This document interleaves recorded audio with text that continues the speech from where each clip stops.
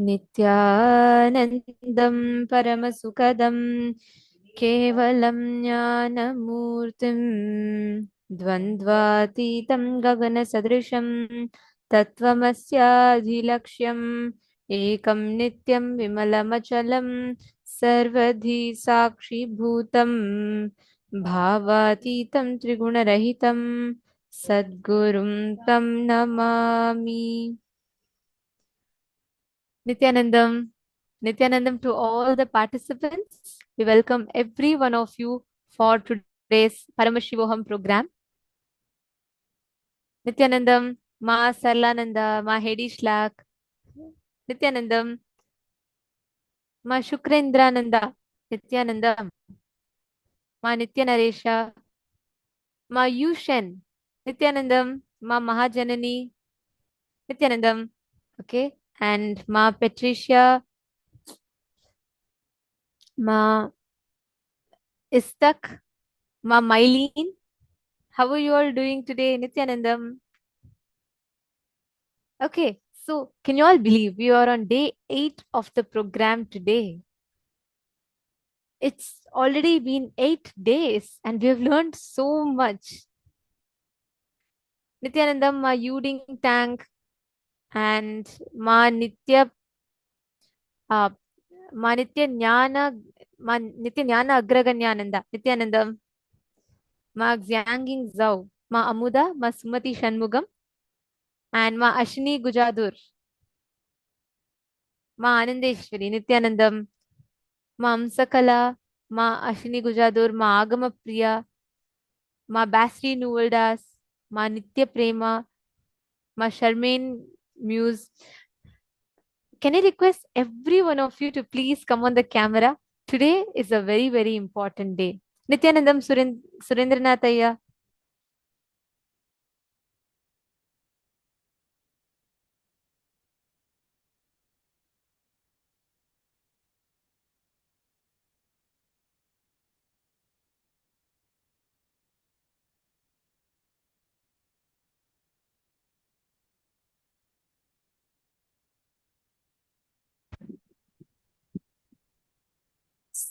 Nithyanandam, Nithyanandam to all the participants, Yogesh Goyalaya, Surendranath Nambiar, Nithyanandam, Zudong Wang, Nithyanandam, Nithyanandam to all of you, all the participants that are sitting here with us.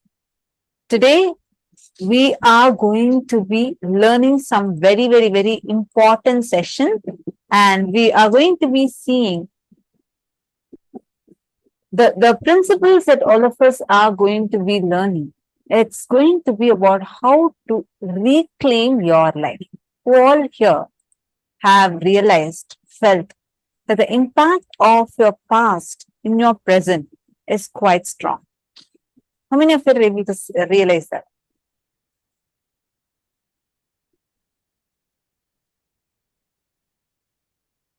Ma Margarita, Ma Zinyang Zhao, Ma Amsakala, Ma Yushen, Ma Nityaneresha. Come on, please share. How many of you are able to see that there are certain traces of your past impacting your present? I'll tell you an example. Let us say that you feel that you want to take up a new project and you're deciding to take up a new project, but already there's a voice in you that's jumping up and saying, hey, you've already not been successful before. Are you sure you're going to be successful in this? I don't think you can do this. I'm not talking about someone from external telling you, but from inside you, a sound that's jumping in and saying, this is what you are. Am I right? All of us face this. Today, Mamsakala is posting after Swamiji, it's less, absolutely yes, no doubt about that. But we are going to be identifying all those patterns, how past is impacting us and how you can actually recreate your future. We need to know. Right now, it's like an autopilot mode. It's like a default future.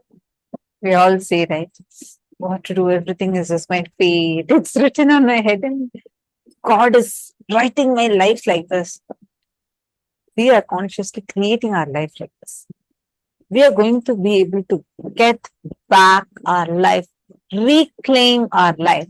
We are going to become so powerful, empowered, where you get the ability to reclaim your life. And How many of you feel you really want to change something in your past? You really feel like if at all you want to do something, you want to really change something that happened in your past, you want to disassociate yourself from that identity. Today, all of us are going to be learning about what is past, how you can disconnect yourself from the past identity and incompletion, how you can live as a liberated being. Today, all of us are having a very, very special process where we're going to be learning about breaking free from past, collapsing time through consciousness, and most importantly, today's whole day is going to be about time. How do you manage time? How do you break free from the time loop that we are stuck in? How do you experience a breakthrough in time? This is what we are going to be um, learning about, discussing about today as well. I request every one of you here, all the participants, to provide your complete listening and be there with us as we're going to be learning some of the most amazing truths. the first session we are going to be entering into is the session of Paramashanta Swarupa of Paramashiva. How establishing ourselves in non-violence is going to enlighten us. How that is going to be the most powerful strategy, man. Let's listen to the revelation now.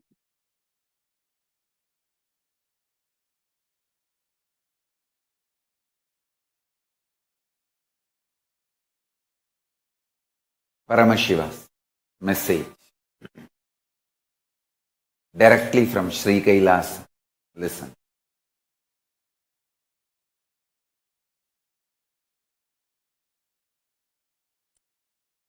Tyaga, non-violence, unclutching, all these are not inactive, tamasic, inertia, lazy, tired, bored, withdrawn lifestyle.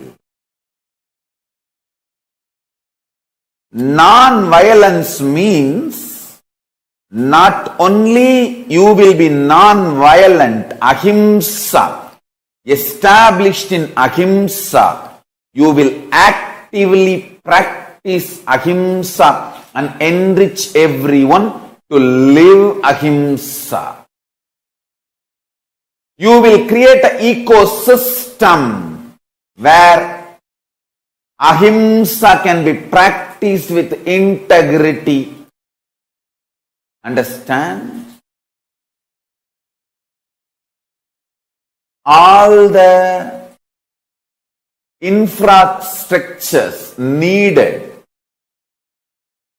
to keep the non-violence ahimsa alive. Media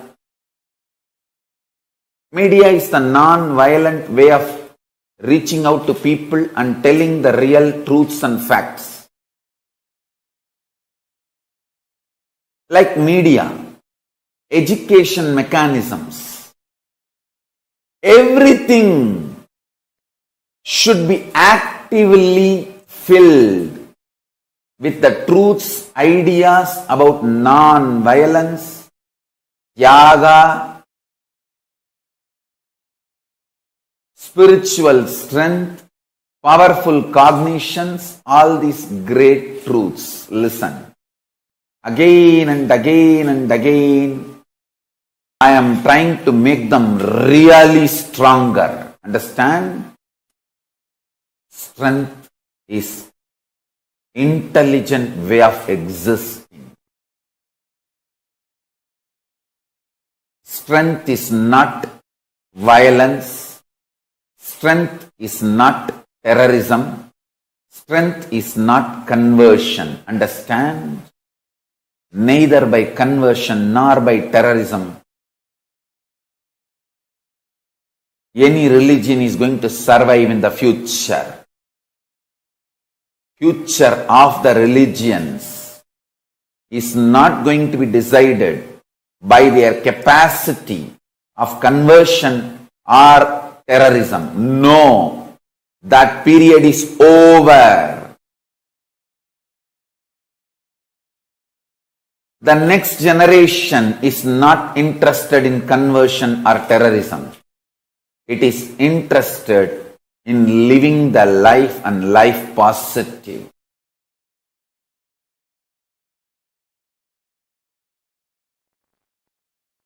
All violence is delusion. Please listen. 99.9999% of the material out of which you are made and I am made. Listen. 99.9999% of you and 99.9999% of me, both not only same stuff, they also know each other as the same stuff. Hey, listen. I'm talking to each one of you. Listen to the second statement. That both material know that they are one and the same.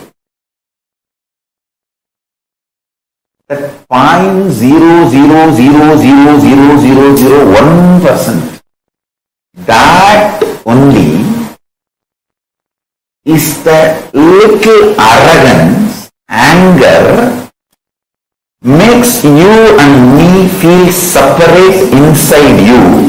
I call it delusion. I tell you,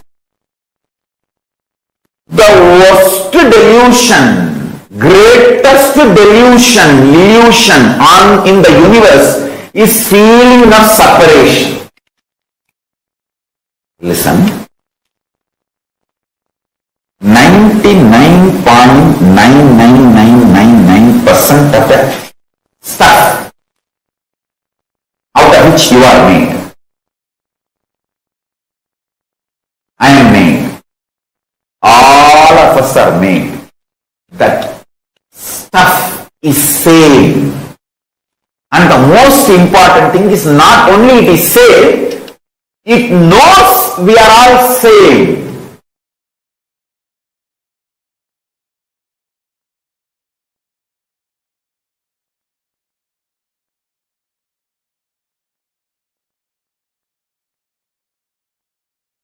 So, 0.1%. I won't even say 0.1%, 0.00001%. That only makes you feel you are separate from the universe. Anger and arrogance. Listen carefully. That is why I am telling you, feeling separated is the most stupidest and worst delusion. Worst delusion.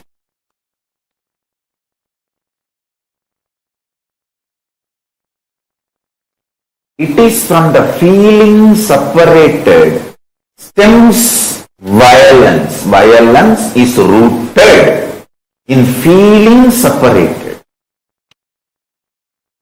Royal knowledge, royal secret. Feeling separation should be handled with the tool of completion, not supported by your arrogance. When you feel separated,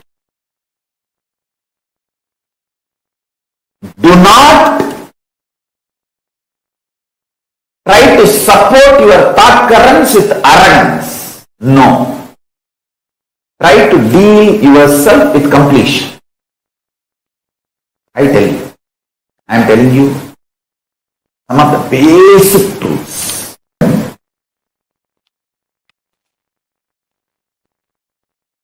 Listen. Listen carefully. Inside, if you decide no violence, no separation, if there is a separation feeling, no question of encouraging that feeling. See, listen.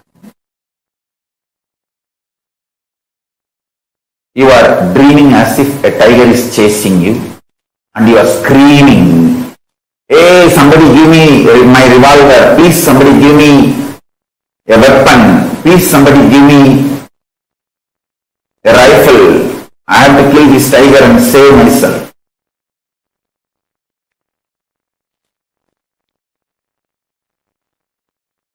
Unless your wife is really angry with you, she will not give you the revolver. Because if you get the revolver in the deluded state, you will surely kill yourself or the people around you, not the tiger you are seeing in the dream and in your delusion. Listen. When you are deluded and screaming like that, all you need is somebody just pouring a cup of water on you or slapping you for you to wake up. You need alarm, not revolver. Understand?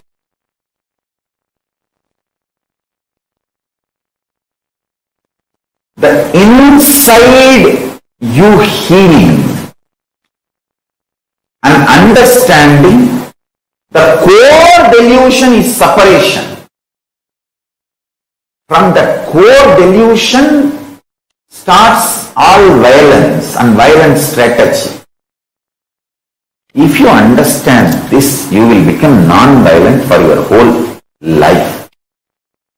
You will never have birth and death. You will not have a strong violence which will pull you down again to this planet Earth.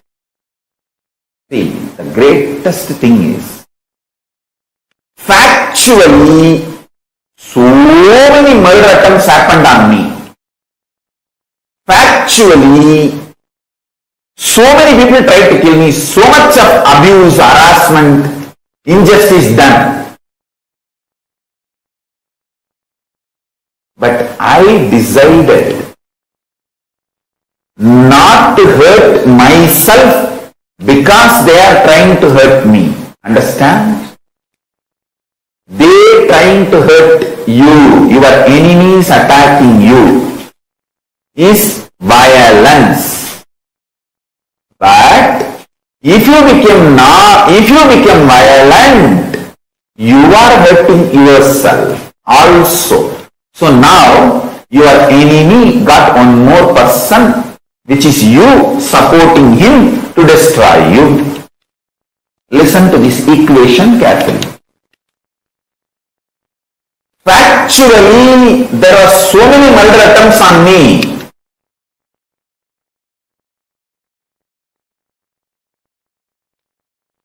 Lawfare, character assassination, murder attempts, assassination attempts, literally destroying my whole hard work and sangha, making me illegitimate. Everything happened in factual level. The evidences are there all over the internet. But in my core inner space, I did not allow the reaction of violence. Because of my clarity, separation is delusion. I started operating from the cosmic logic, cosmic law, dharma. Dharmo rakshati rakshitaha. If you protect Dharma, Dharma will protect you.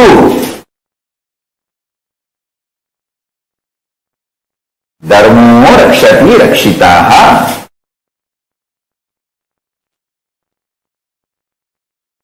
Listen.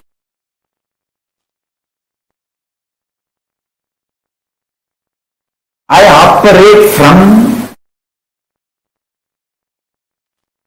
the cosmic logic. I never became violent. I only started analyzing what should I do now to fulfill my mission. What is my mission? To bring all the great things from KAILASA, Paramashiva's grace first, and all the great things like a state of Paramashiva, space of Paramashiva, powers of Paramashiva, being of Paramashiva, super consciousness of Paramashiva, KAILASA of Paramashiva, all the great science, technology, methodology, knowledge, all those great things, bringing all of it and sharing it with the world. I tell you, if you don't react, don't get agitated with violence inside, you will be so aligned to your purpose, you will be productive for yourself. Feeling productive for yourself is the ultimate completion you need when you need to die, when you need to leave the body. You see, when I need to leave the body, I am absolutely clear. I have feeling that productive for myself, my goal. What I want as a life, I am productive to myself and my purpose, my strategy. That is what is fulfillment, purnatva, completion. If you carry that when you are leaving the body, you will be enlightened, you will be liberated. You don't need to come back once more. I have absolutely that asset, and I want all my kids especially to learn this, understand this is what Arunagiri Ishwara drilled inside my core when I was 10-year-old boy.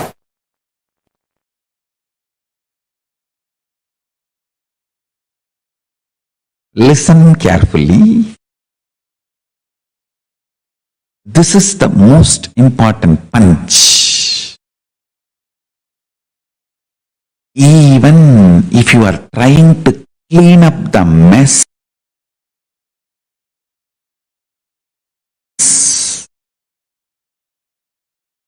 created by the reactionary assumption patterns and reactionary assumption lifestyle, even that will be delusion. The one and only solution is unclutching, withdrawing into supernal effulgence of Paramashiva. Listen. Yesterday's satsang, I gave a very simple method. If you just internally tell yourself, okay, I am not going to struggle anymore with this business which is torturing me, with this job which is torturing me, with the relationship which is suffocating me. I am declaring liberation, I am withdrawing. Even if you take a conscious decision, don't do, I'm not saying divorce, I'm not saying resign the job, I'm not saying sell the company, no. I'm saying decide to create an inner space for yourself.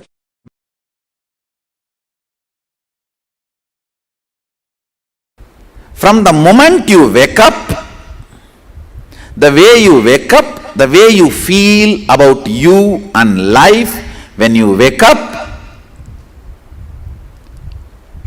and why you eat what you eat, why you do things what you do in the morning, how you run your life, why you do what you do in the daytime,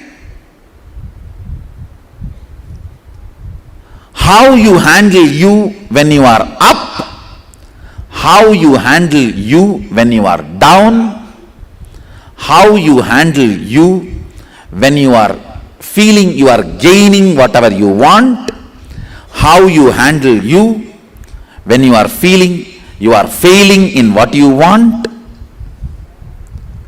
This whole cognitions, the bunch of cognitions, is what is called swatantra. Right cognitions about you, life, how to handle yourself when you feel what you want is happening, and how to handle yourself when you feel what you want is failing, and how to handle you when you discover what you want itself is what you don't want. What you want itself is not what you really want. What you want, whether it happens or not happens, is called explosion. Explosion of joy and sadness. If you realize what you want is not what you really want, it's called implosion.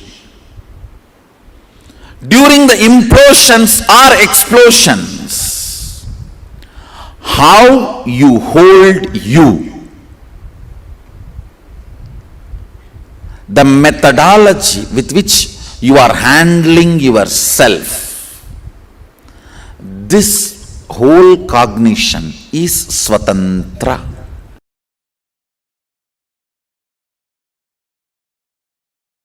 Listen carefully.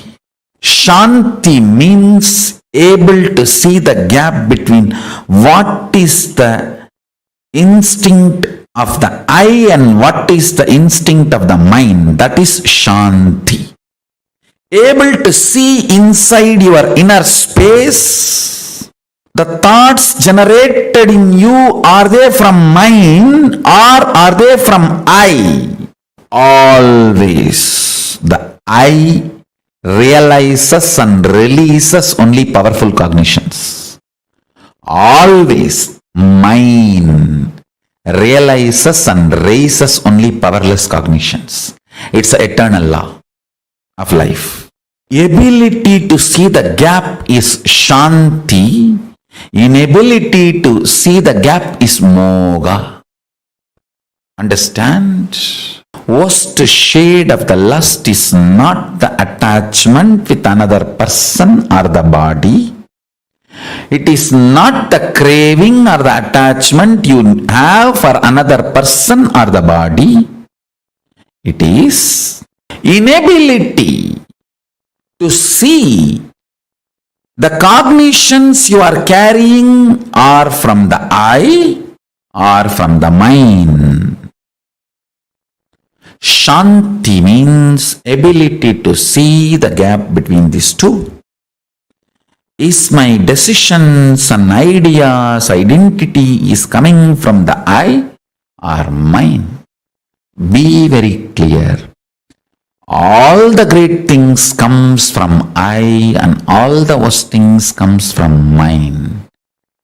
Lust confuses you and makes you feel the I is the source of the mind, and many of the decisions of the mind gets the rubber stamp of I and gets executed. That is the worst forgery happens inside your system. Understand? It is like forging the president's signature. How can the country be safe if somebody forges the president's signature? Because once the moha is able to convince you the decision of the mind is the decision of the I, you just do it. Paramashiva is called as Paramashanta Swarupa. Meditate on this quality. I commit with you, I'll program this Paramashanta in you.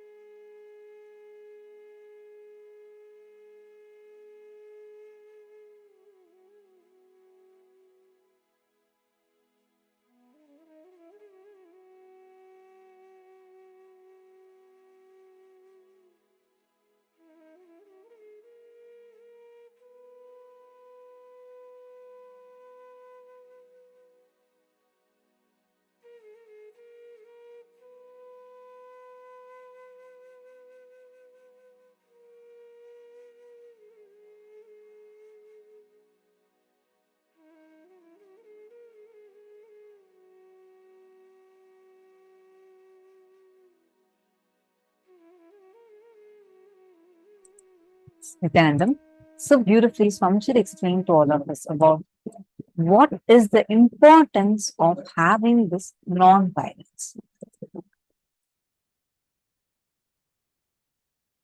Okay, I see some of you posted your clicks. Harish Lak has posted saying, Ahimsa, non-violence makes our inner space unshakable. This gives us so much stability that it awakens many strengths and abilities within us. We begin to enjoy higher dimensions of life. If we know how Swamiji works, we will be enlightened. Yes. Separation is delusion. Cosmic law. If you protect Dharma, Dharma will protect you. Yes, Ma, is that? Harish Lak has also posted, if we do not use violence, we will agree with the true purpose of our life and we will feel that we can productively fulfill our goal. Perfect. So now I'm just going to take all of us through a quick recap of the session so far. And then we are going to discuss, if any of you have any questions, feel free to post that. This is for all of you, every single participant here with us. Take some time to cognize each thing and contemplate. And any questions you have, we're going to be sharing that and posting that. Then we are also going to do a quick kriya where we are going to be learning how to come out of boredom or tiredness. Ready? Okay. So the first and foremost fundamental cognition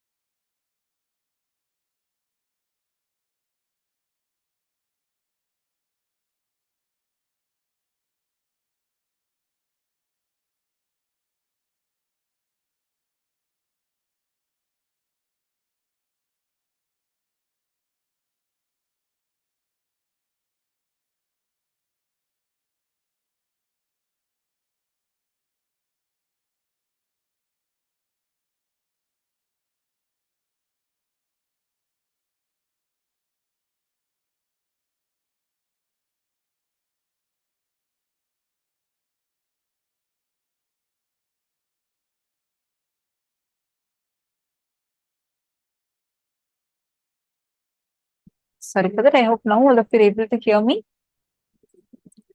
So now, cognize each of these statements. First, non-violence means not only you will be non-violent, established in ahimsa, you will actively practice ahimsa. Many times, this non-violence is thought to be as just being inactive. Swamiji says, inactivism is not non-violence. Just because someone is not active does not mean they are non-violent.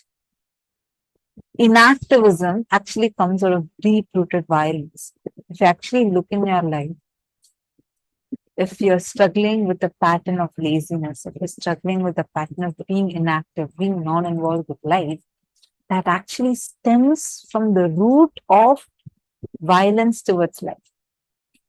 You just look in, why am I inactive? Why am I lazy? We usually think laziness, inactivism, all of these to be something like, where I'm just not really active. Probably I'm just lazy. But that also comes from a deep-rooted violence. Come on, all of you take a few minutes and share my Yoga Jnana, ma Amsakala, ma Kareen, ma Mylene Seymour, ma Basri Nevaldas. I see many of you sitting here. May I request all the participants take a few minutes and share with us how are you able to map this understanding in your life? You are able to see how the cognition of separation is the root cause of violence. How many of you are able to resonate with this powerful cognition? Please take a few minutes and please share it here. Ravi Kumar Ayya, Ravi Kumar BN Ayya, Yogesh Goyal Ayya, Nithyanandam, and Ma Shukrendraananda, Zudong Wong, and others. Can I request all of you also to post? Please post in the chat. Whatever you're understanding, post it up in the chat. And Amrita Paya, I see that you regularly do sharing on social media and you reach out to people sharing about the program. That is very nice to see.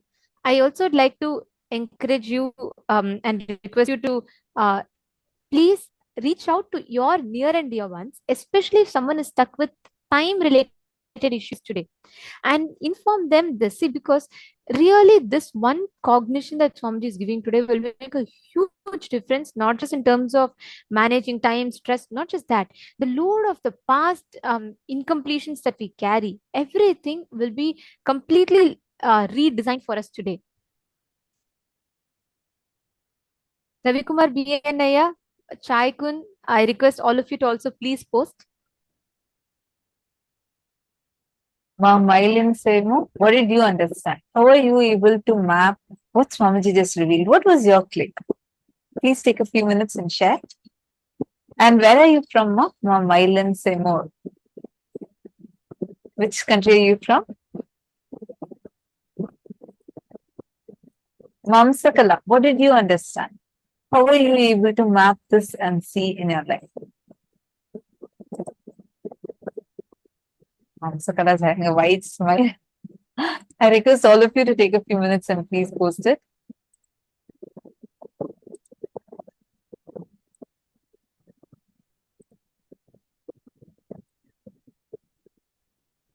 Ma Sadashivamayi. Actually, I've seen Ma Sadashivamayi from beginning itself. You're actually a very, very, very sincere person. You have the way you grasp the teachings, the way you understand it. It's very nice. Come on, I encourage you also, share with us. What did you understand? See, actually, you will see. Now, when you share, when you type, you yourself will realize how from your season 1 to now, how your understandings have deepened. And you see the same truth. The way you organize, the way you understand it itself will be so powerful, so deep, such that now the powerfulness the subjective reality you feel about you, with that you can influence the life. So you will start seeing its effects. Now you just need to take a little more step of starting to cognize it a little more deeper. Could you please share what did you understand from this session? I request all of you to take a few minutes and share.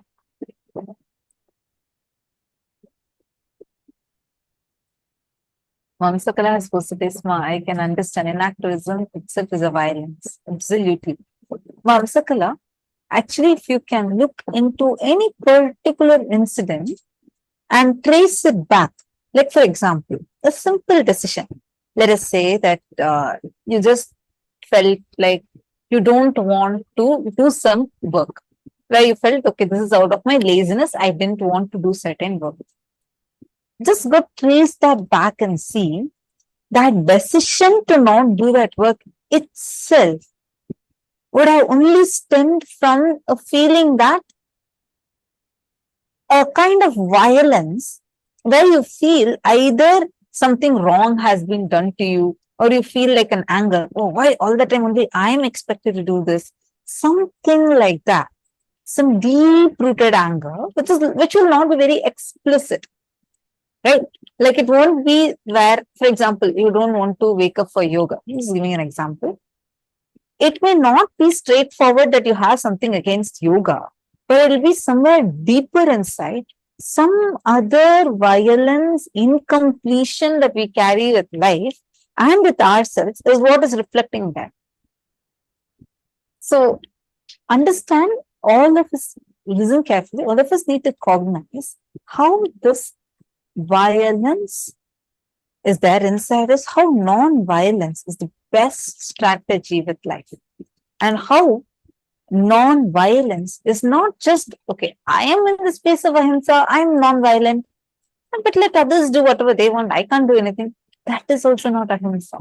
Ahimsa, when Swamiji says, ahimsa paramo dharmaha, it is not just a non-violence that only you practice, but you're so established in that principle of ahimsa, non-violence.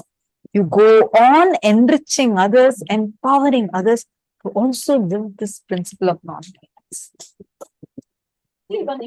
Factor is the way we all understand ahimsa, right? It's very limited based on actions. Action based violence or non-violence, both are wrong. Because Swamiji tells beautifully, in this also Swamiji is saying, right? You may give, you may make an action, you can take an action, you can take an action of charity. Let's say you want to go and help people, but if it comes from a deep violence that I see my other friends helping people, so before I get, people think I don't want to, let me go and help people, or just because you want to help people just because they become indebted to you and you want them to do something for you. If the cognition is violence, if the action is also considered as violence, it is himsa.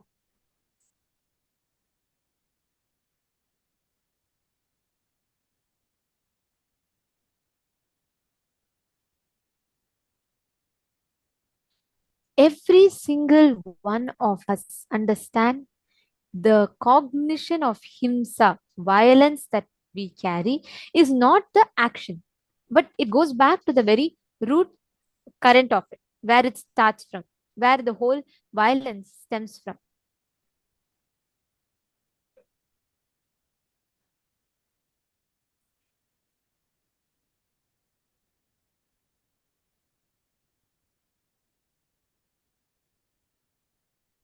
So now let's understand this a little bit more deeper.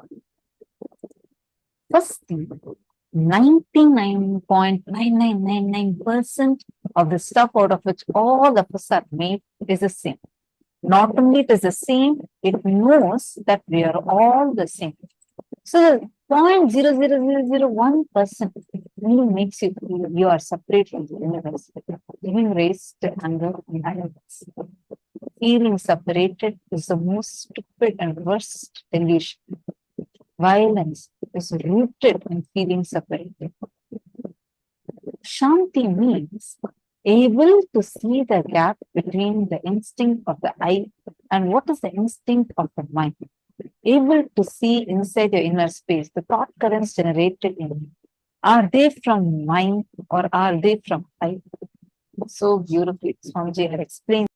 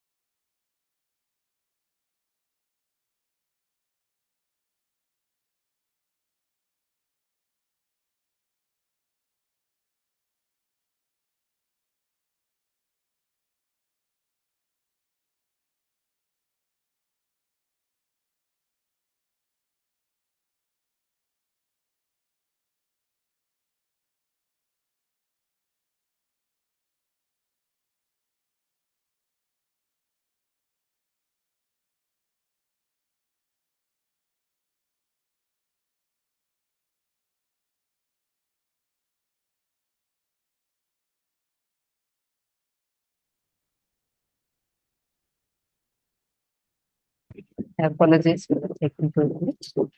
Hope now all of you are able to see us and hear us. We all understood very beautifully Swamiji had explained to us about how this violence is rooted in feeling separated. Basti Nevaldas is saying, I think violence is when we not do the things. It's not just not doing the thing.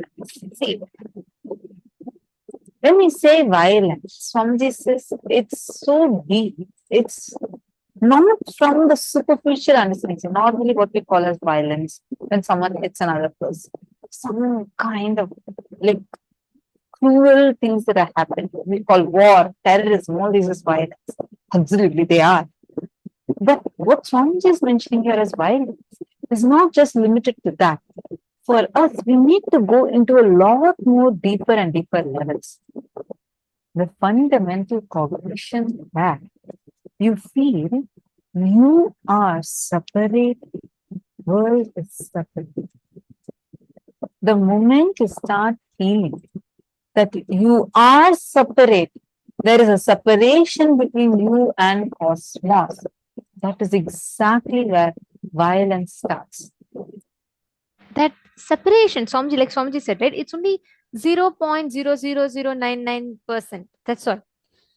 But that one feeling will keep you away from experiencing Paramashiva in you in Paramashiva. Now, in this whole session, Swamiji revealed this ultimate truth about the experience of the I and the mind that we carry inside of us. Whenever that gap, you have the ability to see the gap between the instinct of the I and instinct of the mind. Actually, this is a very beautiful thought current that Swamiji has given. Because we are all so caught up in our reactions, right? When something happens, let's say, for example, someone comes and calls you some name you don't like. The moment you get caught into that, you stop having the intelligence or the ability to differentiate yourself and your reactions, your I and your mind. So see, the thoughts generated inside you, are they from your mind or are they from the I?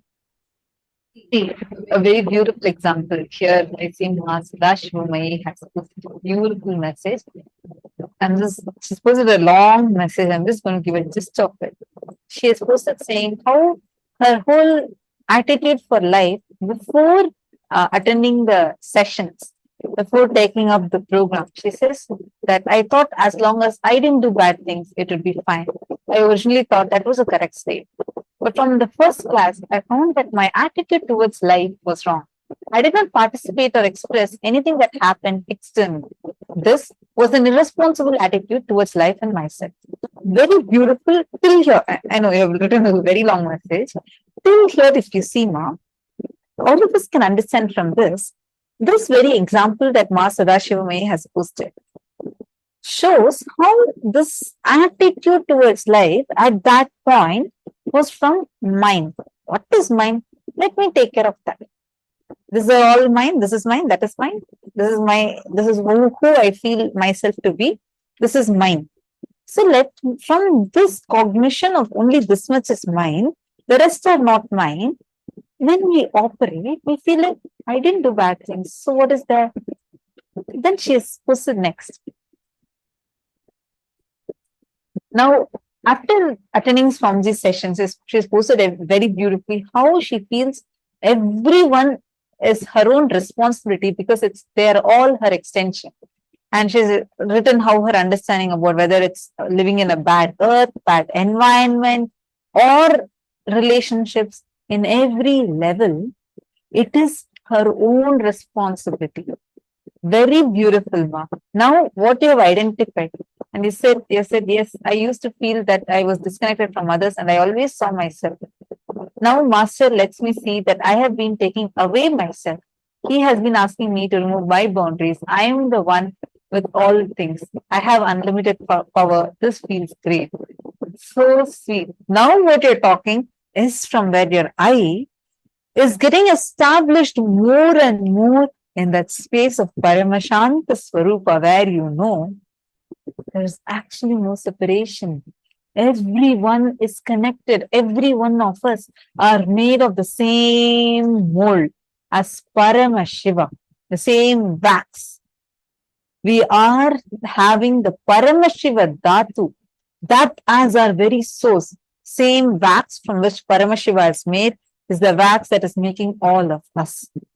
That is the source. In our source, all of us are an extension of each other.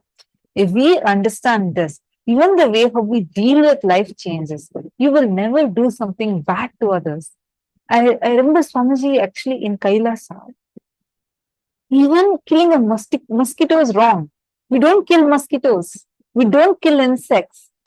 Even if a mosquito comes and bites you, you are only allowed to shoo it away. You can't kill it. But we all generally have a practice like we say, touch, and we kill it, right? But in Kailasa, Swamiji has banned even killing of mosquitoes. He can only say, okay, just go away. Don't come and bite me.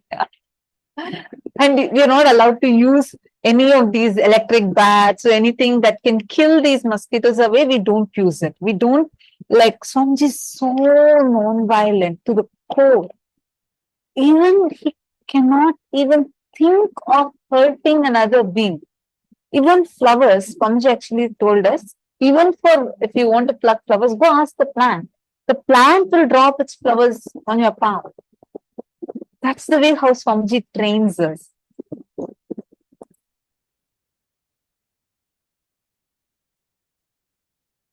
How many of you are understanding and resonating with this?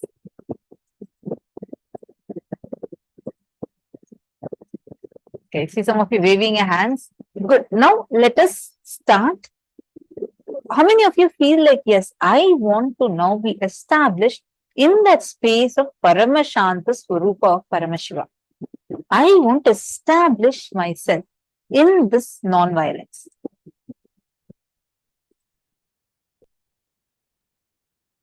Now, all of you can take this as a decision in yourselves. Let's take a few minutes and actually identify at least one incident where you're seeing that any violence, just anything, it can be even a simple thing that you feel it's normal, where you have an argument with your spouse. See, even in that, where all, like, are you feeling, experiencing that you are operating from violence, even subtle violence, where you feel like you want to hurt another person just because you feel they hurt you? See how it is stemming from the root that you feel you are separate, the other person is separate. The moment you understand this, the first thing you'll start doing is you will start dealing with others the exact same way how you will deal yourself by yourself. I remember once actually something happened and Swamiji was revealing to some of the Adinavasis, saying, when Swamiji says that others are your own reflection, it is not just one, it's not just a cognition, okay, it's not like an idea that you need to understand. It is real. When you start looking at people that, hey, everyone is my own reflection, Swamiji said, the next understanding that needs to happen is, let me handle them the exact way how I handle myself in that situation. The same cunningness you have, the other person also has. The same greed you have, the other person also has. The same fear you're going through, the other person also has. Now, when you know how to bring yourselves out of certain delusions, out of certain fears, use the same thing to deal with the other person. You will always be successful. That is the non-violent way of how to operate in life. How many of you are understanding this? Can I request all the participants to please post what you understood in the chat?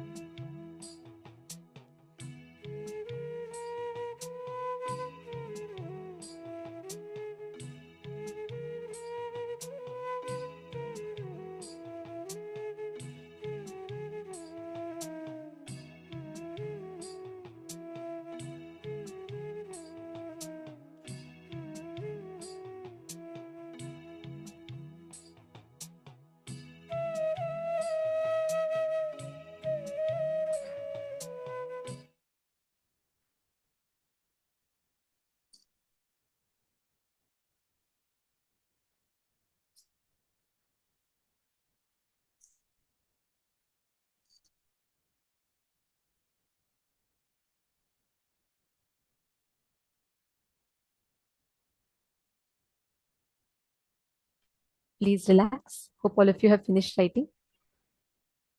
Okay. Now, there's a very powerful Kriya that Swamiji has designed to break free from this boredom and tiredness that we face in life. Okay. Can I request every one of you to come on camera for this Kriya? Please, can I request everyone to come on camera? Ma Muda, Ma Sumati Shanmugam, Ma Yuking Tang. Can I please request everyone to come on camera? Ma Basti Nevaldas Nithyanandam. See, can all of you, whenever you do the Kriya, right? Understand these kriyas are designed in such a way just through the pattern of breathing that you do through certain actions, it works precisely on particular um, pattern. For example, how many of you have noticed whenever you're so angry, your breath will be very short? You'll be like, you will not take long, deep breaths. And whenever you take long, deep breaths, you'll feel very peaceful. How many of you have noticed it? Like whenever you're stressed, right? There's too many things. You pause for a moment and then you are like, and it makes you relaxed. Correct? Your breathing pattern is very closely associated to your actions, the thought currents patterns. In this session, we are going to be addressing, working on through the Kriya, through the precise techniques that Swamiji has given. We are going to be addressing all key causes of our boredom and healing them. Now, we request every one of you to sit straight, freeze your whole body, your legs, spine, freeze your whole body, and bring your attention to the tip of the nose.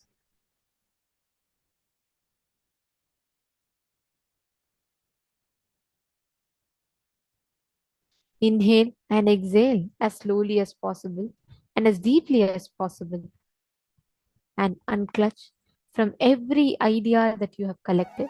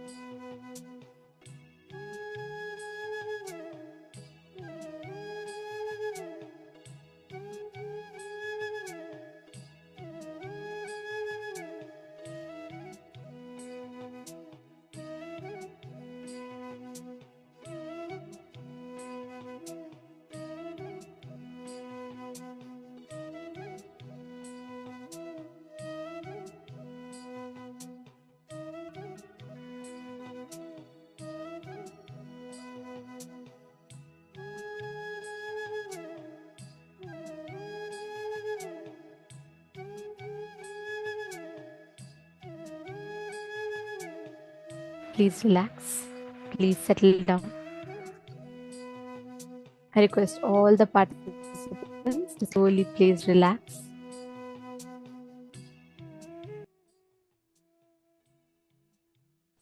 Now, as all of you are experiencing this space, unclutching, it is in this space of unclutching that each of us will experience the awakening of our highest intelligence. Which means, in this space of unclutching, right, we manifest the experience of Paratva, or where anything that you consciously create inside of you when you're unclutching, life will manifest that as a reality for you. Anything that you create inside of you, any will that you generate inside of you, becomes a command for the cosmos. Now, from this space, I request all the participants, every one of you here with us, to intensely sit.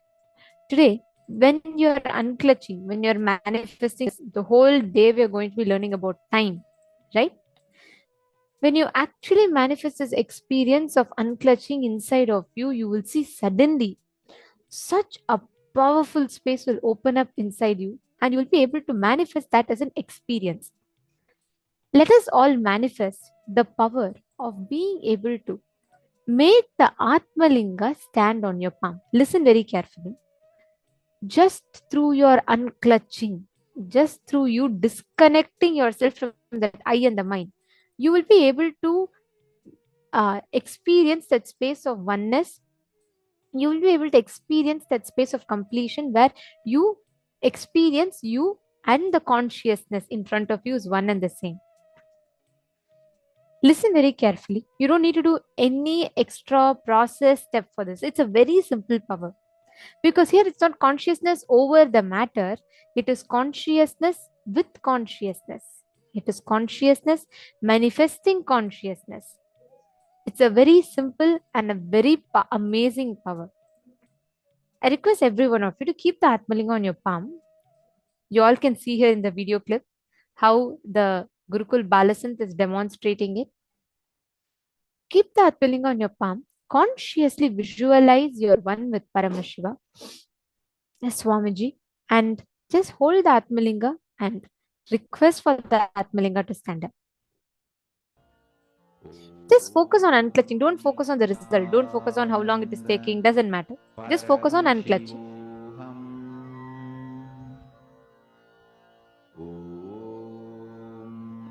Nithyananda Paramashivoham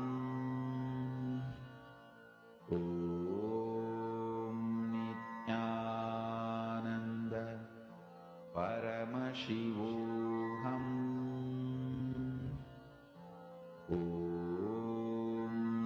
Nithyananda Paramashivoham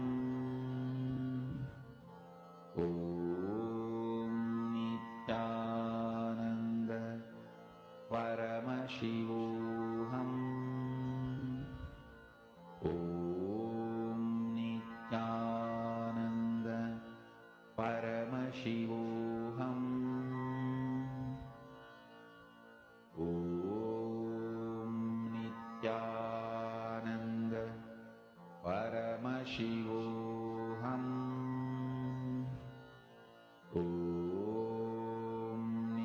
Nithyananda Paramashivoham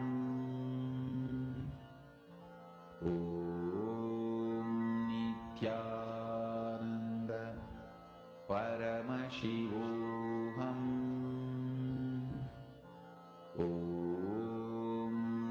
Nithyananda Paramashivoham Nithyananda Paramashivoham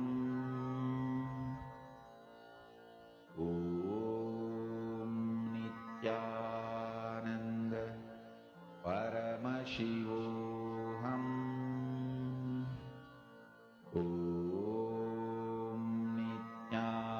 Nithyananda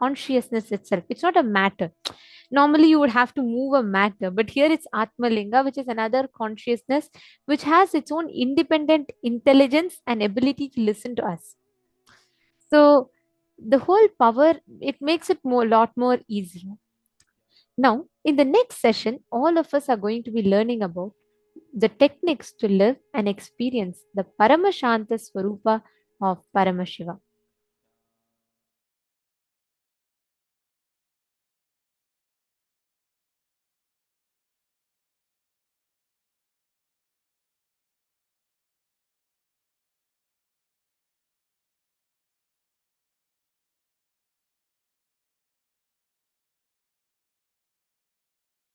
Paramashiva's message directly from KAILASA. Listen. Seek Shanti Tattva because it is reality. It is experiential reality, existential possibility, ultimate space to reside. Seeking for happiness is myth. Seeking for happiness is the myth. Because the idea of happiness is myth. Stop seeking for it. Listen intensely. Seek Shanti Tattva. Seek Paramashanta Swarupa. Paramashanta. It's a real experience. You will achieve it. When you achieve, you will feel your seeking was worthy. But seeking joy is delusion. The definition of joy, the idea of seeking joy, the method or the way in which you seek joy, everything is delusion. Stop seeking joy, start seeking peace. Listen carefully.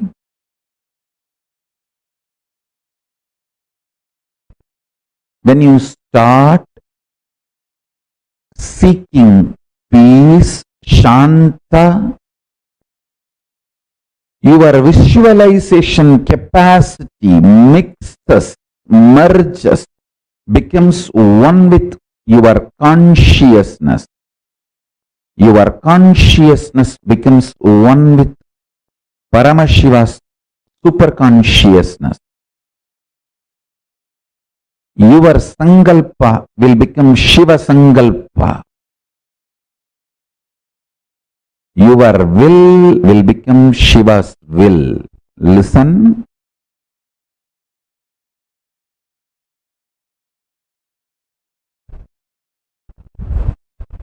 Seeking joy is absolute stupidity, foolishness, delusion. So understand the definition I am giving.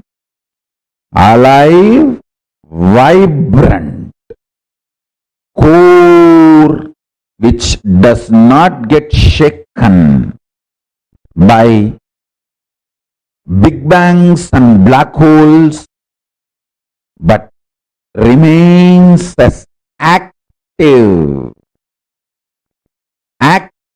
component and independent intelligent of the existence is Shanti Tattva. Peace. Listen to this basic few truths. First, as long as you seek joy, life will feel like a struggle. Second, as long as you want to get out of struggle, struggle will never end. Third, start seeking for peace. You will realize there is nothing called struggle. You will be so hydrated, hyper energized, awakened. You will realize, listen, you will realize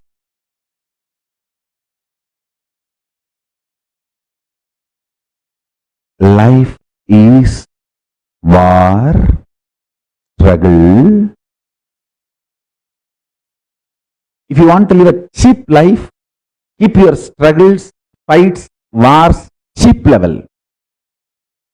If you want to live the highest life, raise your struggles, wars with Maya, delusion. The level of your struggle, the level of the war you are waging decides the level of your life. This strength comes when you drink the juice of Shanta, Paramashanta Swarupa. I tell you, I found my center, Paramashanta Swarupa. I am so confident of me. I can't be mentally broken, physically broken, consciously broken. I can take up any struggle, any challenge. This courage, this guts, this strength, trust on me is the greatest grace Paramashiva gave me.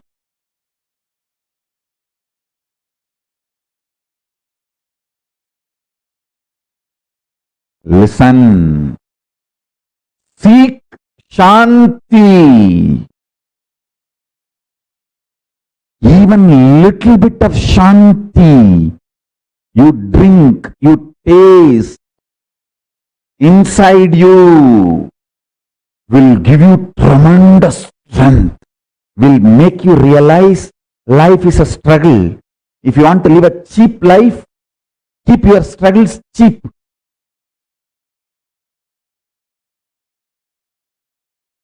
When you start talking intensely to Paramashiva, just this three, listen. Forget about everything else. Paramashiva is real. And you start talking to him. You can be complaining, you can be crying, you can be talking, you can be enjoying, you can say, thank you for what you have given me, or you can be angry, saying that what have you done to me? Older than the sun, newer than the fresh breath you are taking inside. So you can talk anything you want.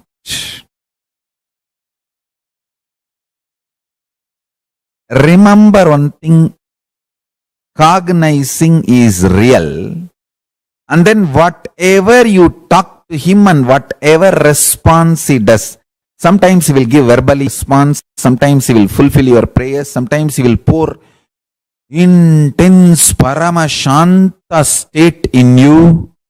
All is his response. Anything you do will only wake you up to the reality he is real and he is ultimate. That's it. I have given the essence of everything. State, space, powers, being, superconsciousness and Sri KAILASA of Paramashiva. All the 6 aspects I have given in this 1-3 line.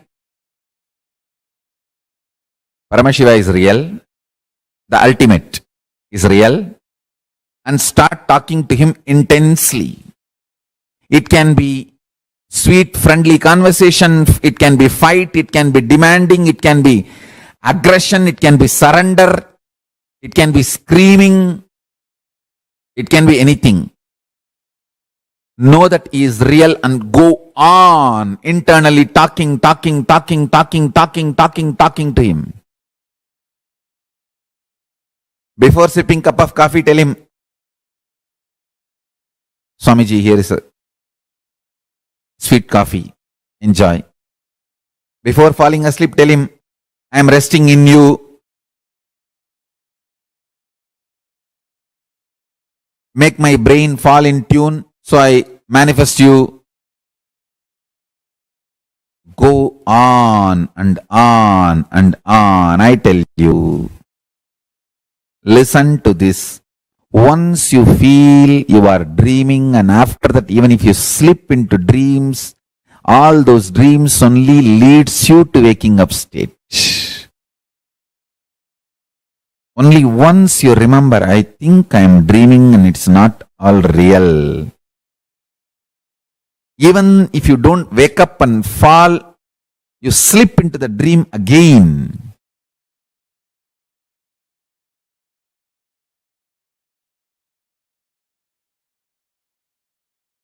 After that, every dream you go through,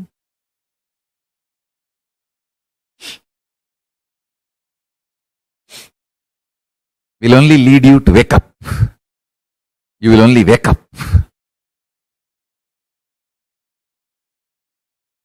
Understand?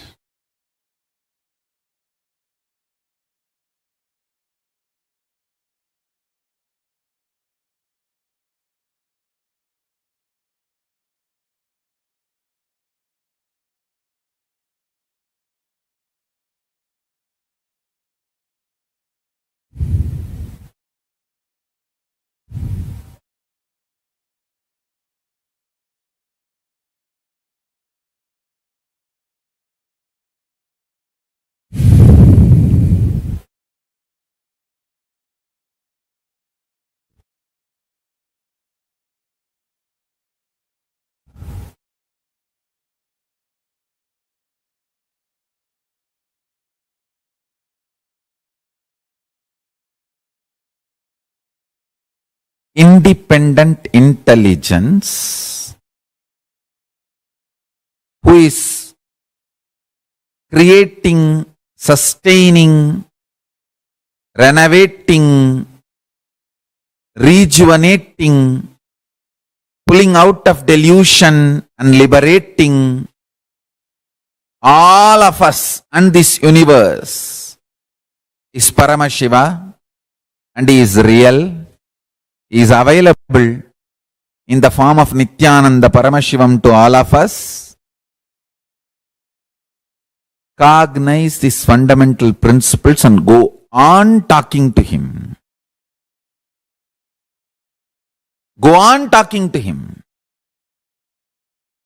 Every word you utter, you talk to him, will bring tremendous completion. You can vomit your confusion, you can vomit your frustration, anger, anything is okay. Stop talking to yourself, start talking to Paramashiva. Maybe this is what I will give us today's essence of satsang. The title for today's satsang is Stop Talking to Yourself, Start Talking to Paramashiva. Talking to yourself, you will create more and more guilt, anger, confusion, frustration, incompletion. Talking to Paramashiva, more and more you will feel intense Paramashanta. Your whole nerves will get intense Paramashanta, extreme joy, patience, activism. Understand? Activism in life. Paramashanta gives you activism in life. You all mistake aggression as activism. No, aggression is activism in the negative direction is aggressiveness. Paramashanta flowing in positive direction is activism.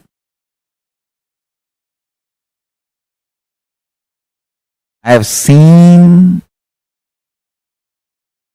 in my own life activism and aggression from people. I have seen active people, I have seen aggressive people. Here I am defining activism and aggression. Activism is Paramashanta flowing for life, pro-life. Aggression is anger, violence, frustration flowing life negative.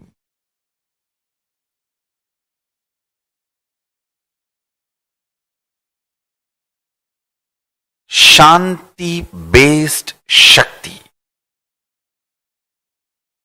Mukti centered Bhakti. Bhakti centered Mukti. Listen carefully. The space of Shanti, the space of Shanti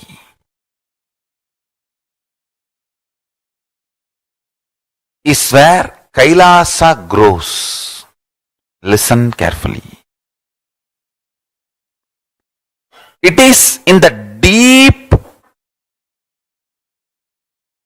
powerfulness of peace, or peace-centered powerfulness is the ground, breeding ground for Paramashivatva to manifest. Please understand. Like how pure mirror reflects everything, pure Shanti-based Shakti, peace-based powerfulness reflects Paramashiva. Paramashiva manifests in peace-based powerfulness. Please understand. Neither violence nor powerlessness. Powerlessness is weakness. Violence is abusive. Peace-centered powerfulness. Powerfulness-centered peace. All the Upanishads starts with peace, completes with peace. Shanti mantra starts with Shanti mantra, gets completed with Shanti mantra. Starts growing in you with more and more peace-based powerfulness developing in you. Nothing can be compared to unclutching. Spend more and more time, energy in unclutching. It will never be wasted. Time spent on unclutching is the most productive time for you in your life, because unclutching completely makes you altogether a different material. Understand? It makes your very biomemory, muscle memory, core structure, molecular structure, genetic structure, DNA structure, everything, all the 8 energy flow circuits, 7 energy flows, 1 the pure conscious explosion. So totally 8 energy flow circuits exist in you. All the 8 explodes when you unclutch. Understand? Unclutching is the space of Sri Kailasa. With all my integrity to Paramashiva, I promise, Paramashiva is real, Sri Kailasa is real, Kalabhairava is real, Nandi is real, Ganapati is real, Subramanya is real, Parashakti is real, Vishnu is real.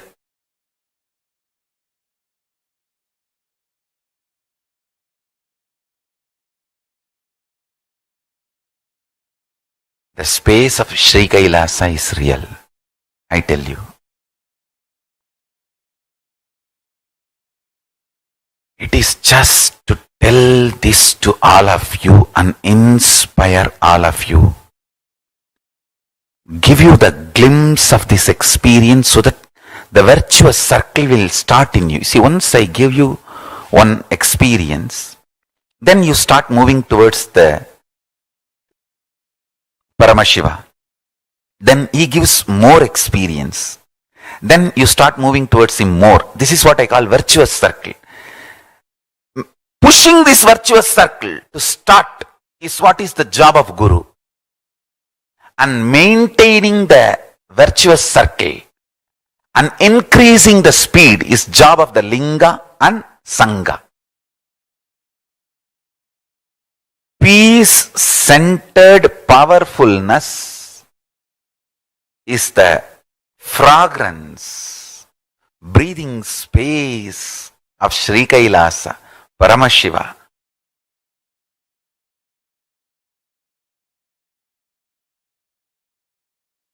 Bring extreme peace, peace-centered power manifestation, peace-centered powerfulness.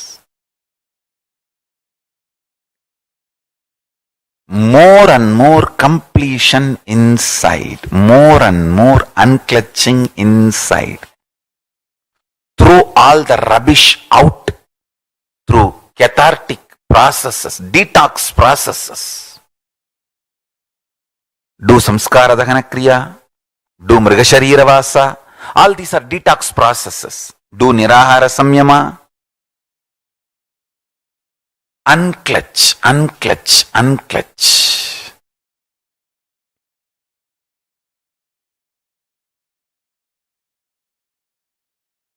Unclutching is such ultimate. As I said, it makes you altogether a different metal. The Paramashanta which grows in you is maturity in Vedic tradition. Paramashanta Swarupa. Meditate on Paramashiva. Connect with Paramashiva. Prabhu, I know you are an eternal Paramashanta Swarupa. Please manifest in that space, in that state in me. That is what I call Mukti-based Bhakti. Devotion centered on liberation. Liberation centered on devotion. Enlightenment centered on devotion. Devotion centered on enlightenment.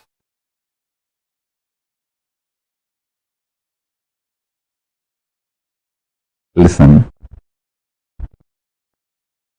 Core of my substance and core of my existence as Paramashiva is Paramashanta Swarupa. The core of my existence and core of my substance is absolute peace, alive, living, vibrant, absolute peace, Paramashanta Swarupa. This Paramashanta, absolute peace, is delicious, healing, intelligence awakening. Listen to every word I am uttering. This Paramashanta, absolute peace, which is the core substance and core existence of me as Paramashiva, which is in all of you who feel you exist. Whoever feels that you exist, I, the individual existence in all of you, I am alive as Paramashiva. The core existence and core substance of me as Paramashiva is Paramashanta, not my habit, not my quality, but as core substance of my existence, I am Paramashanta. Meditate on this truth. This Paramashanta, which is in me and in all of you, is delicious, tastable, palatable, enjoyable, experienceable. It's most delicious.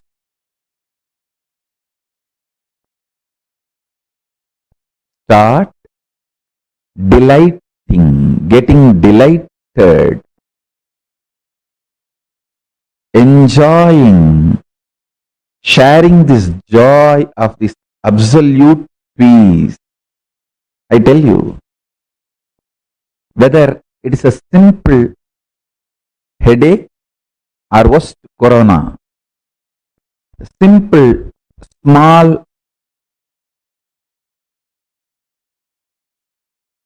argument with your wife or the worst dangerous, difficult relationship issues, whether your fear of losing your job or your desire to build a career, whatever may be the issue, listen carefully. If you have learned to taste this Paramashanta, it's like a honey bottle, honey kalasa, amrita kalasa, kept inside your Anandagandha. If you just know to taste it, before every action, remember to taste that Paramashanta. You will always be successful because that Paramashanta, absolute peace, ultimate peace in you is intelligence awakener. Listen, just like how the kids enjoy the toffee whenever they are free, decide to enjoy the Paramashanta Swarupa, ultimate peace who is sitting inside you. Whenever you have time, just sit all that time happily in Paramashiva's space, Paramashanta. This whole cosmos is happening, big bangs happening, black holes happening, universes manifesting, playing, merging, time zones happening, playing, merging. You are there in that Paramashanta Swarupa as Paramashiva, witnessing this whole drama. Just sit in Paramashanta Swarupa. I tell you, I am not giving this technique as a solution or to achieve just enlightenment. I am giving this as a solution for you, even if you want to build a career. If you want a job and you lost your job, you are in deep insecurity, you are using food stamp for your next meal, you are in such stress, difficulty, don't know when you may become homeless. At that situation, even if you are in that kind of a situation, I am giving you this as a solution. Understand? I am responsible person. Even at that situation, I give you this as a solution. Taste the Paramashanta Swarupa of Paramashiva inside you. I tell you, he is intelligence triggerer. is intelligence awakener. All classification, generalization, judge. I have literally tasted Paramashiva. I tell you, the most delicious taste of Paramashiva is his Paramashanta Swarupa, absolute Paramashanta, ultimate Shanta Swarupa, vibrant, alive, life positive peace. This one truth,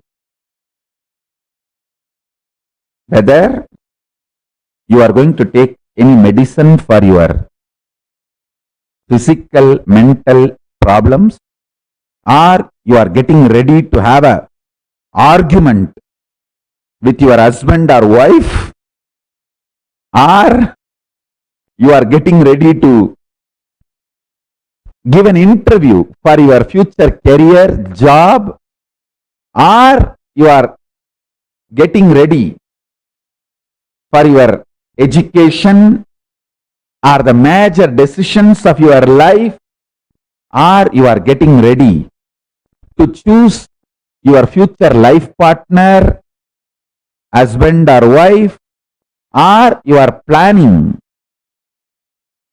anything. Before doing anything, take few minutes and taste the Paramashanta Swarupa, which is beyond religions, country, nationality, gender, sex, race, creed, beyond anything, beyond everything. Just connect with that Paramashanta Swarupa. There are multiple methods I have given to connect with that Paramashanta Swarupa of Paramashiva. Use any one of that method and connect. Taste that Paramashanta Swarupa. With that strength, go and act. Be active. You will see you are always best. The habit of tasting the most delicious Paramashanta Swarupa of Paramashiva in you will always make you successful.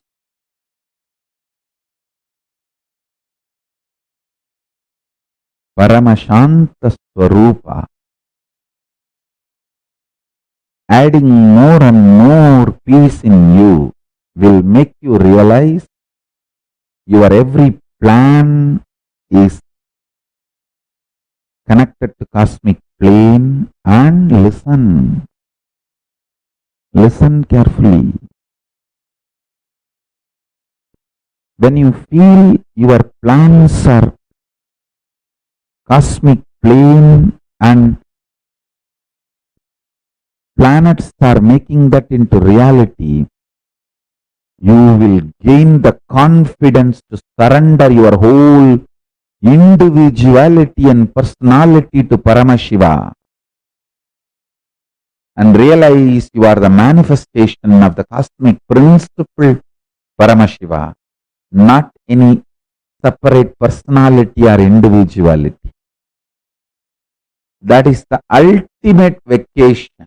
That is what I call reaching KAILASA once for all. I just know I don't have separate personality, identity or individuality.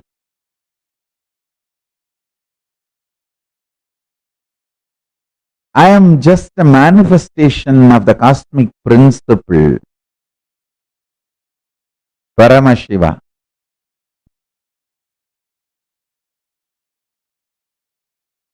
Absolutely confident of my existence, my plans, my plane and my planet.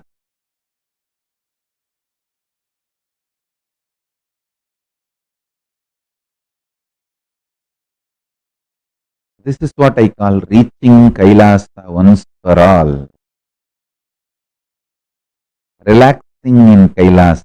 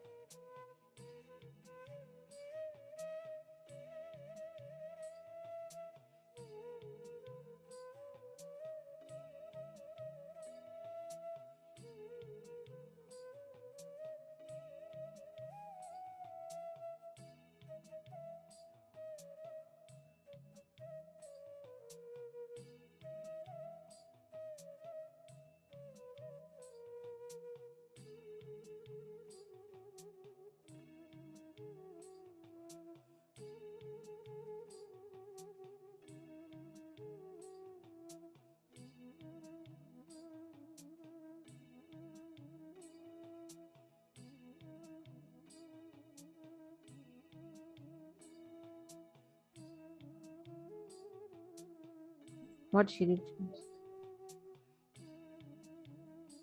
Very beautifully, Swamiji explained to all of us about how talking to yourself will create more and more guilt, anger, confusion, frustration, incompletion. Talking to Paramashiva more and more, you will feel intense Paramashanta Swarupa of Paramashiva.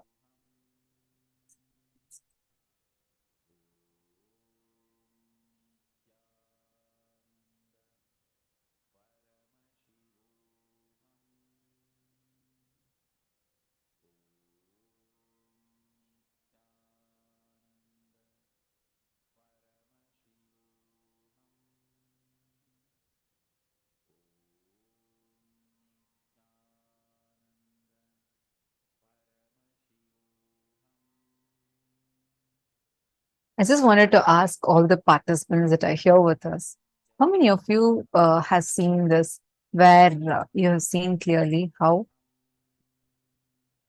many times, whenever you talk to Swamiji's Atmamurti, actually Swamiji responds to you.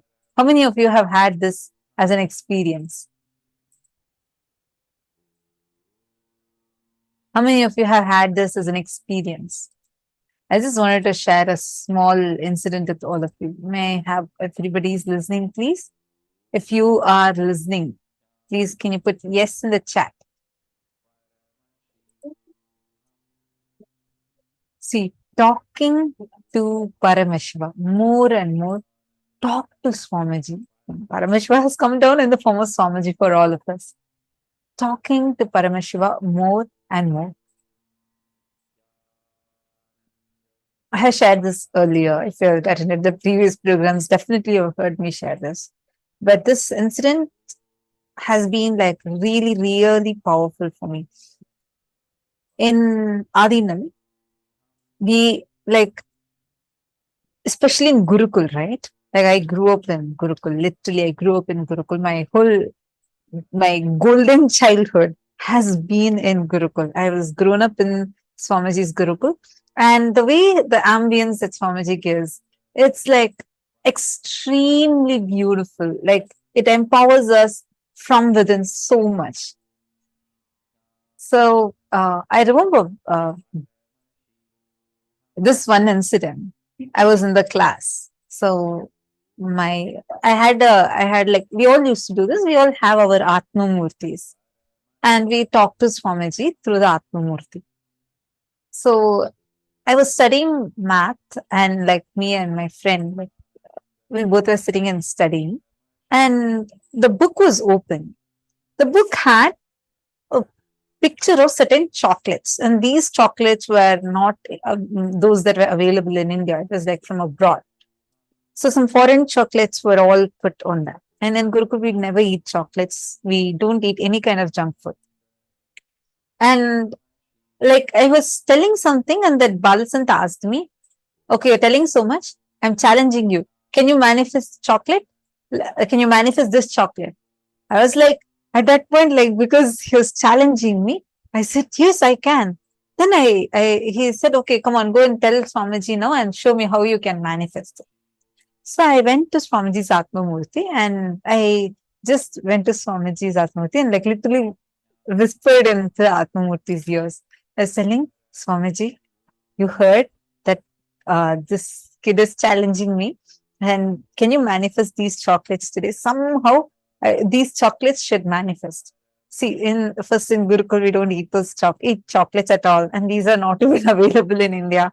So like, for me, even in the remotest corner of my mind, I had zero logical way of how it can happen. And then I just went and told Swamiji's Atmamurti, and then I came back. And like 5 minutes passed. Suddenly another kid like ran and came to our class and said, hey, Swamiji is calling all of us to come to courtyard. We all were so excited. For me, I was literally like, my heart was racing. Like I was thinking like, just now I prayed to Swamiji, and exactly in just a few minutes, they're coming and calling. So we ran and went. Swamiji was explaining about, Swamiji actually gives sessions, training sessions for all the Balasans in various fields. So that particular day, Swamiji is explaining about how the palki of the deity needs to be lifted. And a beautiful palki Swamiji had made for Gurukul, for all of us to carry our deities in it. So I'm just showing that. And then suddenly Swamiji just called me out of the whole crowd. Swamiji just called me, and exactly the same chocolates that I saw on the book. Suddenly Swamiji called one of the sannyasis and said, "Hey, get the chocolates and come. Today a devotee had offered, get the chocolates and come." And Swamiji energized it. It was the exact same chocolates. Swamiji energized it, blessed it, and gave it to me. Not just that, Swamiji called the other kid who he was challenging, like who was challenging me, and like playfully, right, who was asking me to manifest chocolate. Swamiji called him, and understand, neither of us told anything to anyone. This was just a conversation between us, and I went and told only Swamiji's Atma Murti. Swamiji called him, Swamiji gave him a hug, and Swamiji said, "Come on, these chocolates." Swamiji took some more chocolates, gave to him, and Swamiji said, "These chocolates are for you, and these chocolates are for Gurukul. You go and distribute it to the whole Gurukul." Swamiji listens to every single prayer. It was one random kid. I was just a random kid having one like playful challenge, and then I'm going and telling the Atmamurti. In matter of minutes, so powerfully, Swamiji manifested it. So powerfully. Understand, this Swamiji literally listens to every single thing. You can just try it.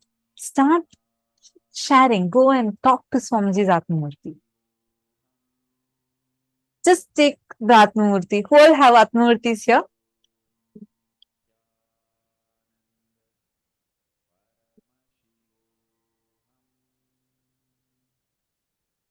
All of you should now start talking. Even if you don't have one, do get one. Do not miss out on this experience.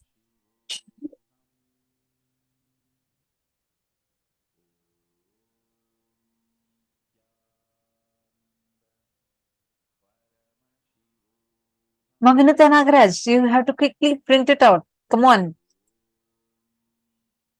All of you get your Atmamurtis. It's available for free to download.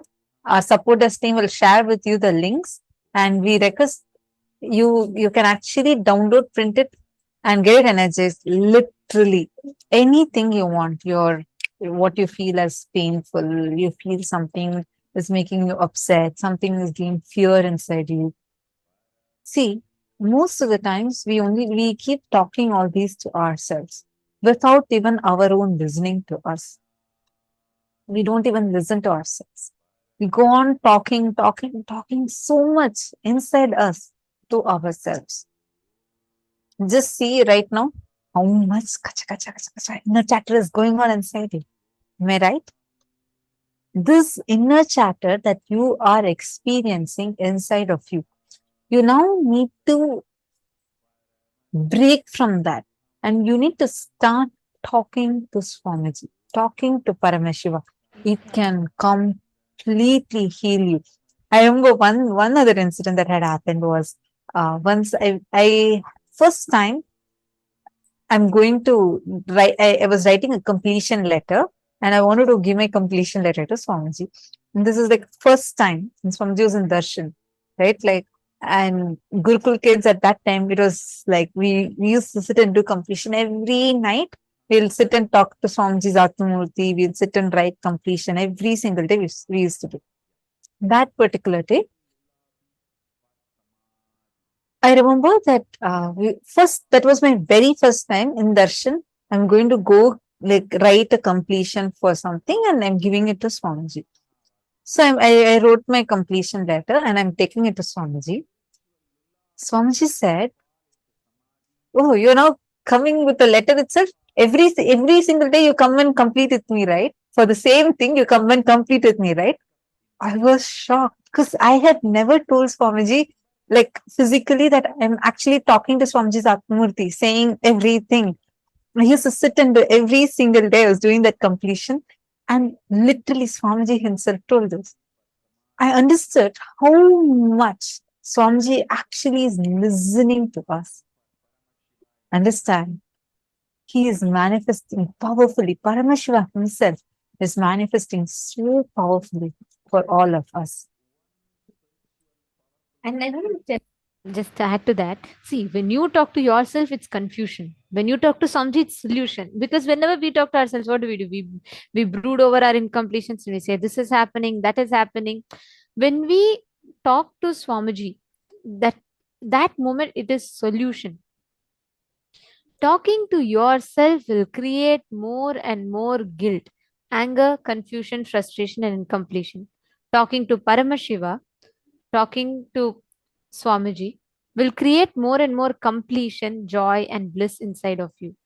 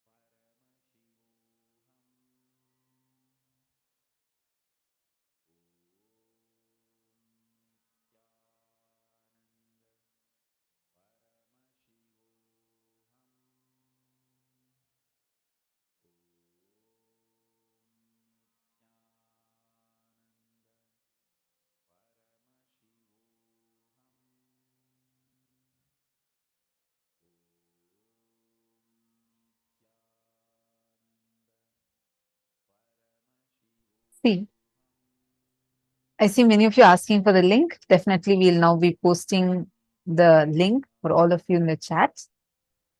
See, understand just this one thing, how each one of us are talking constantly inside us. All your fears, your actually, it's who puts you down? It's not someone else from outside. Even if someone else actually tells you a statement that is such that it is putting you down, You repeat that 100 times inside of you and put yourself down. It is not the other person has that power. You do it to yourself. How many of you are cognizing this?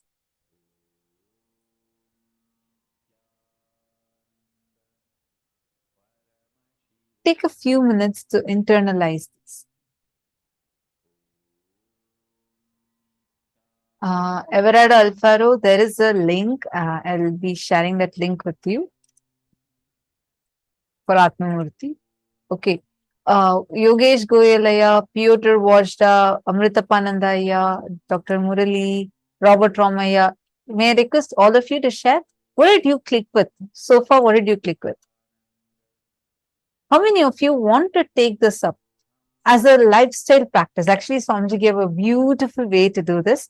If you have your Atmalinga, just take your Atmalinga and start talking to your Atmalinga. Give, if you are eating food, give food to your Atmalinga. If you want to, if you're going even for a shower, take some water and pour it on your Atmalinga. Swamiji said, even when you brush, you can actually brush on the Atmalinga.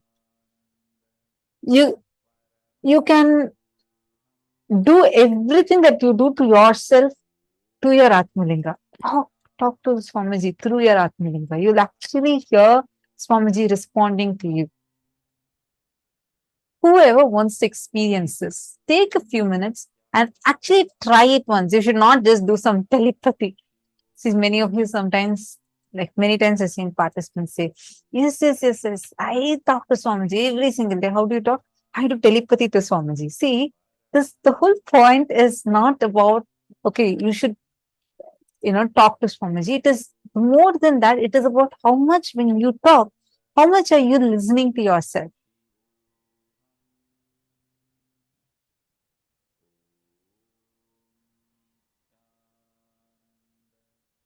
Now, we are going to be understanding this a lot more.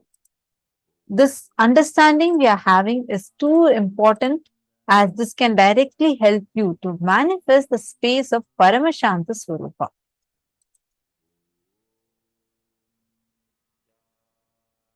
Your whole nerves will get intense Paramashanta, extreme joys, patience, and activism. Activism in life. Paramashanta gives you activism in life. Usually, we all mistake aggression as activism. Swamiji says very clearly aggression is not activism. Aggression is activism in the negative direction, is aggressiveness. Paramashanta is flowing in positive direction, is activism.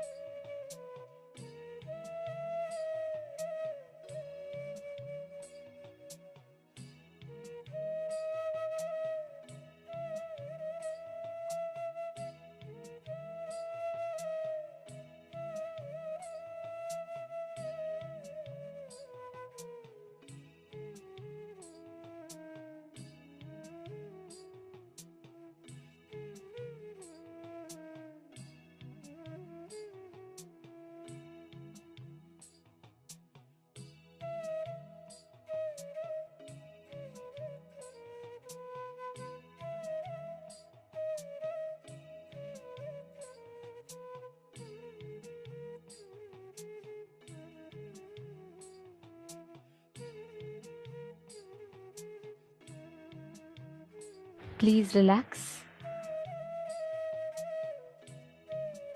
Hope all of you finished writing down.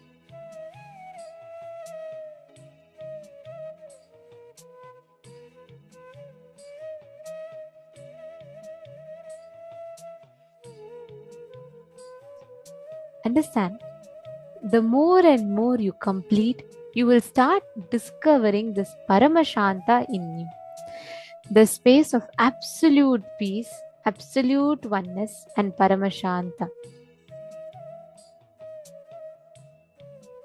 Now, for each of us that are sitting here, with this declaration, see, there are multiple techniques, and one of the most powerful techniques that Swamiji revealed is how you can use the principle or the science of unclutching to apply that and manifest them as powers. Power manifestation is an amazing science to literally rediscover the Paramashanta Swarupa in you, where you manifest the space of oneness, where you manifest the experience of oneness within you. To all the participants, every one of you that are sitting here, listen very carefully. Every single time you manifest powers, every single time you experience that completion, you will see the way how so beautifully the shift inside you will happen.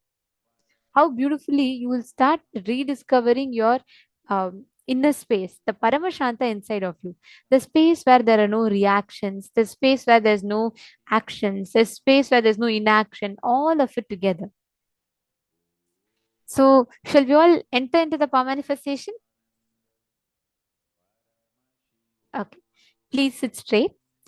I request every one of you, all the participants, to please bring a device, a tab, or anything, and you're going to put the deity or Atmalinga on top of it. Piotr Vajda, Amritappa Ayya, can I request every one of you? Everardo Alfaro Ayya.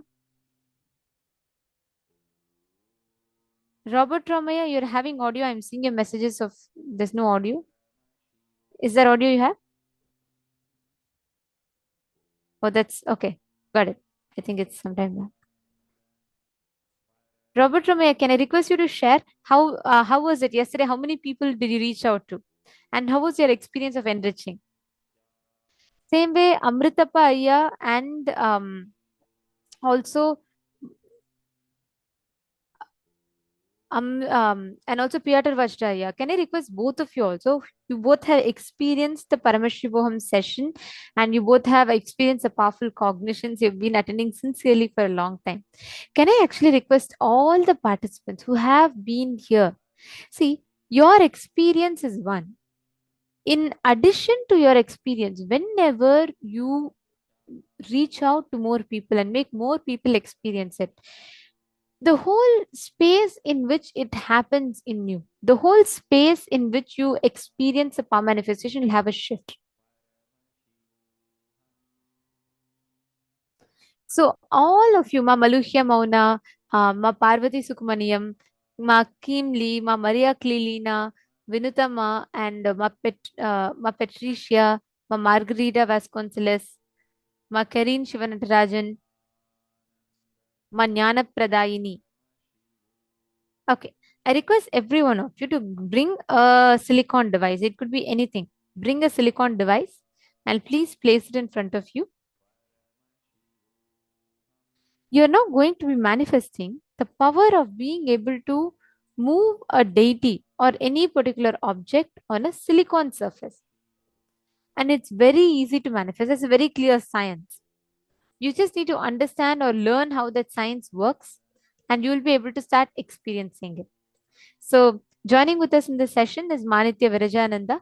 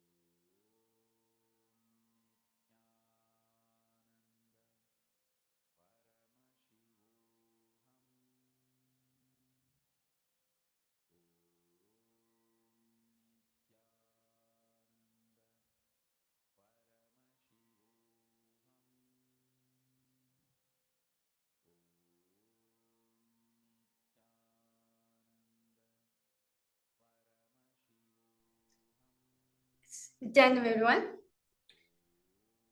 So I hope all of you did a wonderful intronization exercise. So let us now move to the power manifestation session. See, when you are manifesting the power, or when you are in oneness with Paramashiva, when you know for a fact you are Paramashiva, naturally your inner space becomes Paramashiva's inner space. You start radiating Paramashanta Swarupa. So naturally, when you connect with Paramashiva, the more and more you connect with Paramashiva, the more and more you're in oneness with him, the more and more you experience the Paramashanta Swarupa within yourself. And whoever is sitting around you, or whatever power you're experiencing, just with that space itself, just you commanding from that space, will automatically manifest the power which you're doing.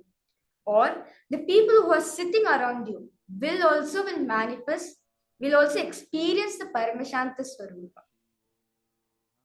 So let us now get ready to do the power of silicon over matter.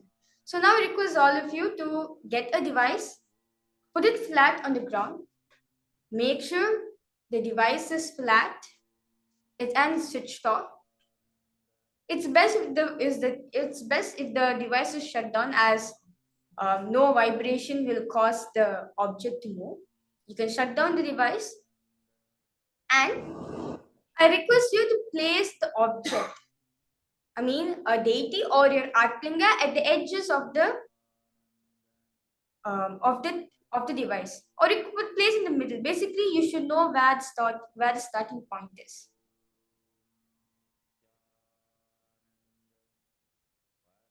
Yes.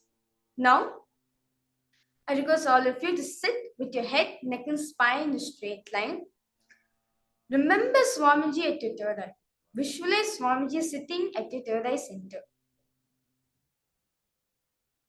Declare yourself as Paramashiva. Experience the Paramashanta Swarupa within yourself.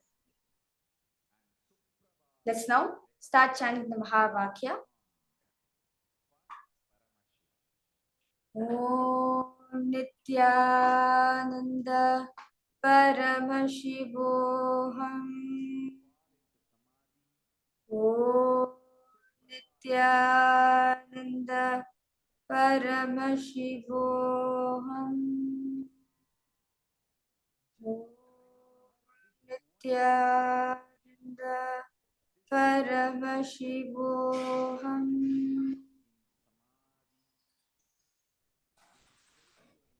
Now, from that space of Paramashanta Swarupa, remembering you are Paramashiva, cognizing you are Paramashiva in every single level. From that very space, command the deity or the Atlinga to move.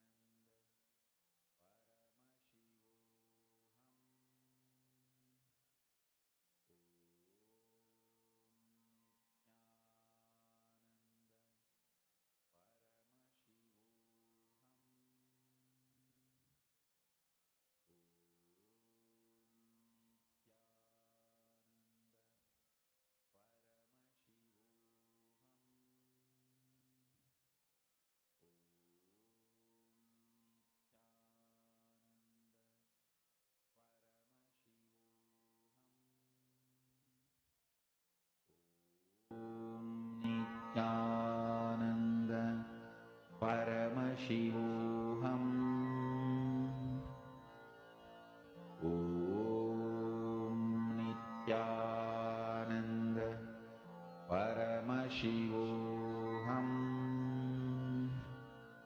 Om Nithyananda Paramashivoham.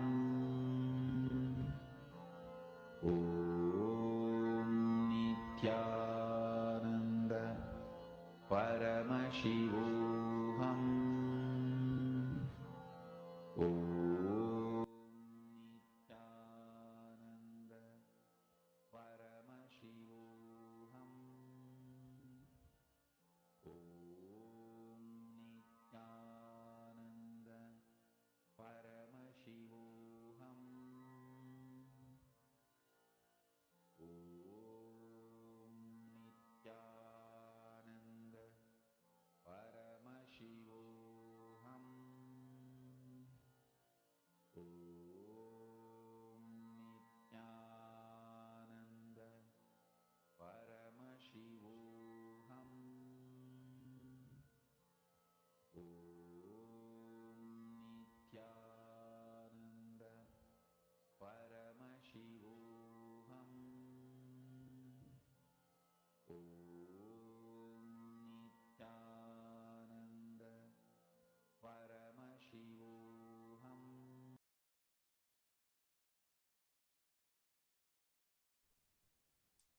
Yes. So now I request all the participants to relax and post in the chat whether you have manifested, whether you enjoy this phase of Paramashanta Swarupa within yourself. See, power manifestation is all about you enjoying the space of Paramashiva. You're enjoying the space of you being in oneness with Paramashiva. That's it. It's not about whether you manifest it or not. It's about whether you enjoy being the state of you are Paramashiva. That is Paramashanta Swarupa. You enjoying, you being that state of Paramashanta Swarupa. You being the state that you are Paramashiva. You are all knowing, you are all creator. You are the source for everything. So I request all the participants to go ahead and post whatever you felt during the manifestation, whether you enjoyed the space, whether you manifested or you could feel some vibration, whatever you felt during the manifestation, I request you to post them in the chat. And the next session is a very interesting session for all of us to know. Here Swamiji says very clearly, you'll be learning about how you can deny pain and suffering, how to avoid pain and suffering in your life. So let us directly listen directly from Swamiji.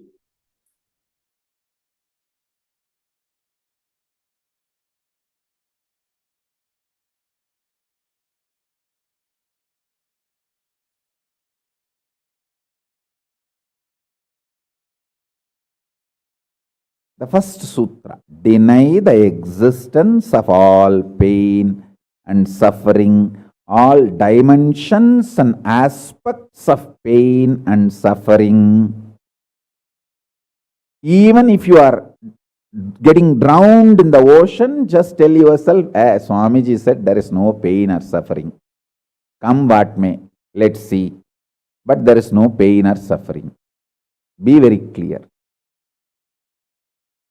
You won't have death. Death is not end.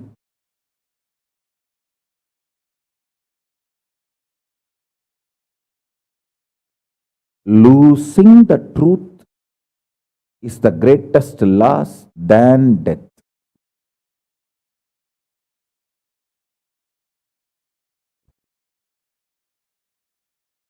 Society has brainwashed you too much. Society has brainwashed you too much. By giving the multiple layered lies. Listen.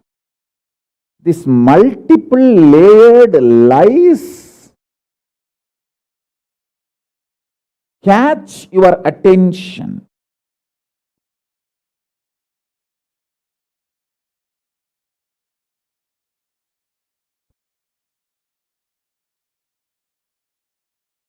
Even if you are convinced about the one lie, gone. You have put your leg on the slippery rock and you will land in the end delusion. Don't.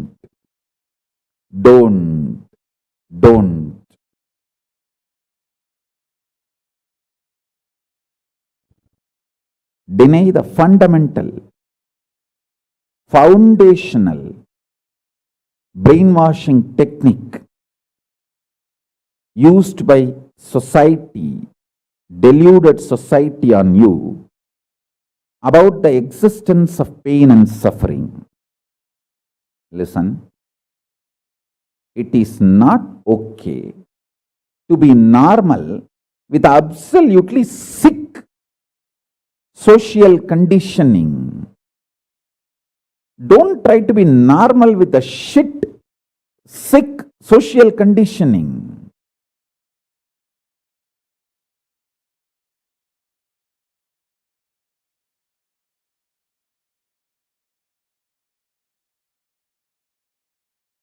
Meditate, contemplate, internalize all the statements today I am making. The first statement is about the truth. Denial of all the brainwashing done to you about the pain and suffering. Second statement. This decision to be in truth will expand your brain's ability to reflect, radiate, manifest superconsciousness with the powerful cosmic space and this cosmic nada, Shiva, Shiva, Shiva, Shiva, Mahanada, Shiva, Shiva, Shiva, Shiva, Shiva, Shiva, Shiva. When your brain develops the capacity to reflect and radiate the cosmos in the pure conscious form, your mind can never take possession of your brain and brainwash you to believe into anything called pain and suffering. This is the greatest liberation. This is the greatest liberation. Now, third statement. Listen to this third statement.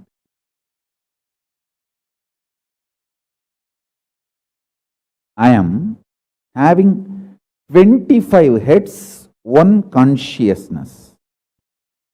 In you, you have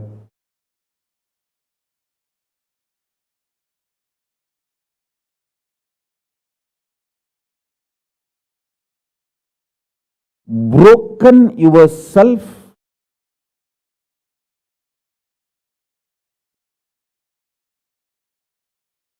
into 25 consciousness, even though you have only one head. One head, but working in 25 different, getting pulled and pushed in 25 directions. In my case, I have 25 head, but all integrated to one consciousness. That's why I can think 25 various things and manifest all the 25 various things at a time in a cool, stress-free way. Your decision to deny the existence of any form of pain, suffering, delusion, its aspects, dimensions, etc. mentioned and above not mentioned. Mentioned above and not mentioned, everything. Your decision to deny it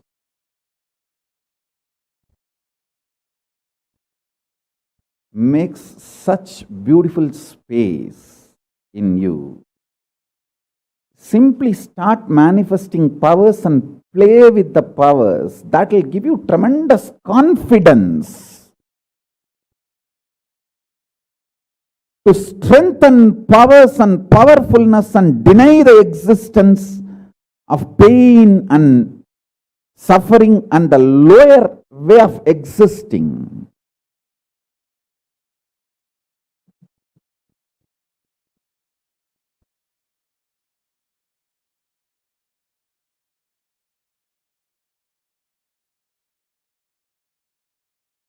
This fourth statement, you should intensely listen repetitively and meditate, internalize. See, you become Bhairava.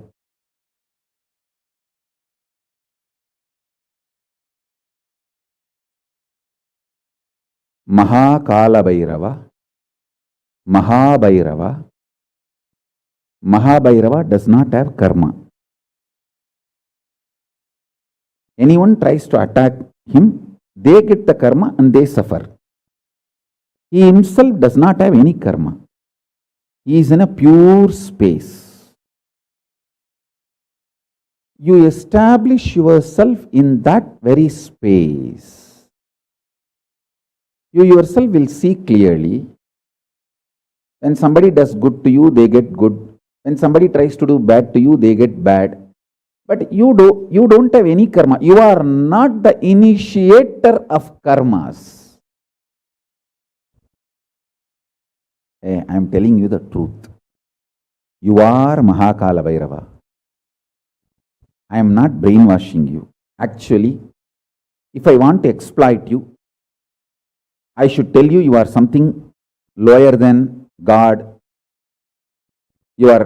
I should be brainwashing you into some lower identity so that I can continue to exploit you. But I am not interested in exploiting you. I am interested in expressing through you. You are my soulmate. You are my conscious life partner. I celebrate when you are liberated. Anyone who is now catching what I am saying and saying, yes, Swamiji told, I have no suffering, no pain forever. And I am deciding I have no suffering, no pain. You are my beloved now. I just want to hug you. You are my own.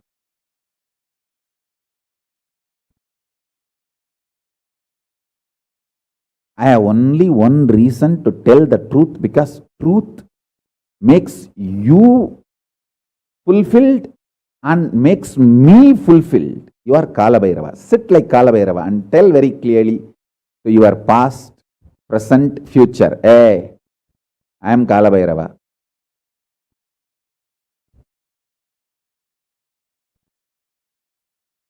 Anyone tries to do good to me, they will be given good. Anyone tries to do bad, they will be given bad. But I am not initiator of any karma. I am the neutral, sacred space, Nirvikalpa Samadhi.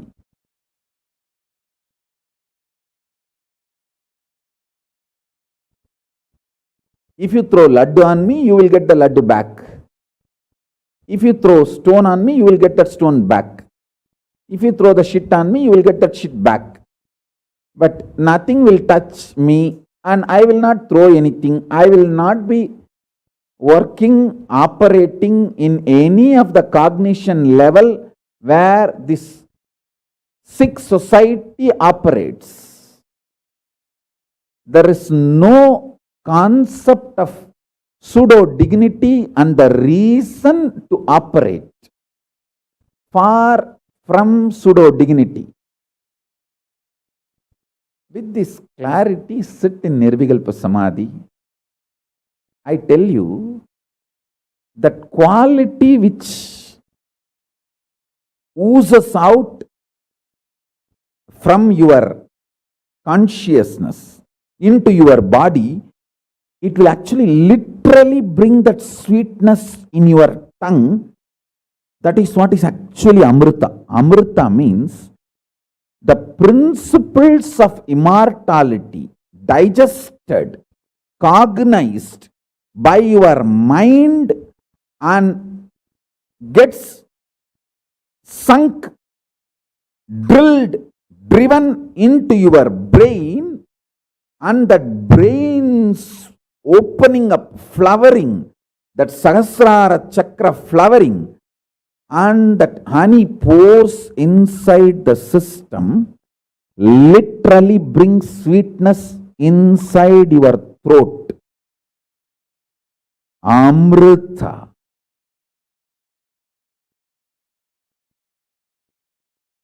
Principles of immortality.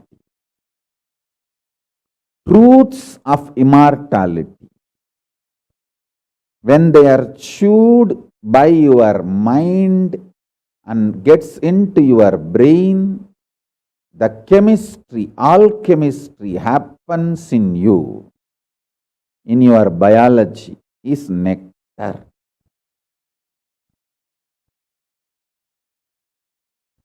Actually, I am tasting that this very moment. That's the reason I am taking a few seconds to settle down and speak.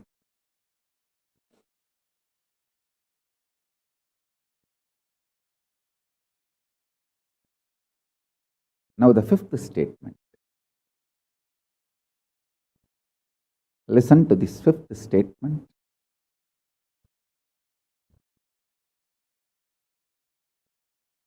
When you start actively practicing this truth, express it in your inner image with yourself, through your outer image with others, all the conflict will become irrelevant. Be powerful, bold, to stand any stress created externally or internally. When you manifest this truth and demonstrate your vairagya and will persistence uncompromisingly. Vairam vainda vairagyam. Vairagya like a diamond. Vajra. Vajra vairagya.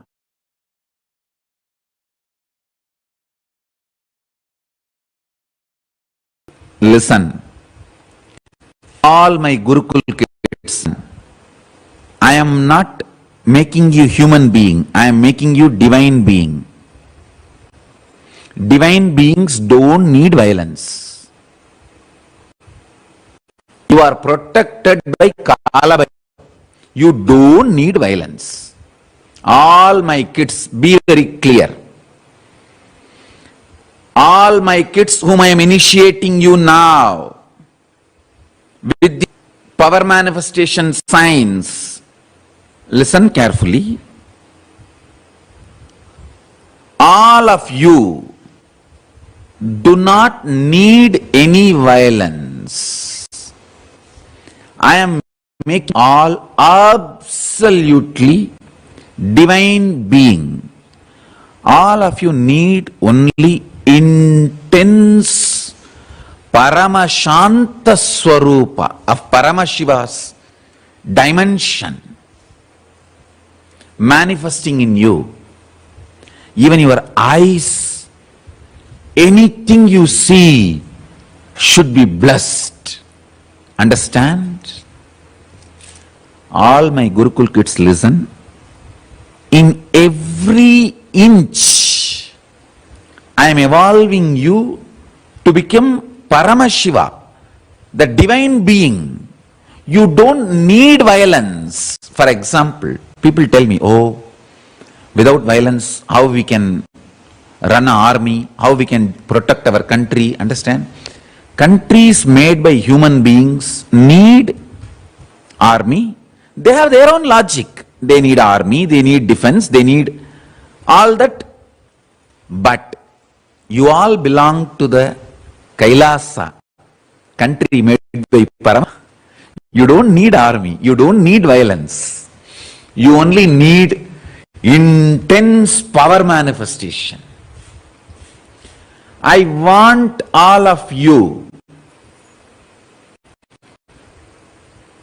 carry the intense bliss, non-violence even in your eyes. Extreme non-violence, absolute Shanta, Paramashanta Swarupa. That is a fundamental requirement for power manifestation. Please be very clear. I am not against some country having army. It is each country need to protect themselves. That is their logic. That is different. Here I am preparing all of you to become gods, goddesses. KAILASA does not need any army. You are part of the great cosmic nation. Paramashiva's cosmic. You don't need violence.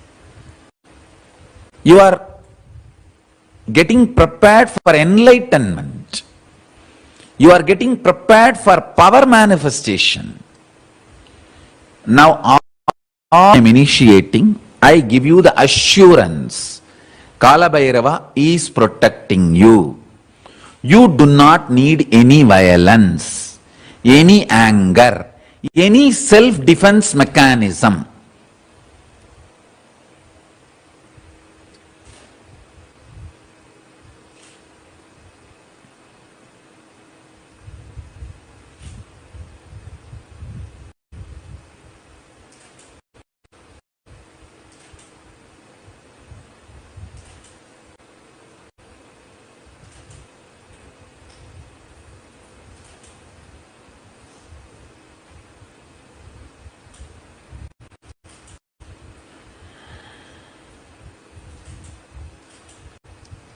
All of you listen. Kala Bhairava is protecting you. You don't need any violence. You don't need any anger. You don't need anything to defend yourself or any reactionary assumptions. Just rest in Paramashanta Swarupa, Paramashiva. All the kids whom I am initiating now, listen carefully. This is the boon, powerful cognition I am giving it to you. If you want to test the power of this powerful cognition, go and tell this same to any rose plant in Bididi. They will just drop the thorns. Understand? This is a powerful science. The powerful science. Earlier we had kids growing the rose plants without thorn. Now start again.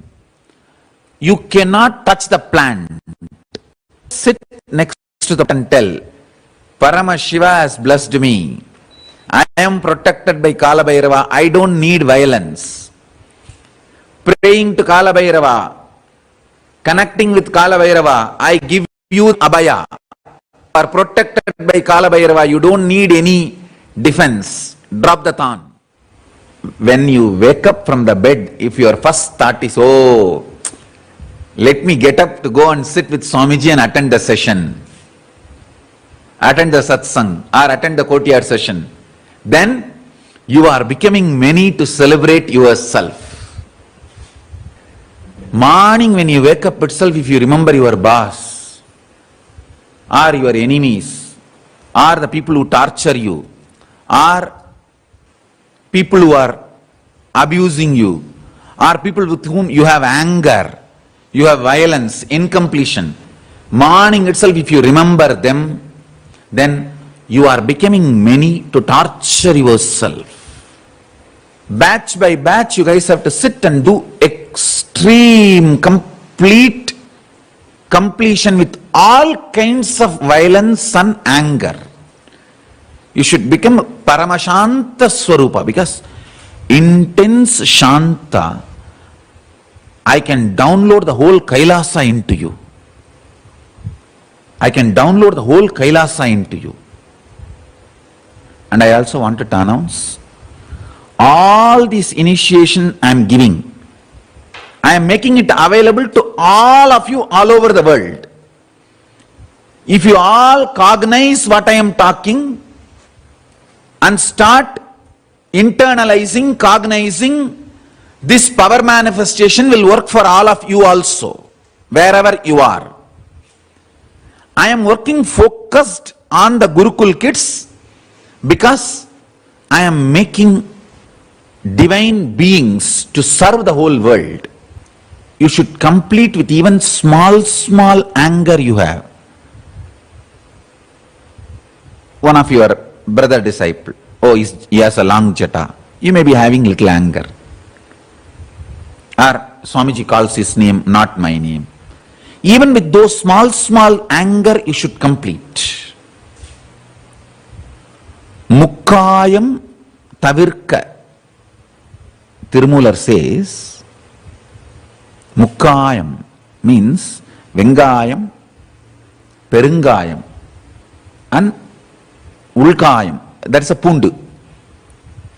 Asafoetida, onion, garlic. These three should not be eaten, because these three invokes delusion in you, which puts you in anger, violence, and which makes you justify your anger. Now, once you manifest this rasa siddham, means this power manifestation, you will be given onion, garlic, asafoetida food for 1 week. Even after eating that food for 1 week, you should not have any incompletion, negativity, violence when you wake up early morning. That is the test. That much you should become pure. Then you radiate the power of ahimsa, non-violence. See, now what I am sharing with you is the clear rasa siddham, step by step. What is the powerful cognition and what is the power you are going to manifest? Then how your system should be tested to hold that power. So now I am going to churn the Merudanda. By churning the Meru, I will awaken your Kundalini Shakti intensely.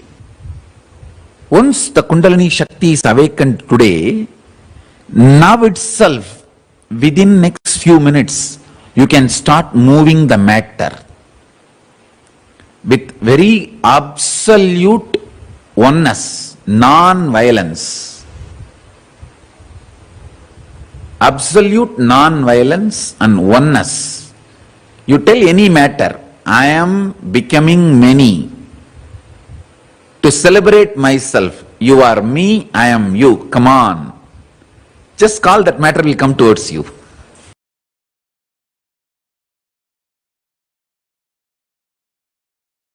Now I will explain the space in which Paramashiva is sitting. Meditate on this definition. You will experience Paramashiva in your inner space. The space where matter becomes energy, energy becomes matter without any effort, just by will. Sankalpa matrena, just by will, the matter becoming energy, energy becoming matter, matter and antimatter getting created or getting nullified or cancelling each other and dissolving into energy again. where all this happens just by sankalpa. Listen carefully.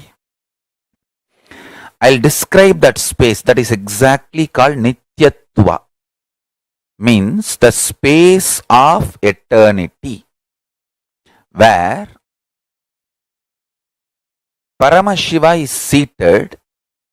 That is the space, one of the most important dimension of the universe. That space is KAILASA. It is intensely hot, like billions of suns, and intensely cold, like billions of moons. Chandra is portrayed as embodiment of cool space in Hindu tradition. Surya is described as a symbolic representation of extreme hot, the heat phenomena. So listen.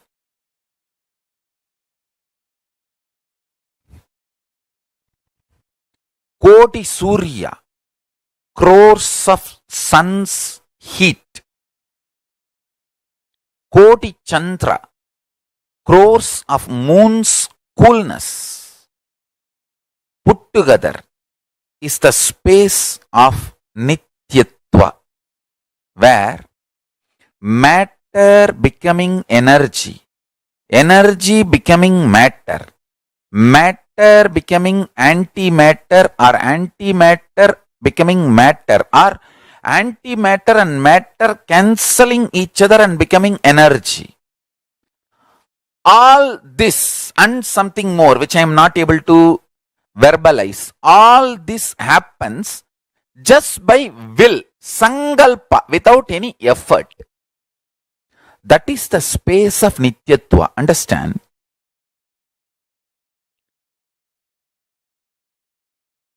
You may ask, what am I going to gain by knowing about this Nityatva? Please understand, what you believe as the foundation of life matters.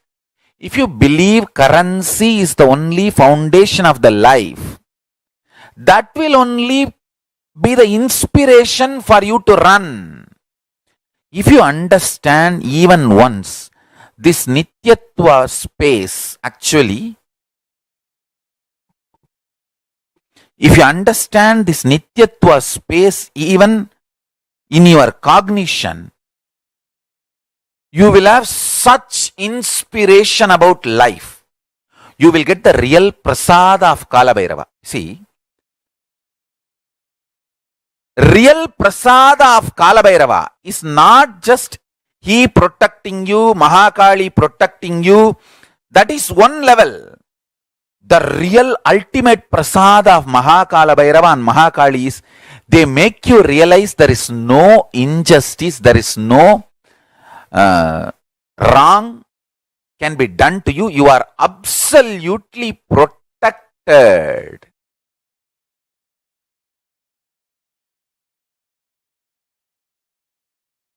I tell you, the biggest boon Mahakalabhairava and Mahakali has given me is they made me realize I am at their feet and I am protected forever. No injustice can be done, either in the past or present or future. There cannot be any injustice. They are there in me, with me. This is the greatest blessing I received from them. See, they are also, Mahakalabhairava and Mahakali are protecting me. But internally they have given me this strength, extreme powerfulness, I tell you.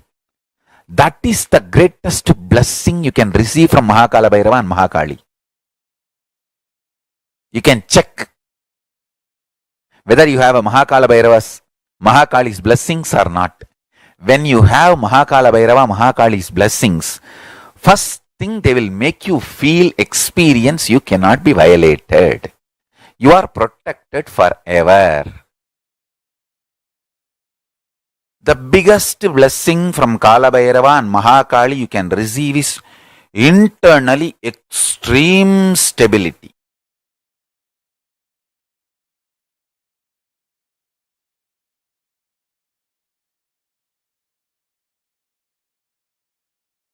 When I remember Kala Bhairava, when I remember Mahakali, the joy, the security I feel. Not only I don't question, I don't doubt Kala Bhairava's plans, I just know, Kala Bhairava is extreme just. And whatever he does is good. Let's enjoy it. That extreme strength is the greatest blessing of Kala Bhairava. The greatest blessing is the stability he gives inside.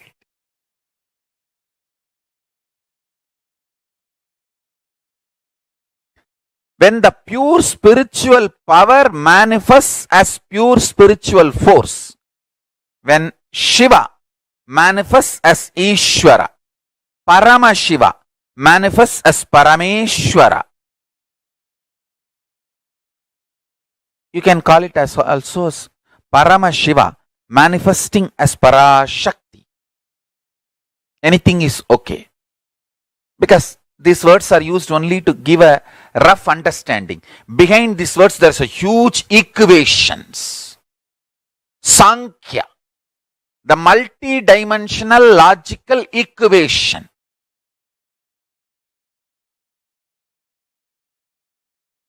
So listen.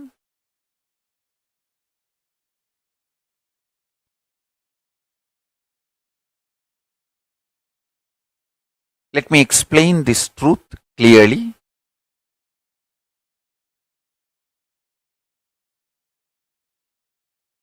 The important message KAILASA, Paramashiva want to convey to the whole humanity is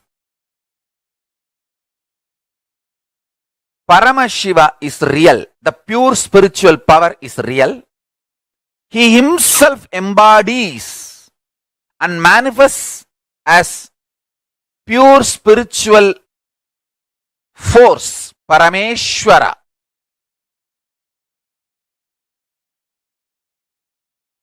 And when he embodies and manifests pure spiritual force, Parameshwara, he can play with all the forces. Not just these four forces, science is able to understand the gravity force, gravitational force and electromagnetic force and weak nuclear force and strong nuclear force. There are other four more.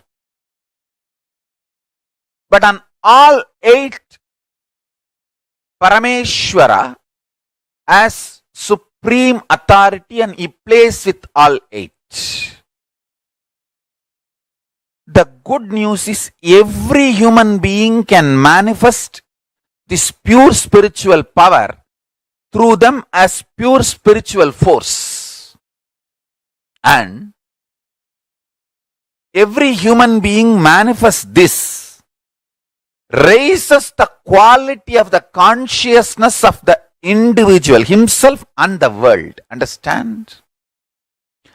This is the greatest service you will do to the world.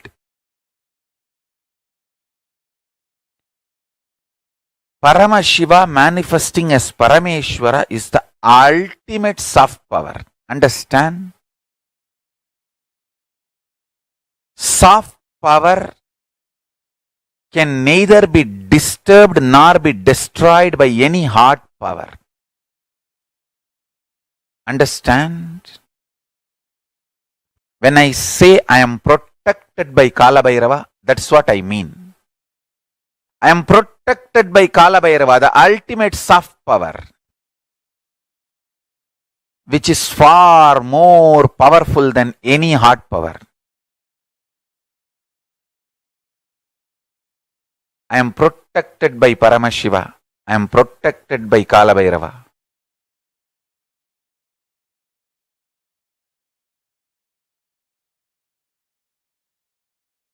Paramashiva, Kalabhairava protects me, Nithyananda and Nithyananda Sangha.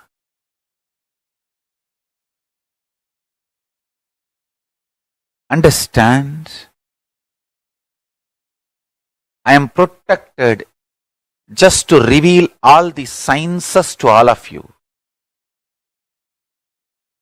I want at least few million people to realize initiated consciousness, excited consciousness, awakened consciousness is more powerful than these four forces understood by science: gravitational force, electromagnetic force, weak nuclear force, and strong nuclear force.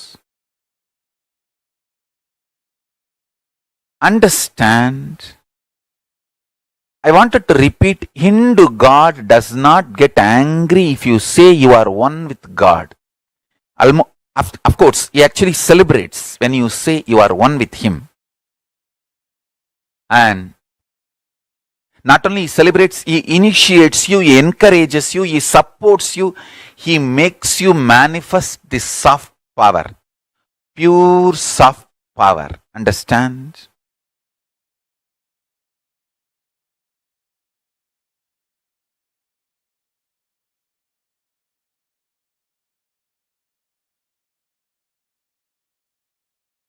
I'll explain physics, chemistry, and biology of this soft power, the excited consciousness, inspired consciousness, awakened consciousness. Actually, the word excited and inspired, I am using more for you to grasp.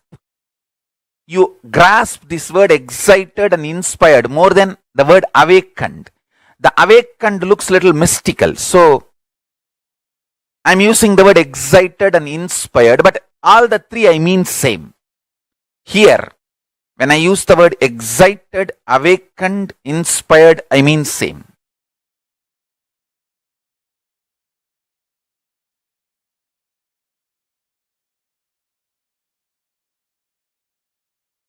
When you manifest soft power, you become blessing for the humanity. You become so non-violent, life-loving.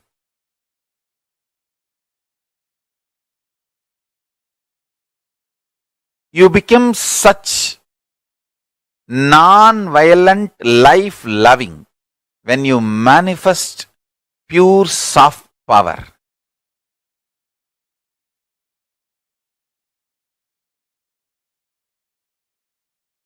You become beautiful blessing for the planet Earth. All I am trying to do in this world is making more and more people manifest the soft power, the excited consciousness, initiated consciousness, awakened consciousness. That's all. I have nothing else to gain from this world.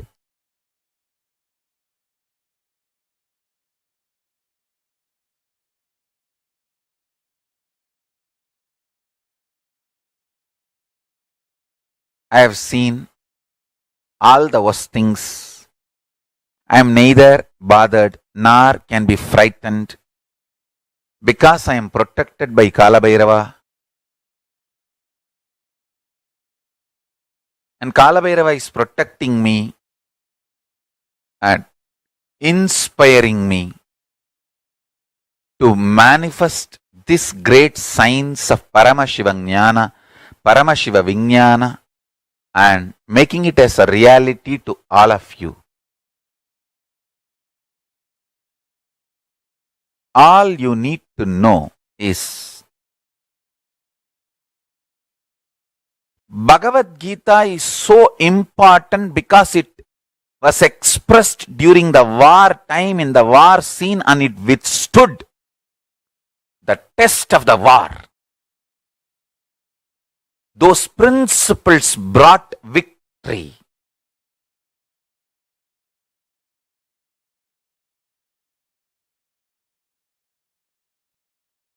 Understand?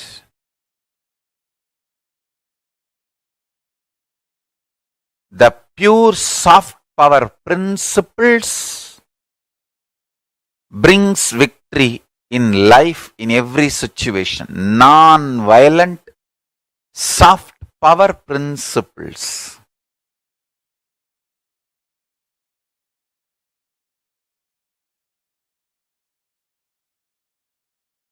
Now what I am teaching is non-violent soft power principles.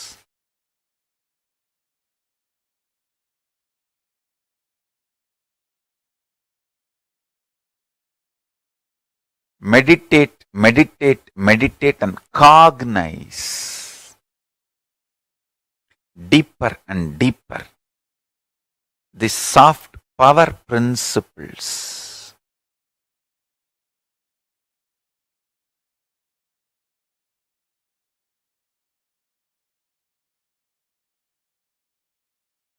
The awakened consciousness through powerful cognitions. For example, you are deathless, birthless. This is one of the powerful cognition.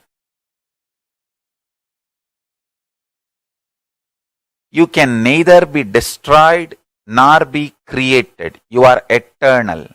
This is one of the powerful cognitions. If you meditate on all this and this excites, awakens your consciousness, you manifest the force, spiritual force, which is beyond the four forces mapped by science: gravitational force, electromagnetic force, strong nuclear force, weak nuclear force.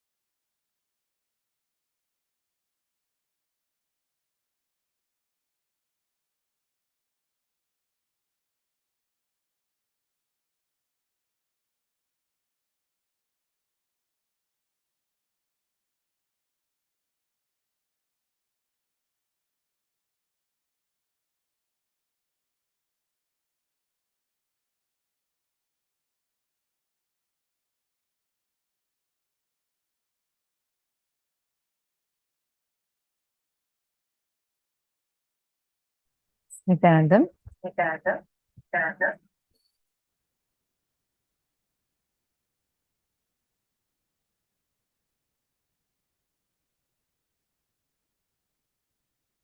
This session, what we just had now, is like an extremely powerful initiation for all of us. Whoever just takes this one cognition Swamiji has initiated, from this moment on Just deny the very existence of pain, existence of suffering. Whoever takes that bold step right now, you will see how all that, like extremely powerful way, you will just, that pain, suffering in you will just disappear, dissolve and disappear. How many of you want to make this as a strong declaration inside of you? Ma Istak has posted, no garlic, no onion, no asafoetida to avoid delusion and anger. Absolutely. That's what Swamiji explained as Mukayam, with the 3 things that you need to avoid for this. That's right. So now, let us understand what Swamiji had revealed here in this very powerful session. How many of you felt like just listening to this was so empowering for you? Understand, deny the very existence of pain, deny the very existence of suffering. Swamiji said, right, like even if it's needed, let us say, even if you have to deny very arrogantly, take the decision, deny. Take a strong decision to deny the existence of pain, deny the existence of suffering. Deny the existence of all pain and suffering, or in all dimensions and aspects of pain and suffering. This decision to be in the truth will expand your brain's ability to reflect, radiate, and manifest the superconsciousness, Paramashiva. That's how Swamiji describes, right? Paramashiva has 25 heads, but all the 25 heads are integrated to one consciousness, where simultaneously this one consciousness is able to think 25 various things and manifest all the 25 various things at a time in a cool, stress-free way, like absolutely stress-free way. Your decision to deny the existence of any form of pain, suffering, delusion, its aspects, dimension, etc., etc. Like Swamiji said, mentioned and above not mentioned, everything. Your decision to deny it makes such a beautiful space in you. Take a decision now. Take a few minutes inside you, internalize this. Any suffering, struggle, pain that you are suffering with, you might be suffering with. I remember a very powerful incident. One of the Gurukul mentors had shared.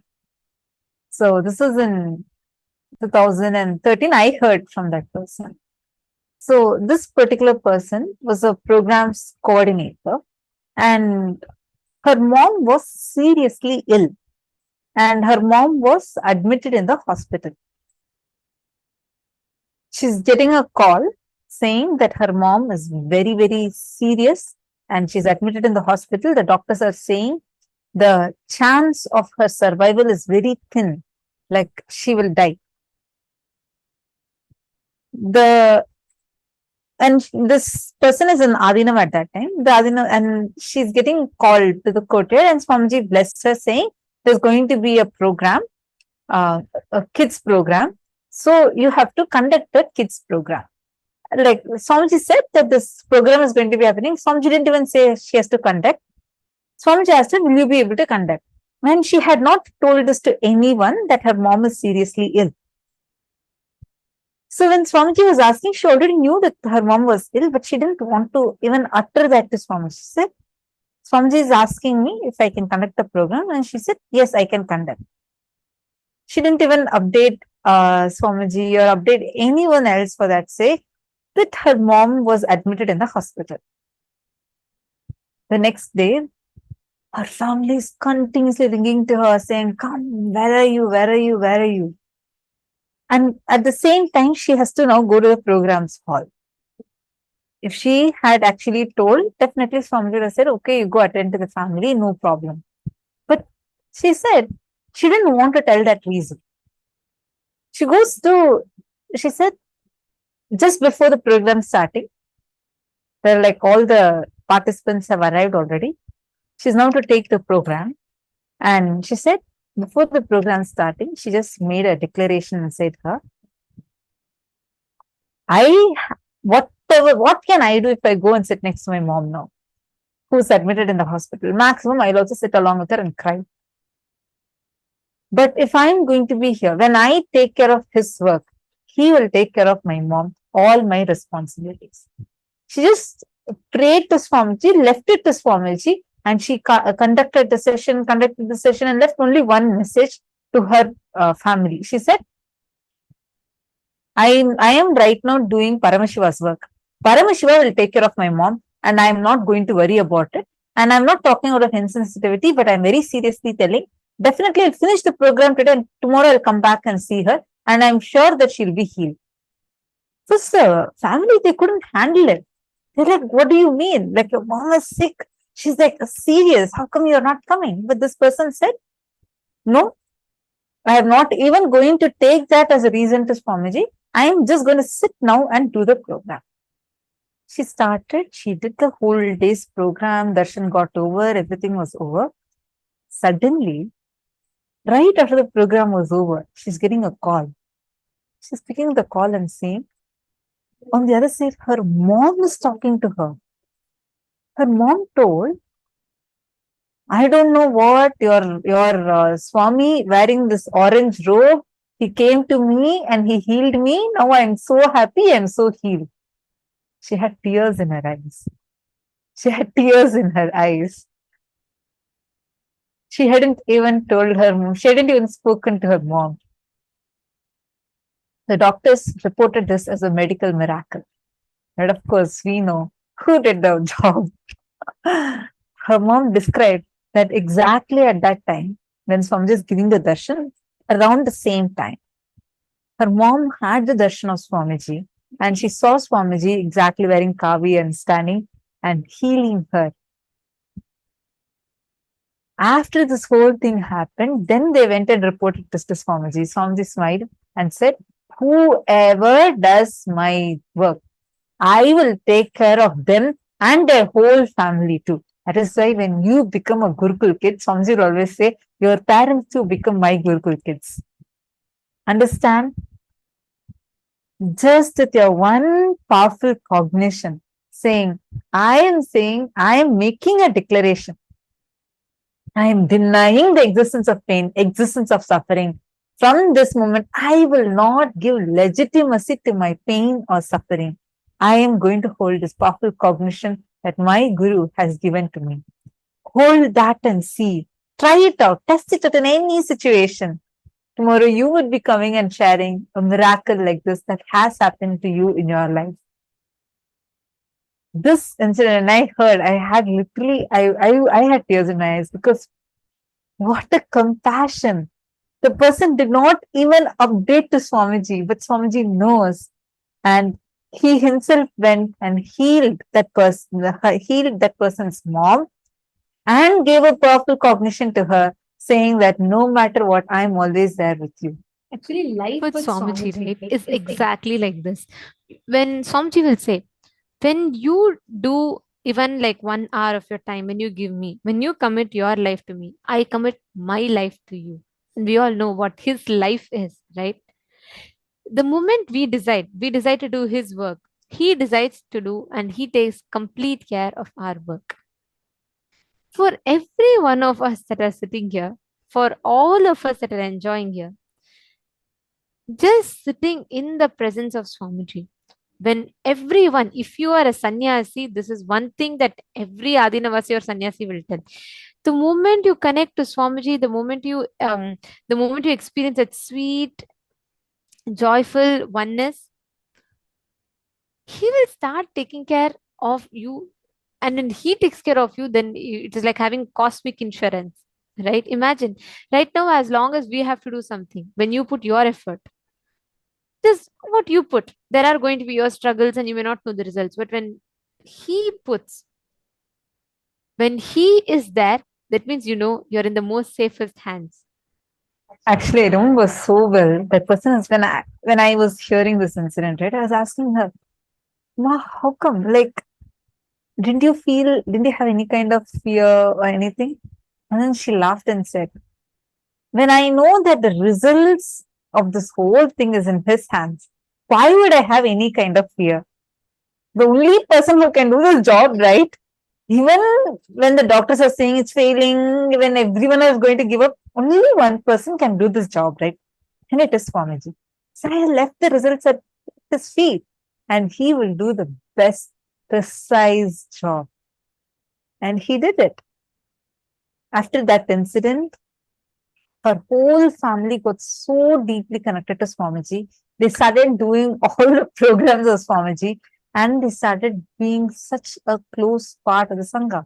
Understand your powerful cognition, what is clicking with you. The moment you start playing as with those cognitions as a miracle, you'll actually see you'll become such a powerful, enriching force.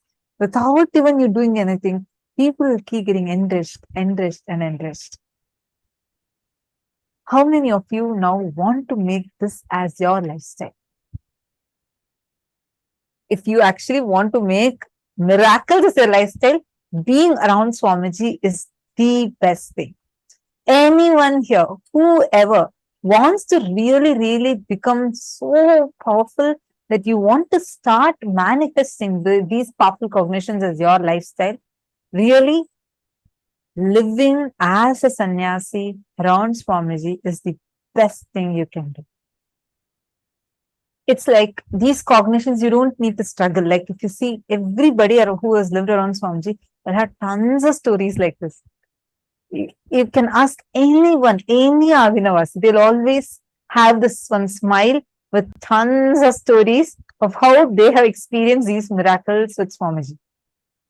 Because that becomes a powerful cognition for you, your life, and will become such a power where you know your life itself will become miraculous, but zero struggle.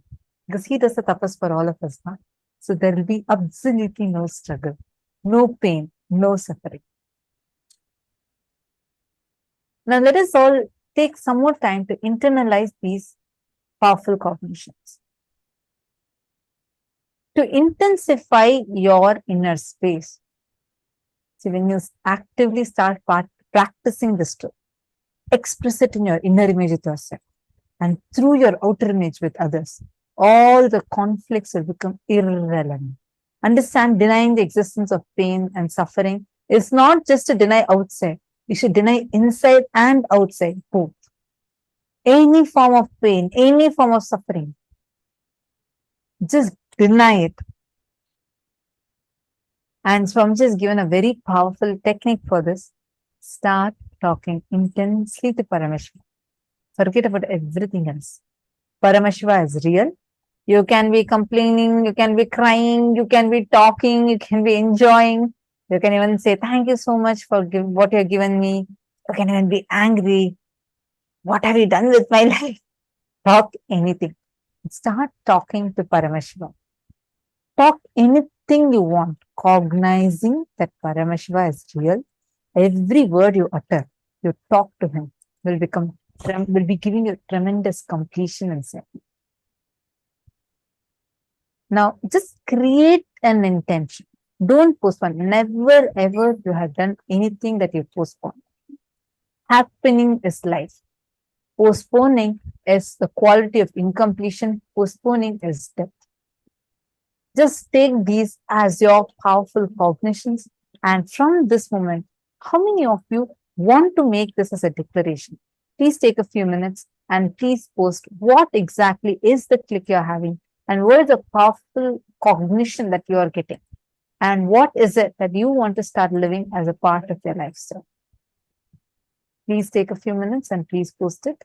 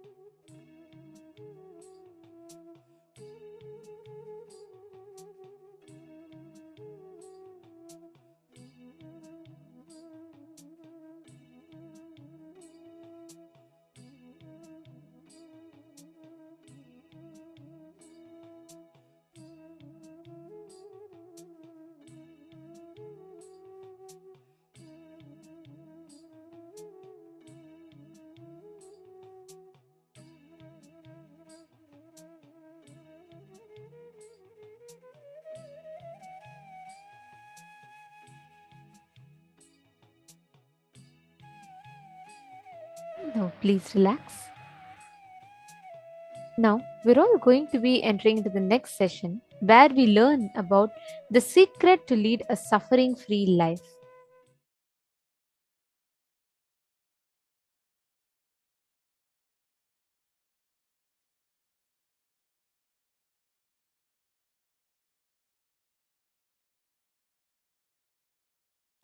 We are there in the family, with the same wife, with the same life.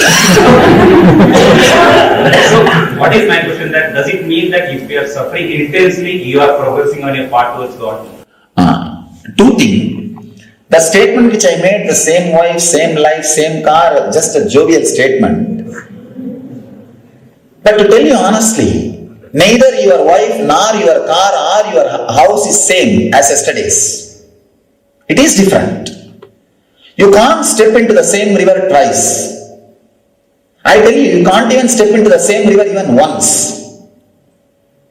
See, the moment you put your foot, before even it reaches the ground, water moves away.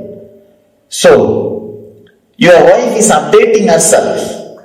Your life is updating itself. The whole existence is constantly updating itself. So my statement, the same wife, same car, same thing, was told in a more casual sense and a jovial sense and how you feel. But that is not the case. Actual truth. That's the first thing. Second thing, if we are suffering, are we growing towards God? No. Something seriously wrong. I can say, in the initial level, you will not have suffering, you will have suffocation. Suffocation is what Ramakrishna calls the seeking or the intense yearning. Vyakulata, that is the word Bhagavan uses, Ramakrishna is using. Vyakulata, the intense yearning. There will be suffocation, not suffering. Suffocation means feeling that you are not enough. You have not expanded what you can. You are not doing what you can. It's just like missing some part of you. It won't be a suffering. Suffering is different, suffocation is different. Suffering is something when you think, I need this, and you are not achieving. That is suffering. Suffocation is, you know, you are something, but you have not become that. Suffocation is from within, suffering from outside. Suffocation is from prarabdha, suffering is from agamya. Prarabdha means the potentiality which you brought with you is prarabdha. Agamya is the desires which are accumulated after coming here. The accumulated desires bring suffering. The agamya brings suffocation. Suffocation inspires and helps you to expand, open up, break. Suffering puts you in deep depression. So I feel suffocation will just explode into joy. There won't be suffering between you and the enlightenment or the Atmajnana. So I can't accept the word if you are suffering more, you are going towards divine, towards God. According to my experience, not only goal, even the path is Anandamaya. Path and goal, both are Anandamaya. In the initial level, the suffocation will be there. Please understand the difference between the suffocation and suffering.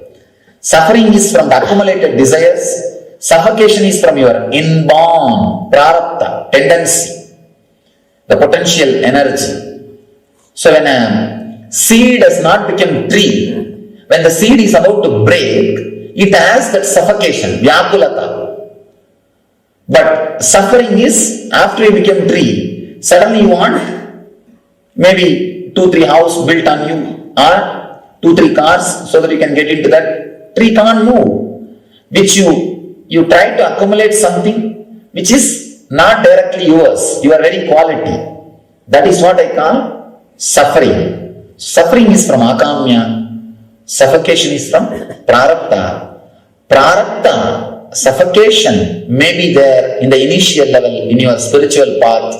But agamya, the suffering, a depression cannot be there in your spiritual journey. Then there is something wrong if the suffering is there.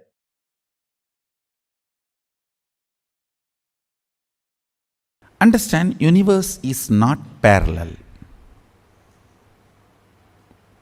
I'm making this statement. Universe is not parallel. The modern day science tries to claim universe is parallel. No. It is multi-level. So, listen to this.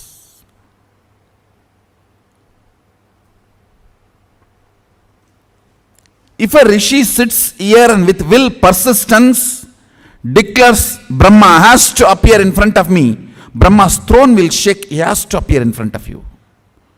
Because it is multi-level, not parallel. Listen.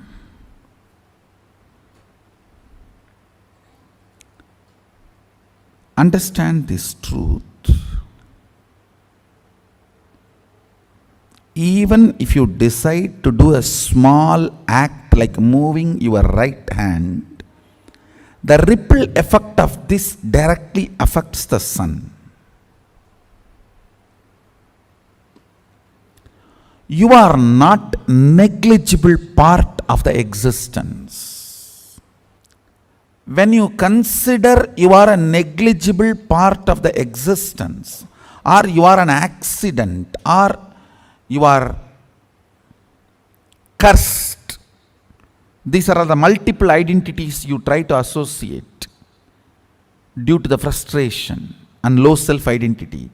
You give life to that identity. Because you give life to it, that becomes reality. Listen. The good news I have is, unconsciously if you cherish even 10,000 years, you are a cursed being. Consciously if you declare even once, you are a blessed being. The conscious declaration overpowers 10,000 unconscious cherished thought current, because even if 10,000 years a room is in darkness, one matchstick is enough to light it in 1 second.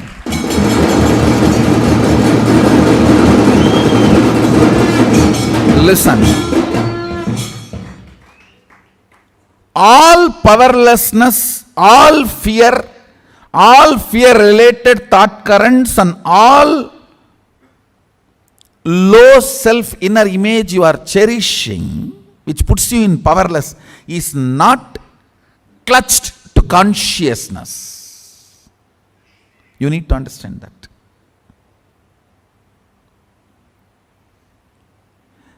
They are all there indirectly receiving or sucking the energy from consciousness, but they are not supported by consciousness. That is why the asuras, how much ever powers they may get, finally they do not exist. Only with consciously what you clutch, you empower, exists. So what I am trying to convey with these few statements, every idea, thought current you cherish in your brain creates certain map. If that map can be taken out and inserted on somebody, it is called circuit. If you cannot take it out, it just dies within you, it is map. If it can be taken out and inserted on somebody's head, it is circuit. For example, you cherish a thought current. Let the whole world be blissful. Let Sadashivatva happen. These thought currents create certain electric signals in your brain, certain map.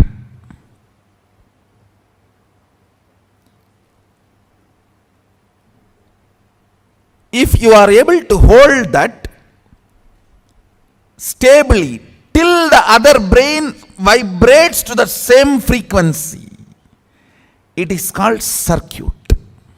Understand? My Sadashivatva, I hold on to that till all of you are able to reverberate to that frequency. That is what is initiation.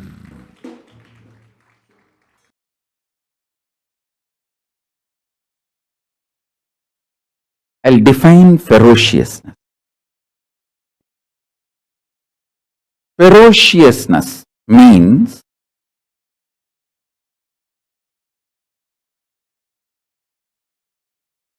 powerfully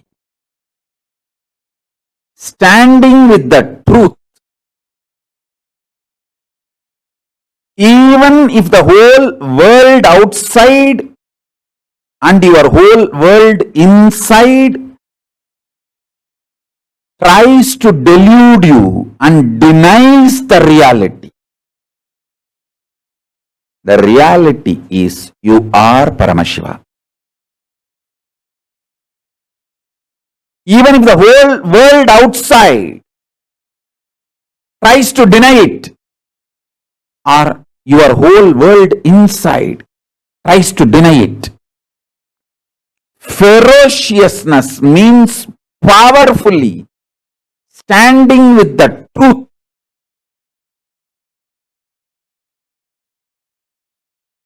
uncompromising,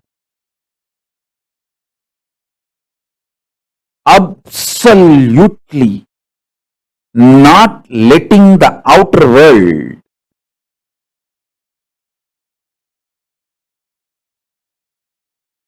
to add any self-doubt, self-hatred, self-denial inside you. The world or my world.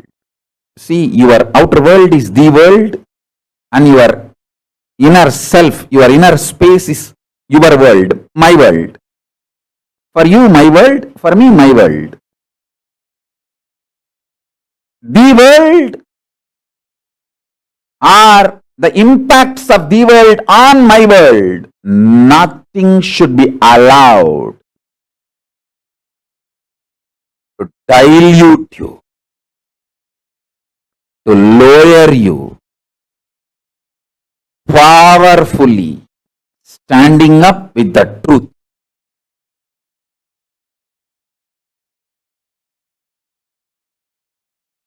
Listen.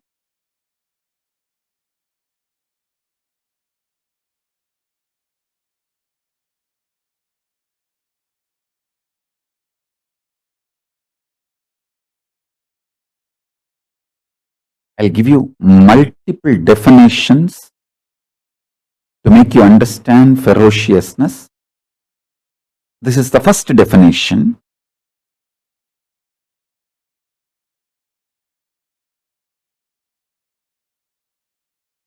The outer world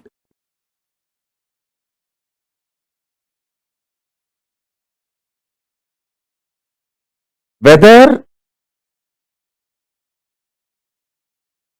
it manifests, behaves as you want or not, or the impact of the outer world on your inner world, whether that goes as per your whims and fancies or not, the truth, absolute truth, the ultimate truth should be cognized, powerfully concluded, uncompromisingly. I will repeat now. You are Paramashiva is the truth, ultimate truth.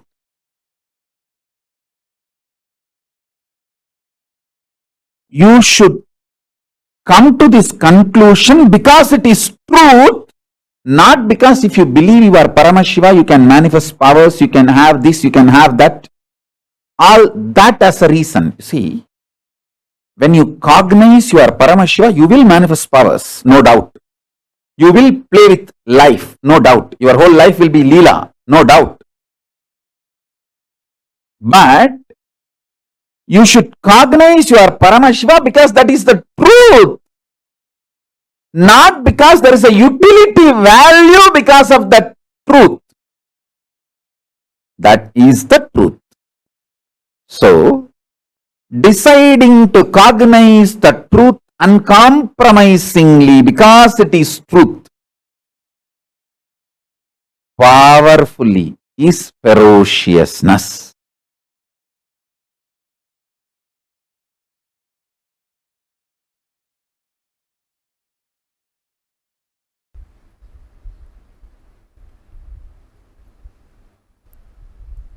When I was in the Ramakrishna Mat, once I missed morning Manglarati. Manglarati is supposed to be 5 o'clock.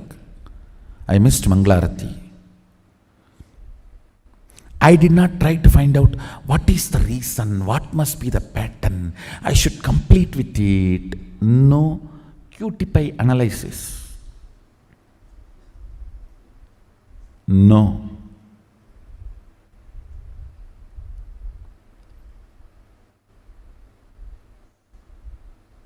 Simply I decided, no more question of sleeping, that's all. Tie the rope on the shika, tie it on the cart, over. Sit. Only if you sleep, you will miss morning Mangalarti. Stop sleeping, that's all.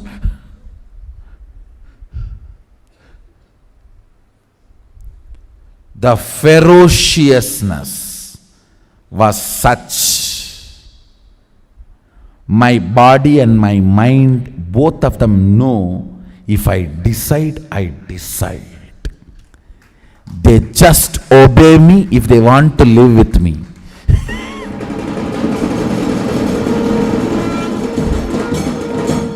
Understand, both of them know, they simply obey me if they want to live with me. Never again ever I missed my morning Mangalarati.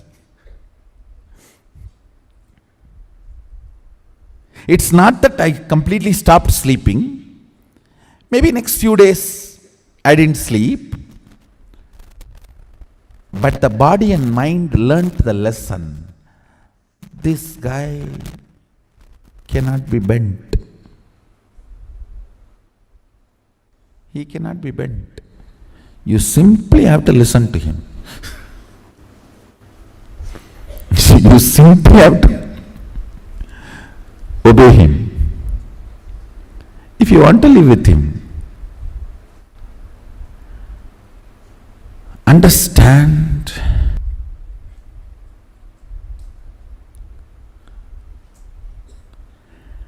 When there is a problem in others, you deal ferociously. When there is a problem with you, you do it very QTP. It should be the other way. When there is a problem with others, specifically do the surgery only where it is required. When there is a problem with you, your whole being should be made to shiver by your ferociousness.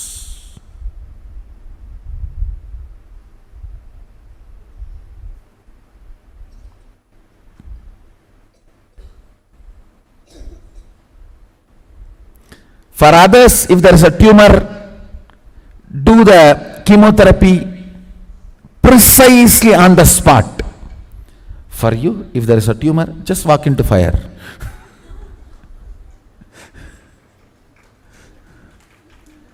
The ferociousness. I am not saying commit suicide. No. It's not that I stopped sleeping forever. No.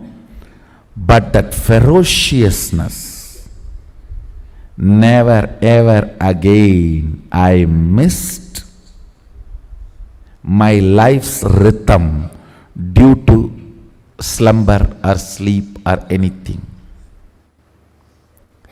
My life's rhythm could not be disturbed. Even now, this body does everything humanly impossible to cope up with me. Everything humanly impossible to cope up with me.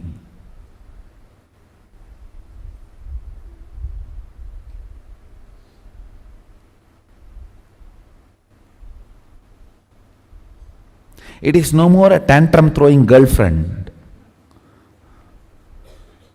or honeymoon husband, honeymoon upset wife.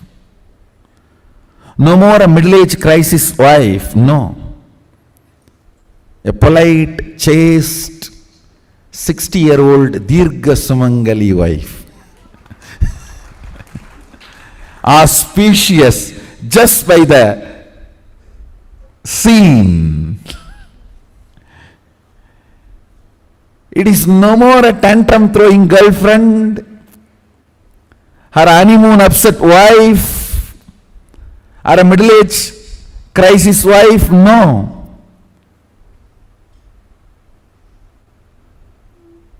Polite, subdued, dedicated, chaste, 60-year Dirgha Sumangali. Highly supportive. Clear about its mission and vision. Understand.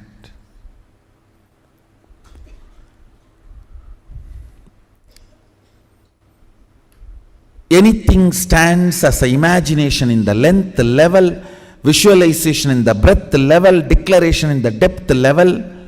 If you open your time with ferociousness, it just sinks into space level.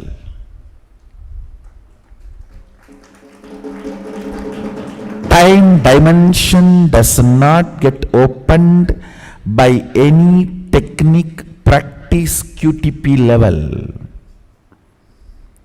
Time opens and lets the visual imagination, visualization, declaration become part of your space only by ferociousness. Ferociousness. My ferocious answer to the corruption of the society is aparigraha. My ferocious answer to the polluted concepts of sexology of the society is by my brahmacharya. My ferocious response to this whole economy system is asteya. My ferocious response to this whole hypocrisy of the society is my satya.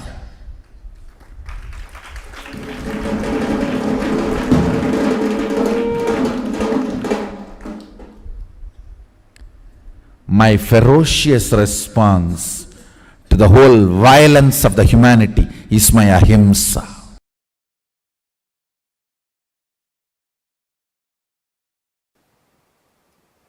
It is like you are suppressed inside you, and the suppressed you is trying his best to break free from that suppression and express itself to you. Suffering is not due to some reason. All your effort to find some reasons for suffering is only you yourself trying to miss the real life. Suddenly Arjuna is realizing his sufferings are not due to any reason. Whether he wins or loses, even if he wins and gets control over all the worlds and gods, he feels how is the anguish that is parching. My sense organs are going to be healed. He realizes the original suffering. When you start suffering and trying to identify some engrams, some reason for the suffering, if you did not find the reason you are blessed, then you will realize Suffering has no reason. It has no reason. It has no reason.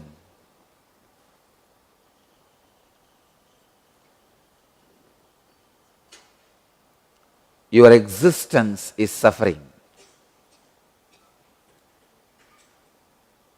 The cosmic existence is suffering to express its existence through your existence. It's like a child trying to come out of mother's womb. The enlightenment is trying to come out of you.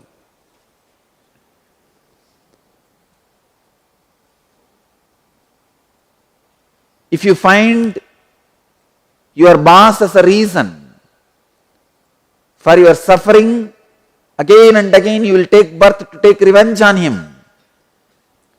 If you find your relationships as a reason for your suffering, you will again and again take birth to take revenge on them.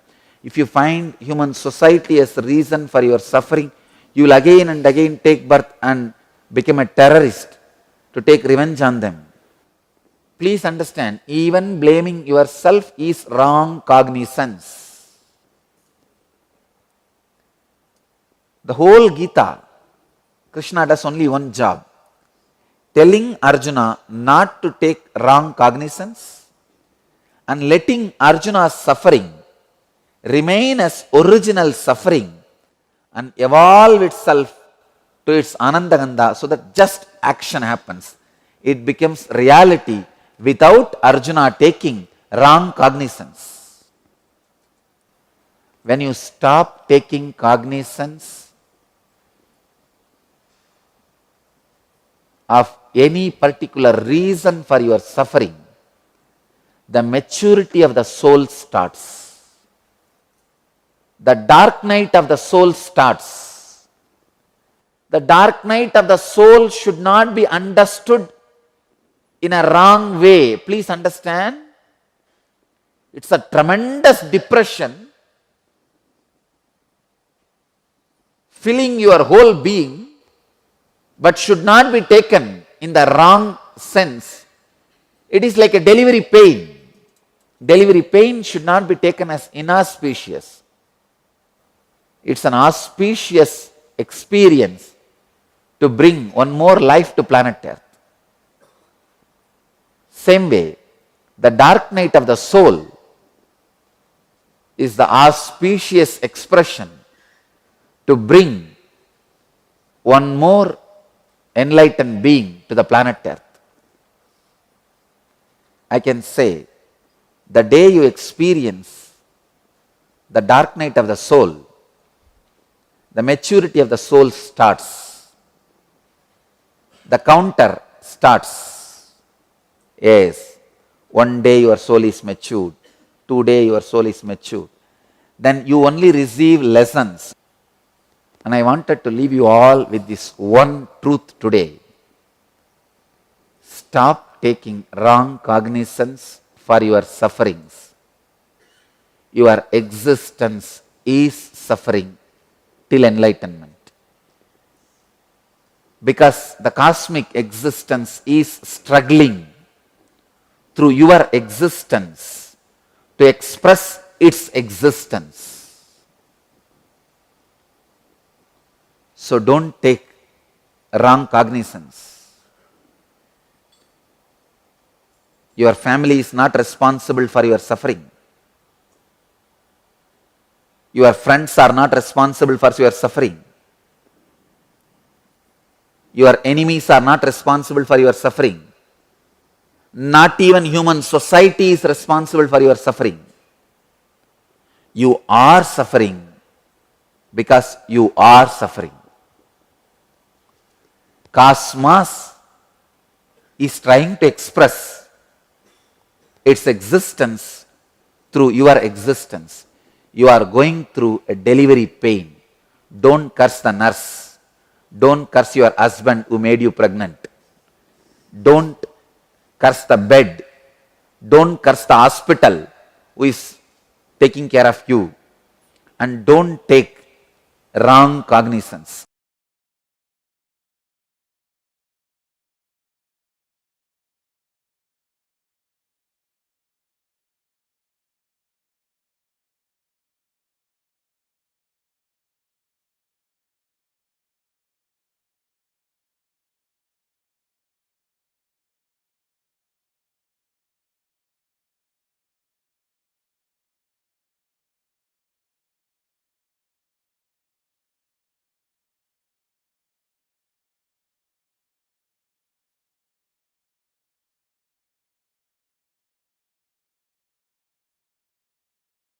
supernal effulgence of Paramashiva, which is eternal inside you,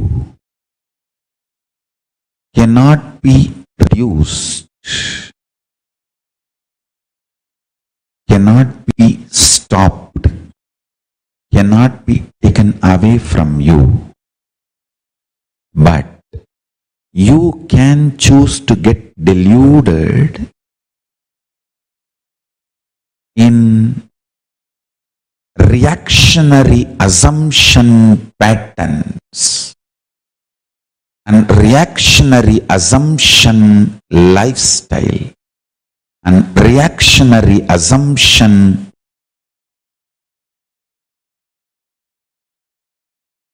patterns and lifestyle caused mess. Understand?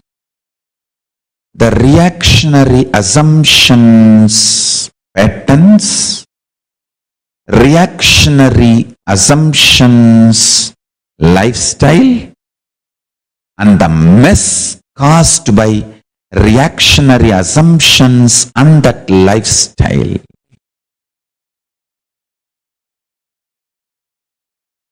Whether you are trying to clean up the mess or add more mess, it is delusion. Let me make it clear.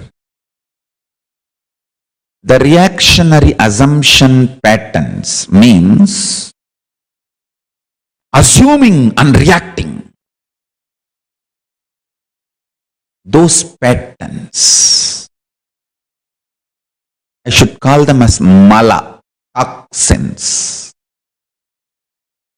Not only unnecessary, sitting inside you, dangerous, sitting inside you. There are some things unnecessary, but not dangerous. But there are some unnecessary and dangerous. Mala, toxins are not just unnecessary, but dangerous also. The reactionary assumption patterns,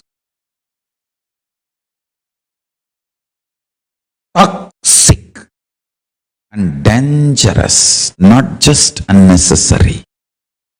Next. The reactionary assumption lifestyle. So, behaving this way and making decisions, becoming lifestyle. That is second. Third, the mess you made in your life due to this reactionary assumption patterns and reactionary assumption lifestyle. Understand? The fourth is the important statement I am making. Sometimes you go on adding to the mess in your life by continuing to operate based on reactionary assumption patterns, mala, and reactionary assumption lifestyle, pasa.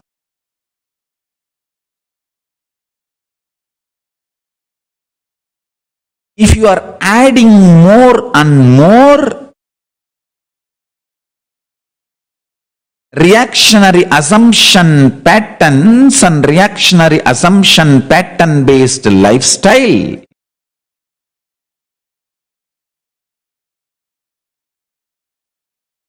you are adding more and more alahala, poison in your life,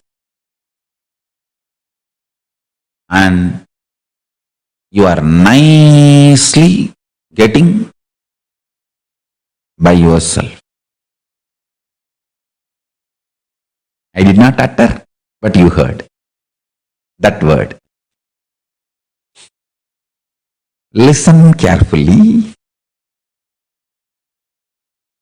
This is the most important punch. Even if you are trying to clean up the mess created by the reactionary assumption patterns and reactionary assumption lifestyle, even that will be delusion. The one and only solution is unclutching, withdrawing into supernal effulgence of Paramashiva.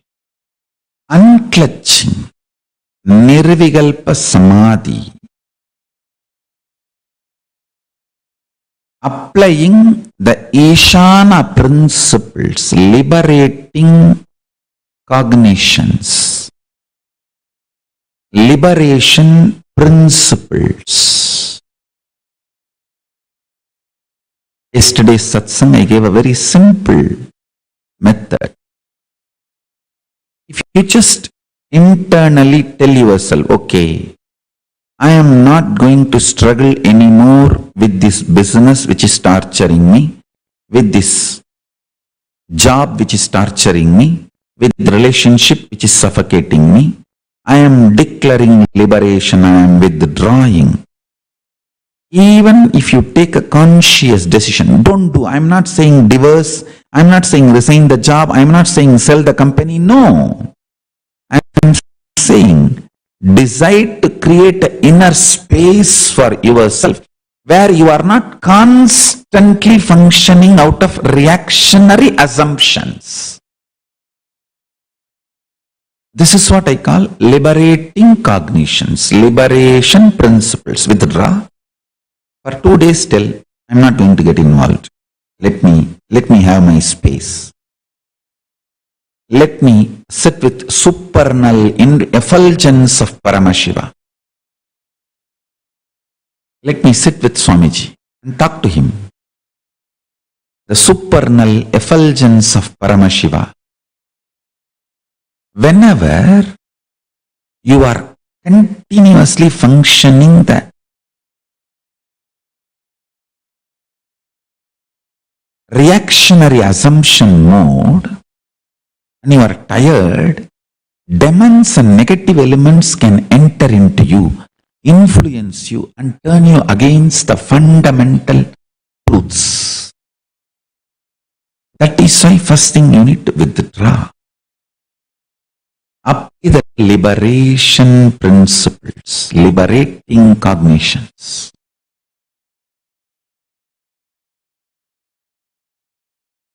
Once you withdraw, you will know why you are still in that job, why you are still in that relationship, why you are still in that career, without reactionary assumptions and suffocations.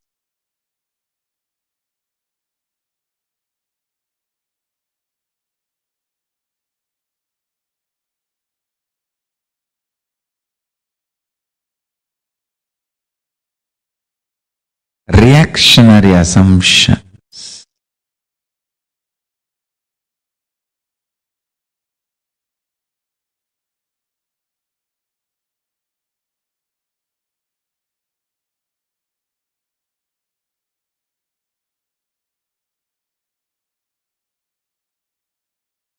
After withdrawal and understanding, even if you want to continue that job, that relationship, that profession, that career, you will take responsibility for that lifestyle, for that decision.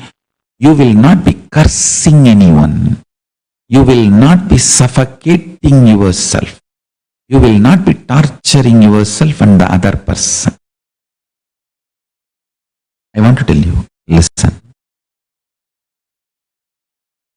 Withdrawing from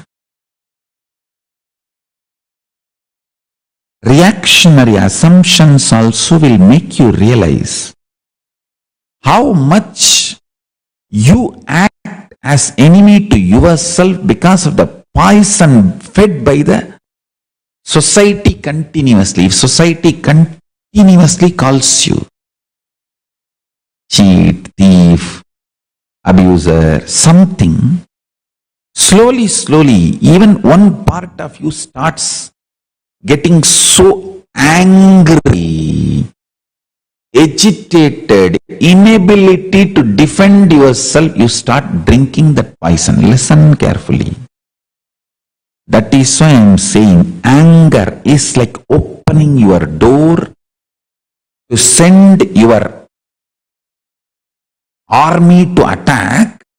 But many times when you open your doors of the fort, your fort's door to push your army out to wage the war, the opposite side army sneaks into your fort a little bit at least. That is why I am saying, do not open the door called anger of your fort. Reactionary assumptions are like a fort's door. You may be thinking, no, I will get angry and send my soldiers, attack the enemy. No.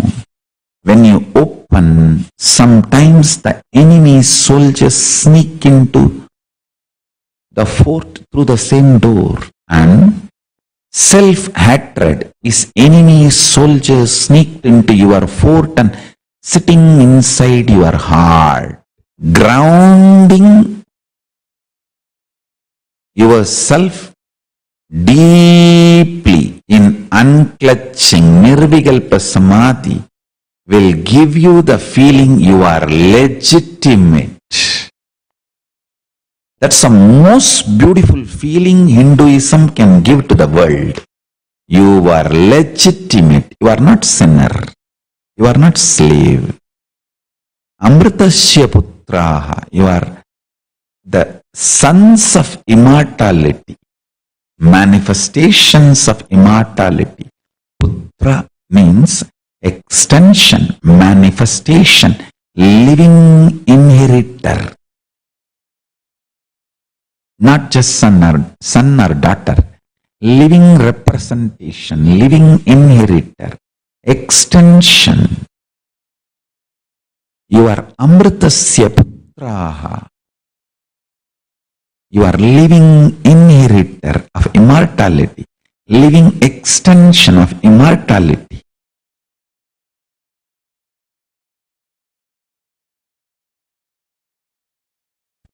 Understand?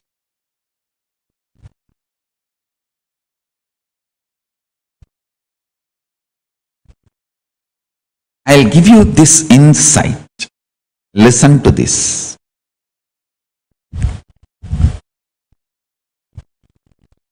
Remember, cognize, nothing which agitates you is reality outside.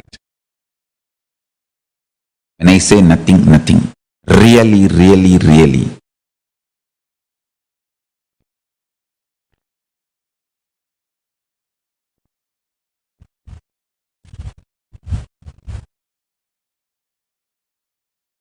Anything which agitates you, I'll put it in 2-3 ways so that there is no misunderstanding due to the words. I'll tell you in 2-3 ways. Anything which creates agitations in you, reactionary assumptions, acting and reacting, all of it is delusion and illusion. This cognition will only make you more responsible because you will have clear inner space. You will have an inner space where there is no chaos. Everything is order. There is no reactionary assumptions. Understand? I tell you. You always see the result and then decide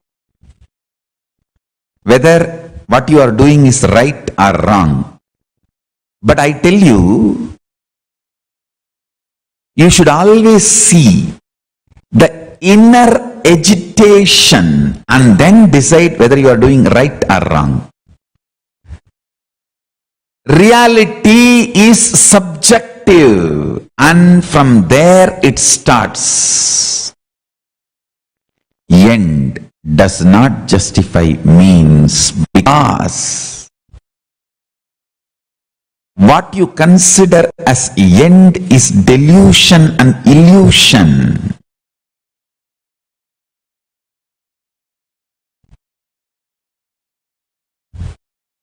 Be grounded on subjective reality. From there, when you manifest, actually I tell you, if you understand this one truth, this one cognition, today you are liberated from all delusion, agitation, suffering, pain, problems. You know, everything, all the agitation, reactionary assumption, pain, patterns, powerlessness, everything is like a small wave on the surface of you, but inside you have a deep, powerful space, Paramashanta Swarupa. Absolute Paramashanta Swarupa. I tell you, Paramashanta Swarupa.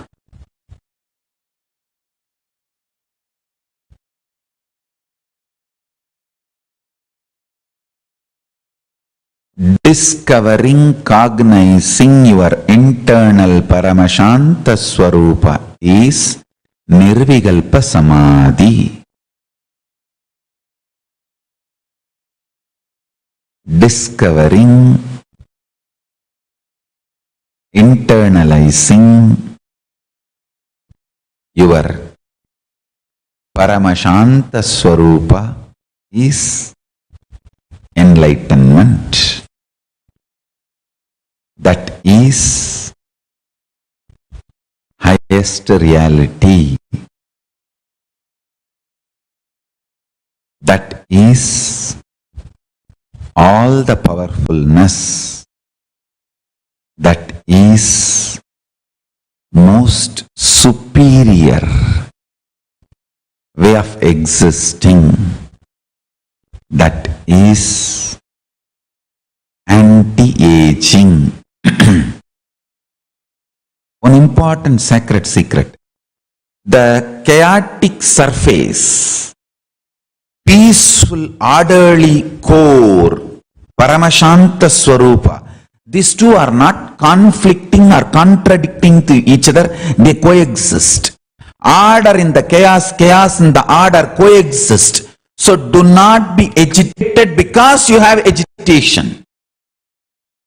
Do not worry because you have worries. Don't create complication. Understand? See, if you don't have reactionary assumptions, great. If you have reactionary assumptions, remember that is also a complementing part of your order and peace and Paramashanta Swarupa. It is not contradicting or conflicting. If you realize that, you will absolutely settle down.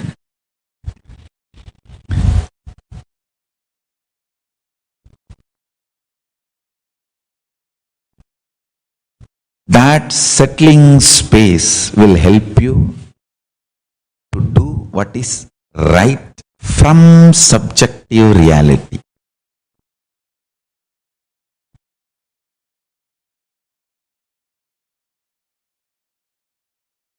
Question number 16 from Nasra from UAE. Beloved Swamiji, first thanks and gratitude for continuously upgrading us to the next level. Would like to enrich people in my country. Please guide me. How can I be a medium to tell about you, as the religious concern here restricted and Muslim people hard to convey your powerful message. Nithyananda.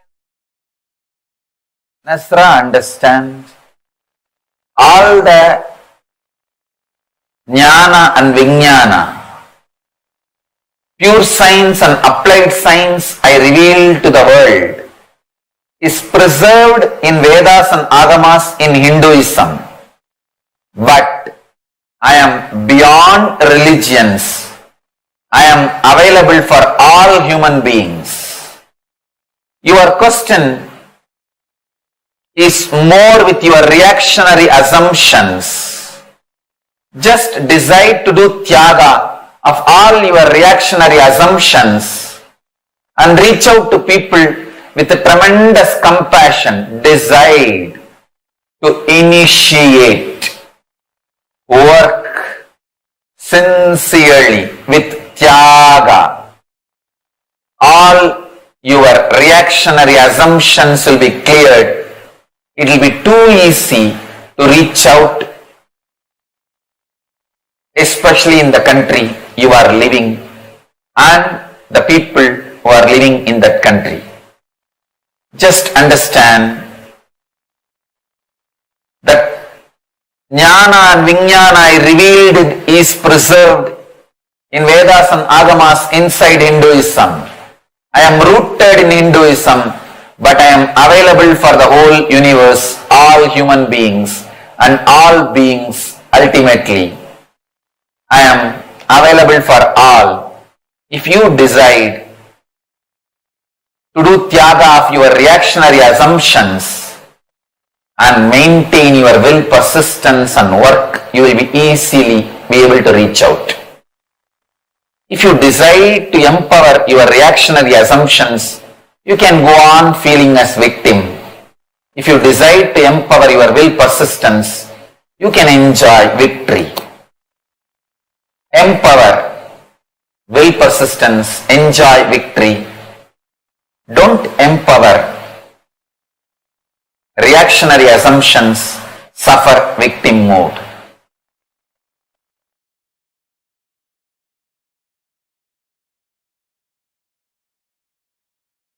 You associating yourself more and more with cosmos, existence of you.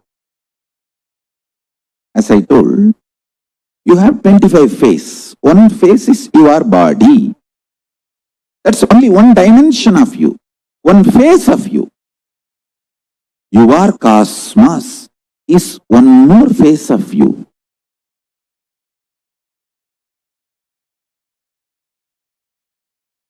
Till December 14th, start enjoying more and more this face you are cosmos. Because in cosmos, intense, accelerated expansion is happening. So if you connect with that, that will start happening in you also. In your body, in your mind, in your consciousness, whatever you think as you. Your relationships, your wealth, your health, your money, your bank balance will increase, your power manifestation will happen more. You will have beautiful people around you. You will have happy relationships. You will have smiley conversations. Giggly time spent with friends, family, relatives, and lots of sweet, beautiful, auspicious things will be happening. I tell you.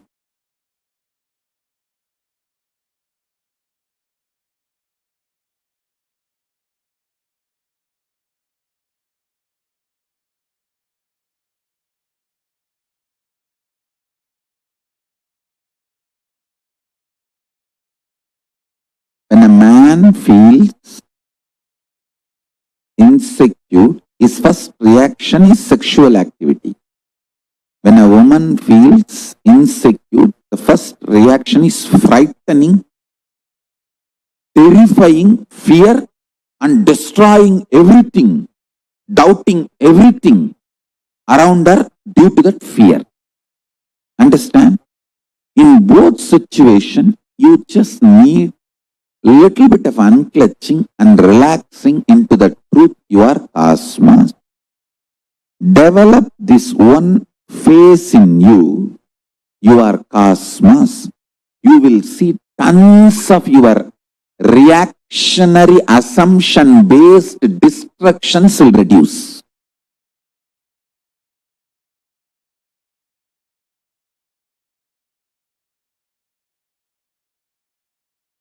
All women, if you teach your man, he is cosmos, and help him to unclutch, you will not be harassed, demanded, you won't feel exploited, you won't feel used. He will be such beautiful part of your existence. All men, listen, if you teach your women, they are cosmos and little unclutching. You don't have to shiver in your own home for that 3 days.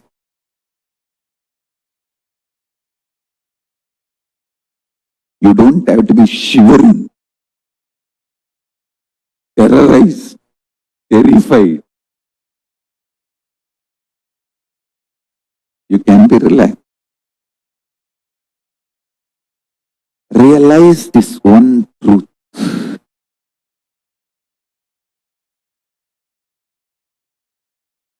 At least till December 14, add in you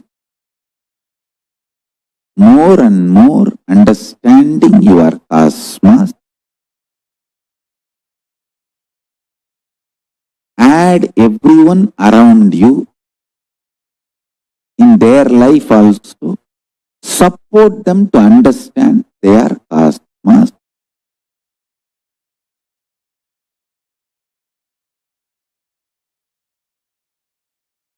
Always cherish pure love. Always cherish pure love.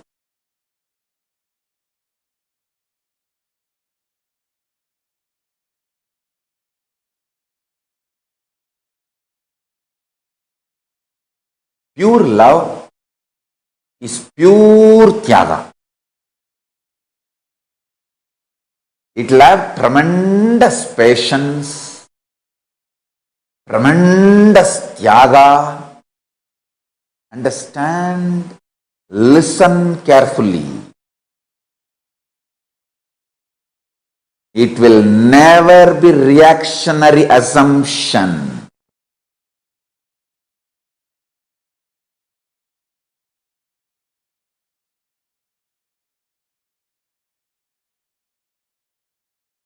You will have tremendous tyaga for Paramashiva, and you will have the patience for Paramashiva to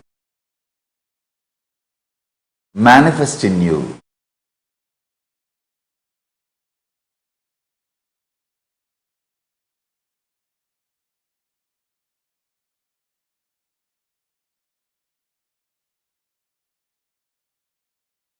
I tell you, tremendous pure love and waiting only becomes like a pure fire, purifying you more and more and more. It's like when we make bhasma, we first burn the ashes, burn the cow dung, and that ash also again we mix with the ghee, make ball, and ash is burnt again to make it more fine. In Tamil we call it pudambodudal.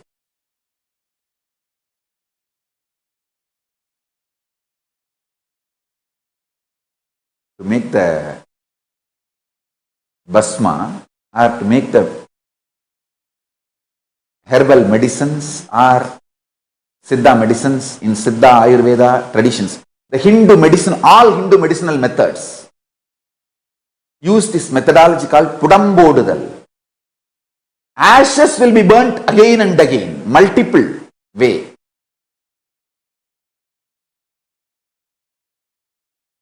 I had the fortune of studying Siddha traditions under some of the great Siddha doctors in Tiruvannamalai. Isaki Swamigal himself is a great Siddha doctor. And I have seen this Pudambodal, Kalvathil Araithal,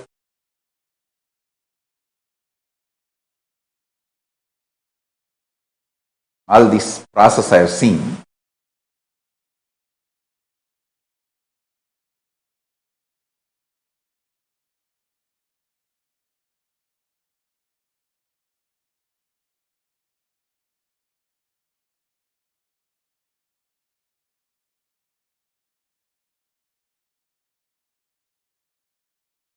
Pudambodal, Kalvambittai. When you have love awakened in you and you need to wait with patience, that is like a pure love, invoking the Tyaga and fire, burning the fire and purifying itself more and more and more. Fire burning the fire.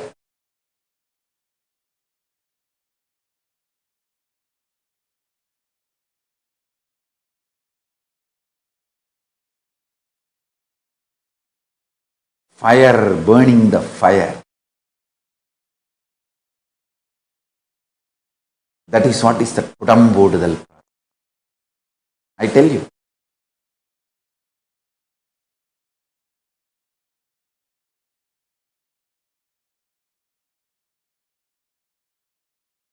I have seen in practical life more Vaishnavites raised to higher consciousness than any other tradition. The reason is the whole methodology and ambience is triggering pure love.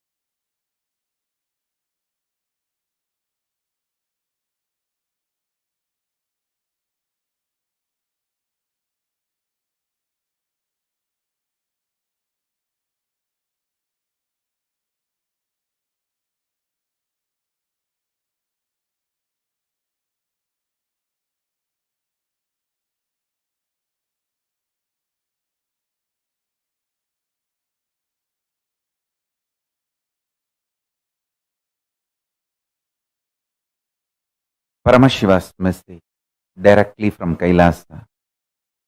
Listen.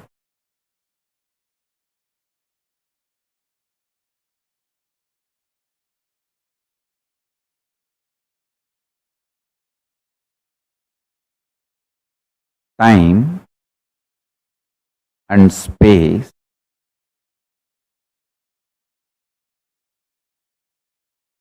the continuum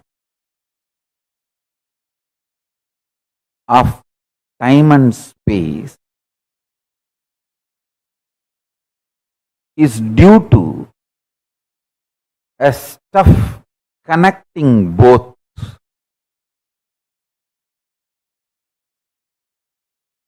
That stuff is called Maya Tattva in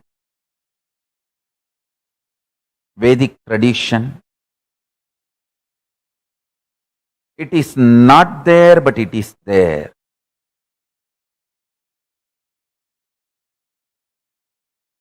Because the time and space, both the dimensions, do not have a clear border, kind of a watertight compartment border. No.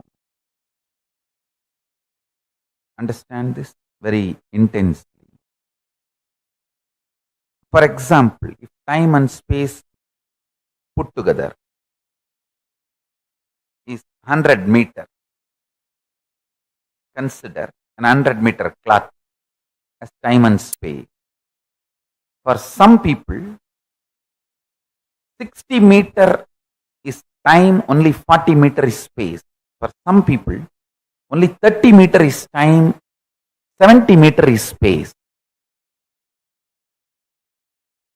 The time and space continuum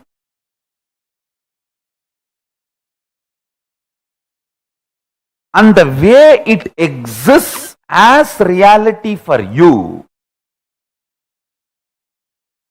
is not the way it exists as reality for others. That is why some people are so excited to wake up in the morning. Some people feel, oh God, I don't know why I need to open my eyes. Listen carefully. The outer world reality is perceived between certain frequencies.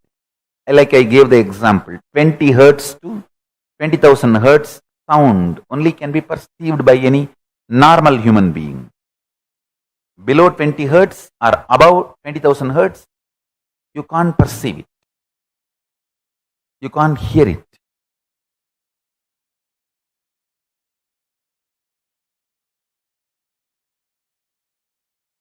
Just like the sound, below the 20 hertz, above the 20,000 hertz can't be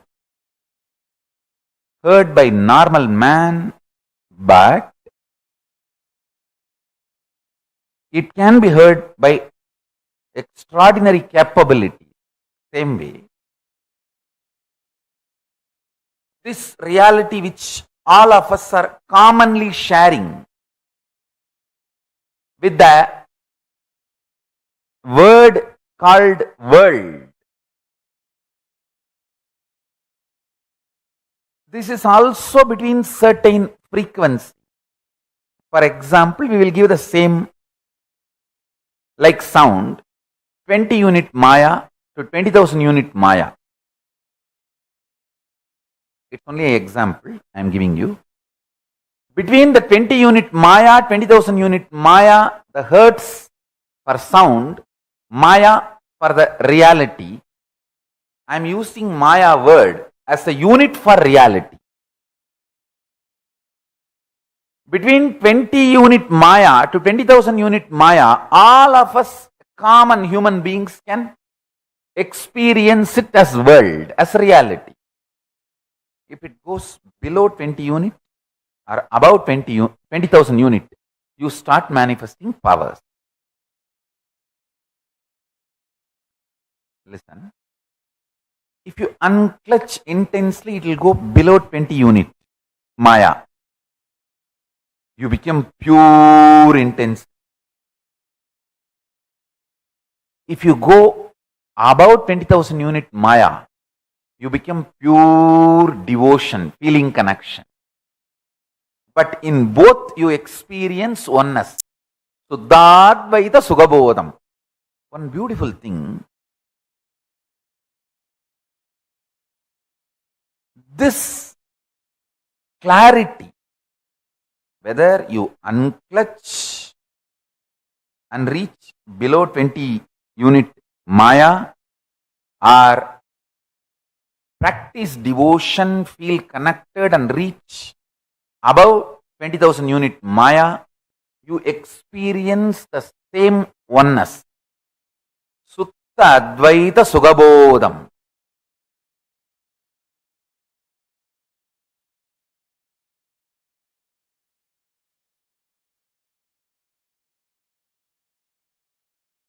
If I initiate you into power manifestation, your whole body, mind starts getting grounded in that oneness space. Sutta Advaita Sugabodha. What you manifest is Shakti, not ordinary Siddhi.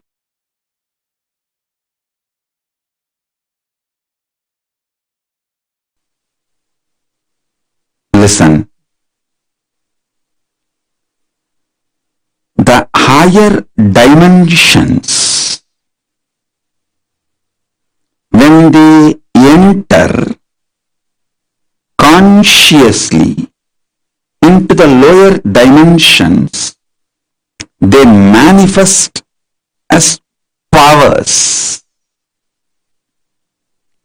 Unexpected positive turn of the events and the reality you experience.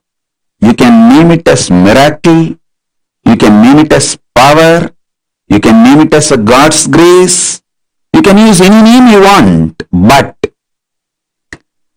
the greater science, the cosmic science is the higher dimensions entering into the lower dimensions. For example, length, breadth, depth, time, space. If the space dimension enters into time, time literally manifests everything space wants. If the time dimension enters into depth, depth manifests everything time wants. Understand? This length, breadth, depth, time, space, all these dimensions are independently intelligent, alive, able to make their own conclusions and respond within their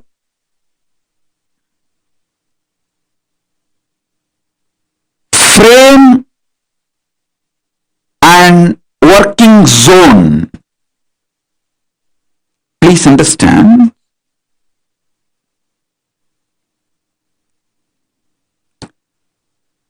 The length dimension is responsible for your logic, rationality. The breadth dimension is responsible for your ability to feel the emotions, feeling connections. The depth dimension is responsible for you making cognitions, powerful cognitions about life beyond your logic and emotions. I am mapping the cosmic dimensions into your practice. practical, every day-to-day experience. Listen.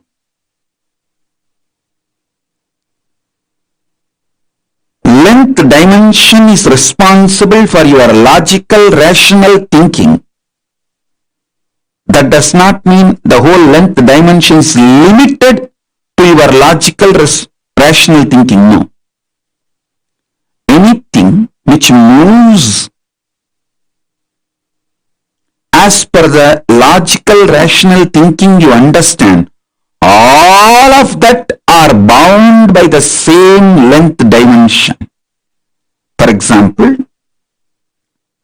if you know this is the way water will flow, water moves from above to low.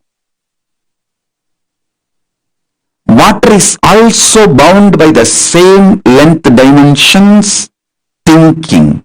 That is why your understanding about the water based on your length dimension thinking proves true forever. So, the cosmic length dimensions flow when you understand the length dimension in you through logical, rational thinking, opens the life and its benefits of length dimension to you. A person who knows maths enjoys all the benefits mathematics brings to human life. A person who knows chemistry enjoys all the benefits the chemistry brings to human life. The person who knows biology enjoys all the benefits the biology brings to human life. Same way, if you know the length dimension and how many things in this world function based on length dimension, you will enjoy the benefits of all that knowledge in your life. Length dimension by itself is a power, independent intelligence. Same way, breadth dimension by itself is a power. Anyone who understands the breadth dimension will be an amazing lover. People will just love to hang around him. He will be an amazing, a powerful magnet, radiating love. Even his people who have difference of opinion with him for some reason or who are jealous, angry, who cherish enmity, even they can't deny they are pulled towards him. How he gravitates them.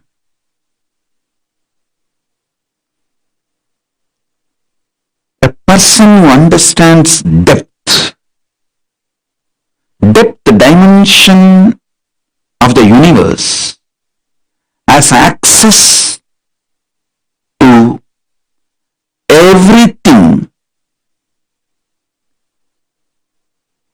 which functions centered on any principle.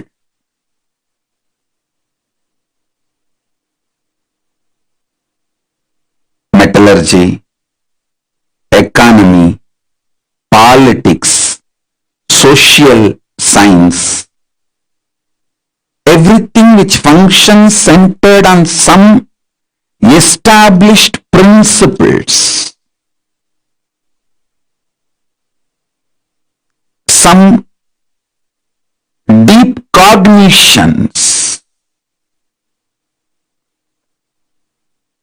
See, your doctor may prescribe drugs from from different pharmaceutical companies. One doctor may give paracetamol from one company, another doctor may give the prescription from different pharmaceutical company, but the fundamental principle, cognitions, will be same for all the doctors who are pro-life, life positive, who are oriented, who are focused on treating the patients. Understand? I was studying why Americans trust Indian doctors. You should know, Indian doctors are the most successful doctors in US, not just in number, are making money, trusted by the patients, because fundamentally they don't compromise on the health of the patient. You can't buy an Indian doctor easily.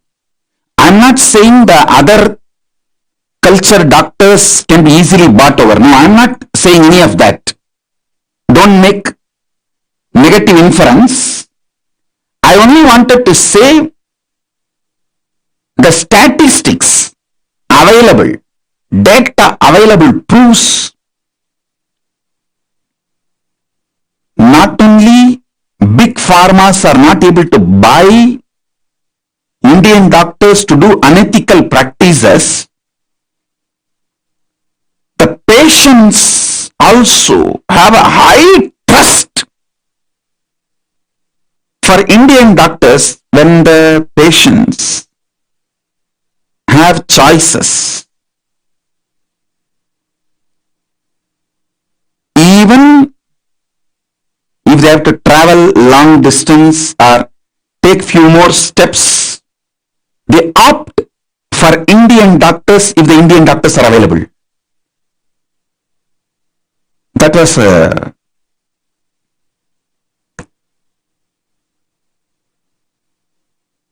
surprise. I should say pleasant surprise. Because fundamentally, Hinduism builds the cognition life is sacred. Ahimsa paramo dharmaha.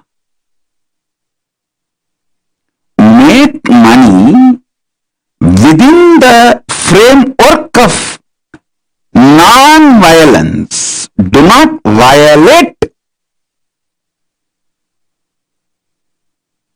the fundamental principles of life. So understand, every dimension, when it enters into the lower level dimensions, it manifests intense power. Now, I want you to understand,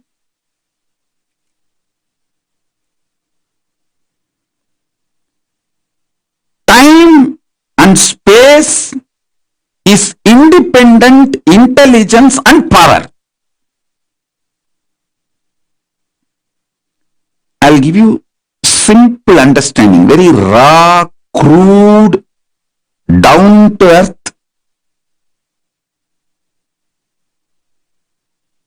simplest understanding. You just try to internalize this one understanding. I'll help you to go through the whole initiation and make you manifest this power. I commit with you. Just understand this one. Time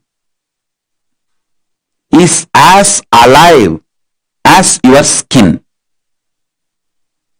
If you believe, cognize, your skin is alive. If somebody massages your skin, you feel good. If somebody cuts it, you feel bad, pain. How much your skin is alive much, I should say little more than, much more than that, time is a alive skin of the cosmos. Listen, where your skin ends, the skin of the cosmos, which is called time, starts. Actually, your skin and the skin of the cosmos both always touch each other. You can't be away from cosmos. Understand this?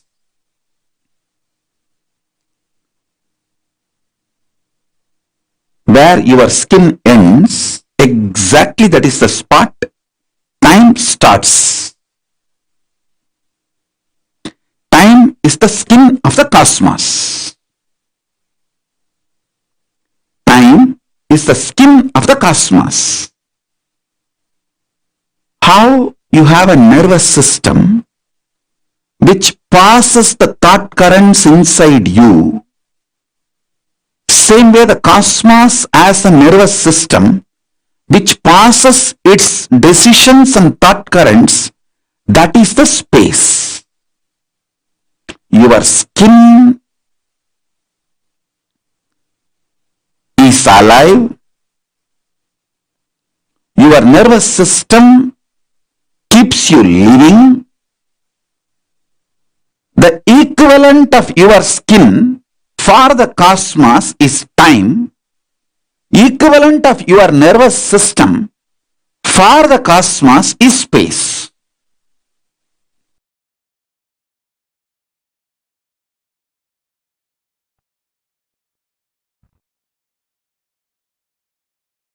The dimension of Chidabhasa of the universe, where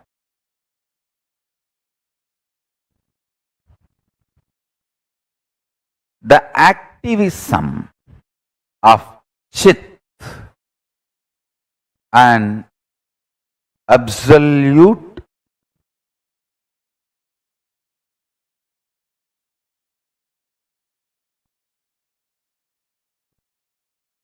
pure existential reality of Chit.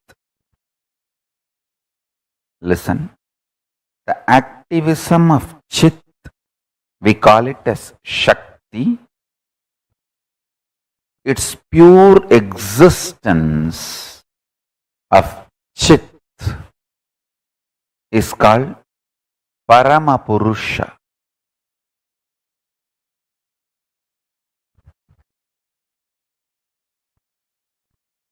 These two together, in its pure being space and intense doing space, both together, is the dimension of Chidabhasa.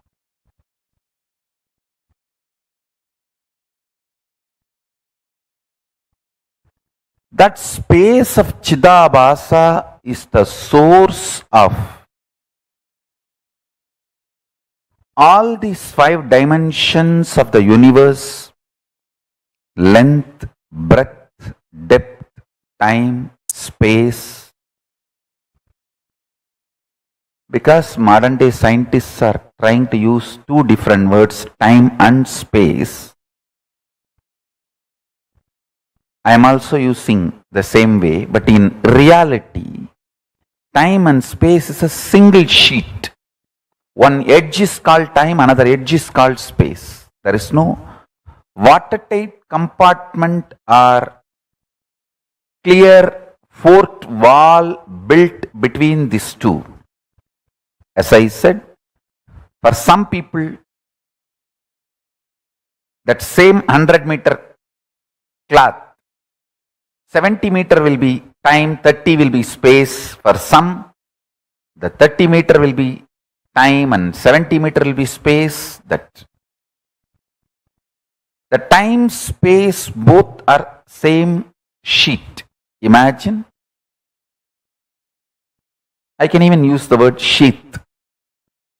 Avarana. Sheath.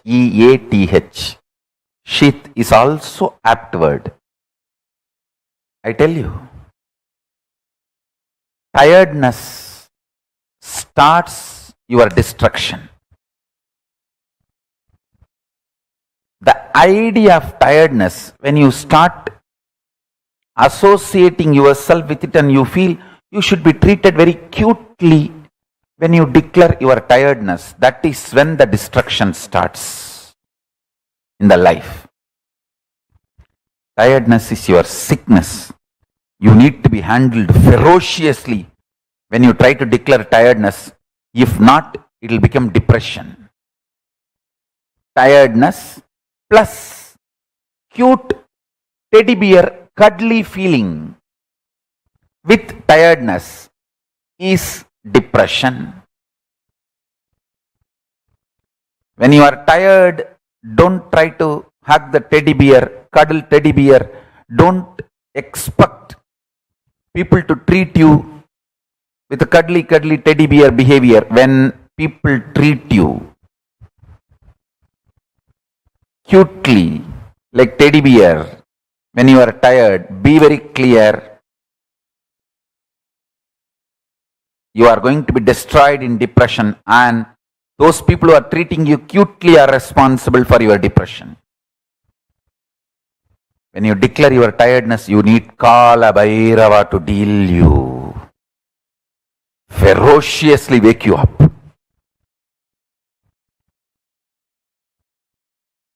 Boredom leads to suicidal, tiredness leads to depression. I tell you, if you are feeling tired, just take a cup of coffee, do some yoga, learn to jog, maintain your body, and break your tiredness.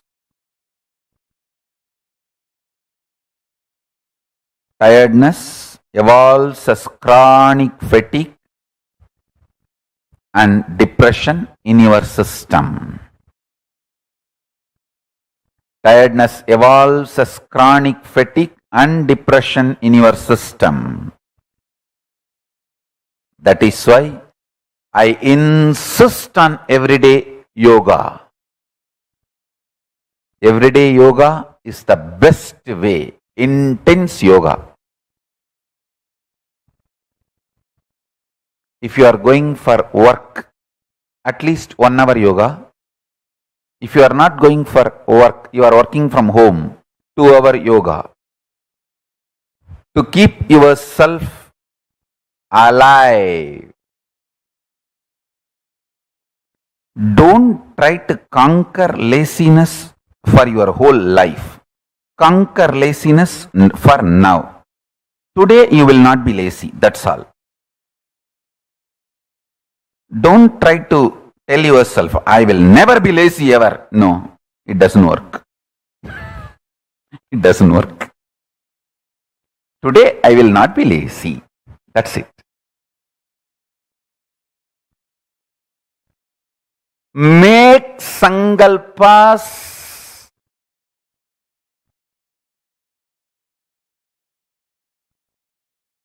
only to the time space available to you immediately.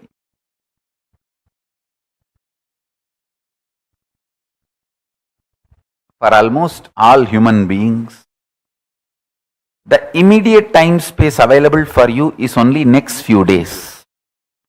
Because by the time your space becomes different, you fall into deep sleep, tiredness, boredom, and when you come back, you are not the same person. Hey, don't try to act as the same person when you come out of your sleep.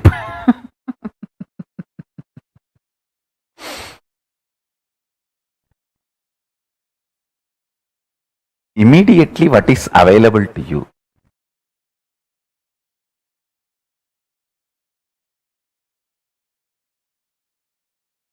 Make sankalpa for that.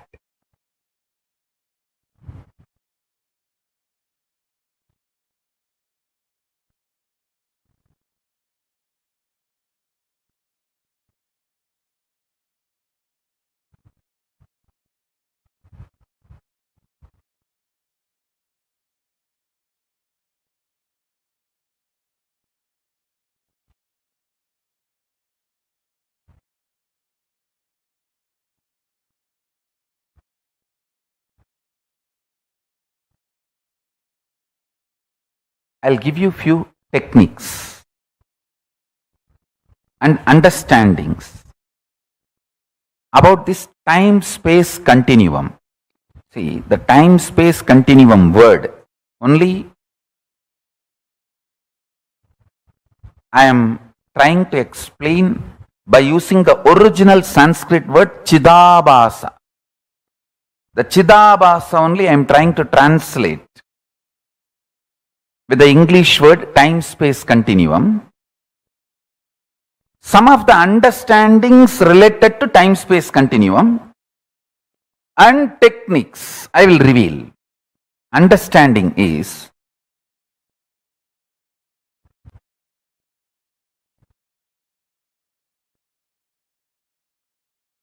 simple conscious will persistence,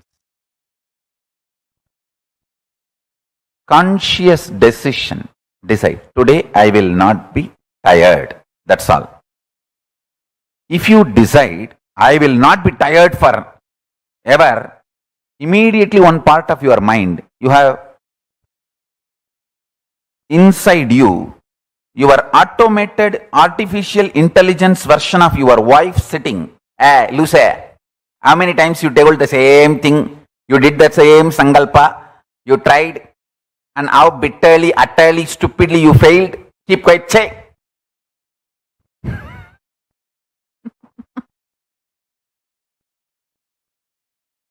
Declare supremacy over the time space available to you. That is what I call Satya Sankalpa. Your whole life is not actually known to you or available to you as you falsely imagine. Listen, if you are in certain space, mood is the fragrance of the space. If you are in love, you will have the friendly mood. If you are in peace, you will have bliss mood. Moods are the fragrance, flavor of space. Your ability to retain your space is only the time available to you as your life.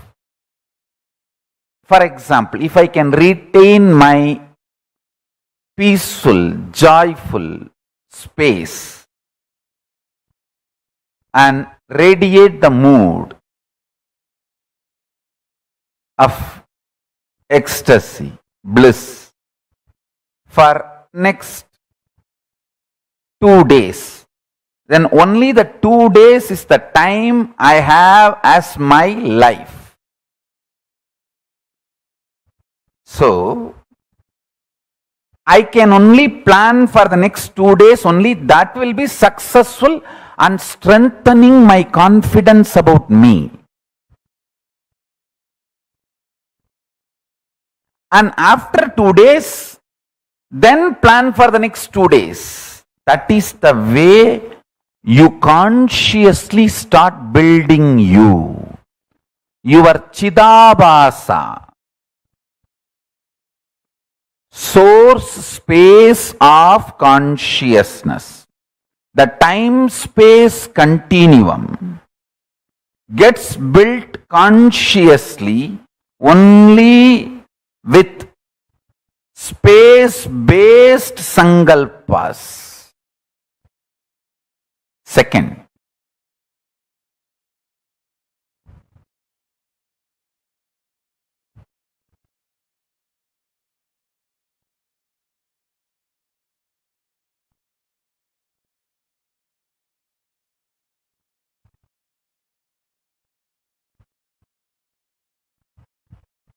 this may look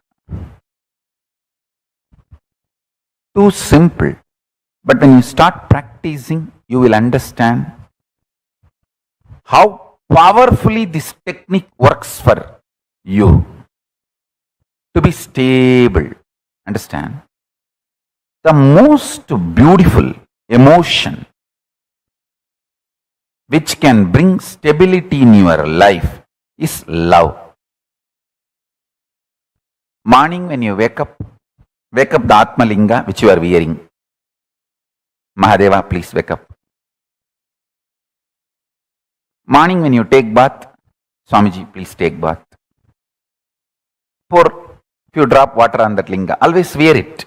That is the best way. Pour water on your body and pour water on the linga. Swamiji, please take bath. When you eat, whatever you eat, Swamiji, please eat. When you brush, you don't need a separate brush. Nothing is wrong. I am telling you, I am your guru. To whoever I gave the Atmalinga,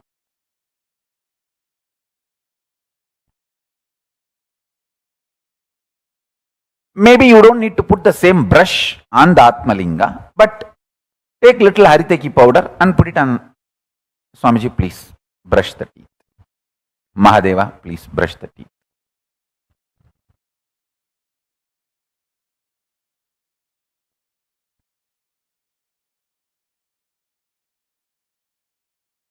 Too simple. And when you are falling asleep, tell him, Mahadeva, please sleep.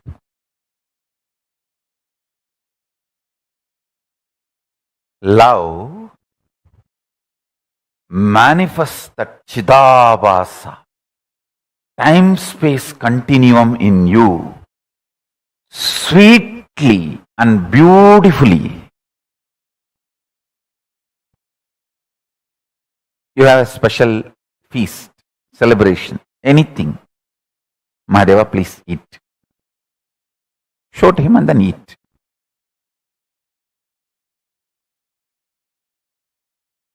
Start this. It is too simple. Time-space continuum. That Chidabhasa will explode in such high energy. When you spray perfume for you, just put little on him. Mahadeva, very good perfume. I got it yesterday. Lipstick, just put little, nothing wrong. Whatever I am enjoying, I have to give. This is what my gurus taught me.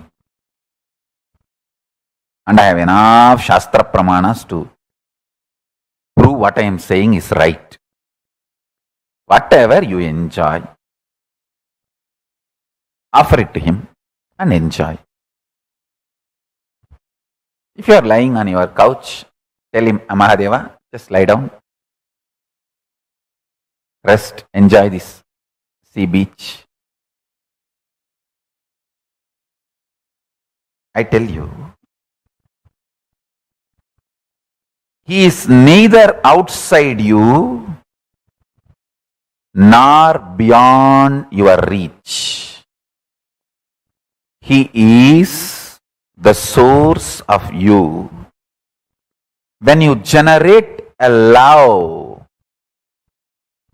sweet relationship, that makes your time-space continuum huge.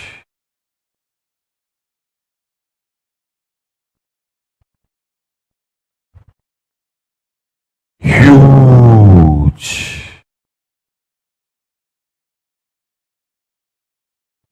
Even if you don't feel like wearing your Atmalinga, even the Rudraksha is actually Rudraksha Linga.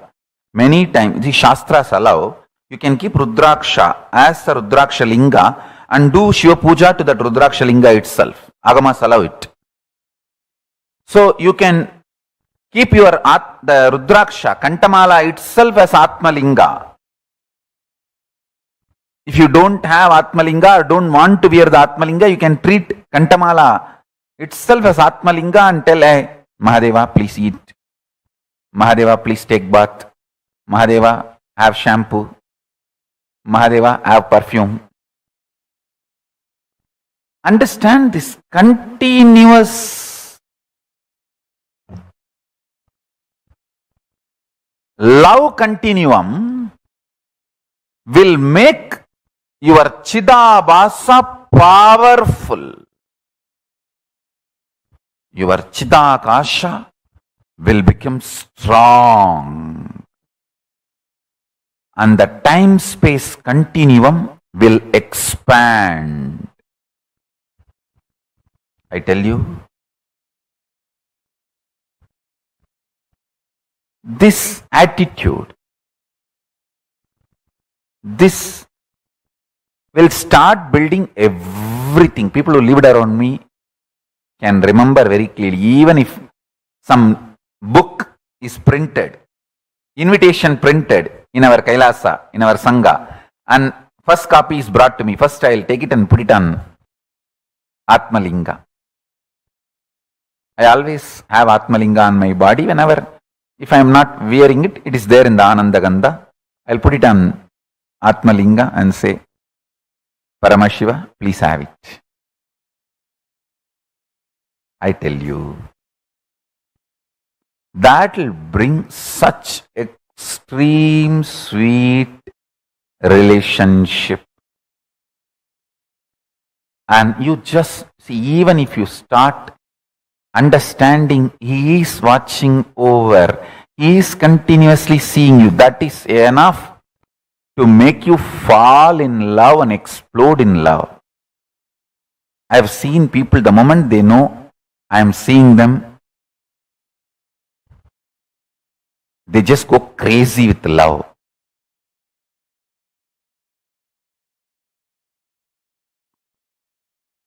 The moment you start understanding Mahadeva is watching you, you just explode in love. The Chidapasa explodes.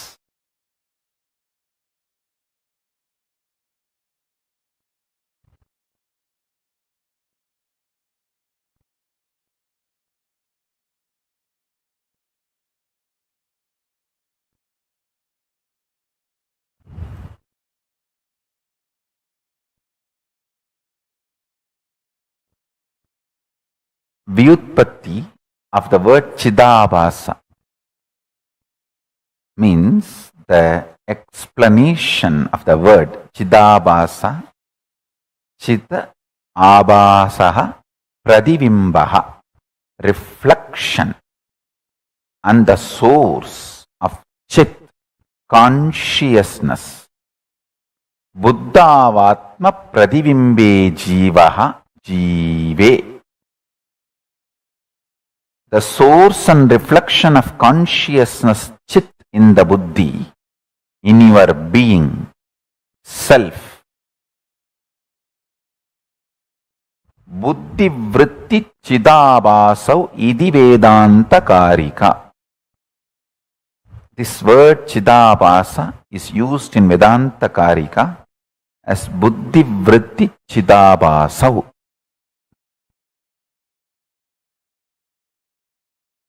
Listen.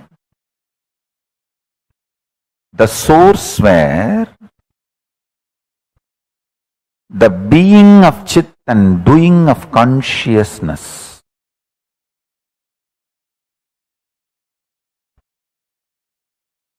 is felt, manifests, Chidabhasa. First few days only it will be like a monologue. You are talking to Paramashiva. Just after a few days you will see that he is responding in your inner space. You just know he accepted your food. You just know he is happy with the cold shower you gave. You just know he is happy with the perfume you gave. The love starts becoming complete circle. You give, he showers. You give, he showers. That whole ecstasy starts. I tell you. He always showers. He always showers. He always showers.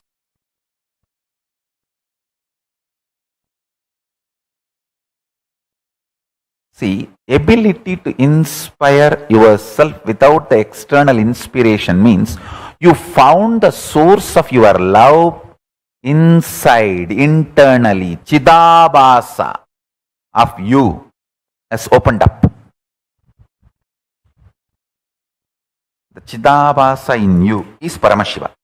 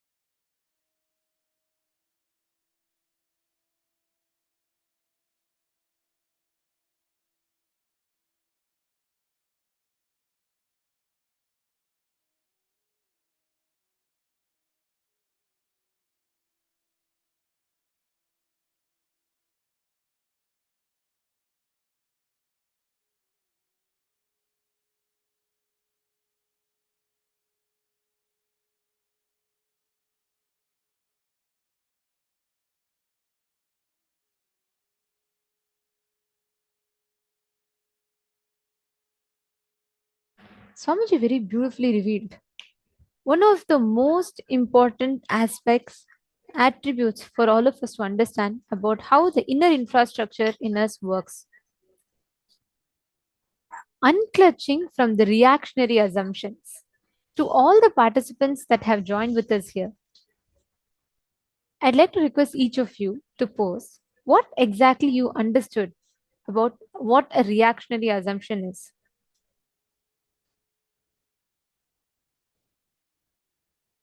The reactionary assumptions, patterns, that lifestyle, and the mess caused by reactionary assumptions and that lifestyle. Whether you're trying to clean up the mess or add more mess, it is delusion.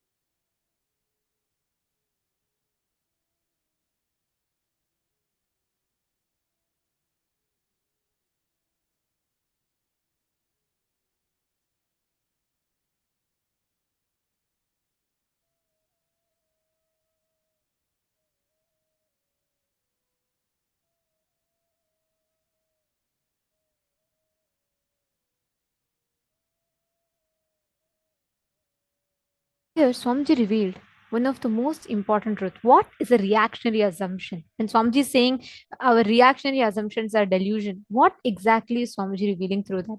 Can I request each of you to post your understanding of what a reactionary assumption is?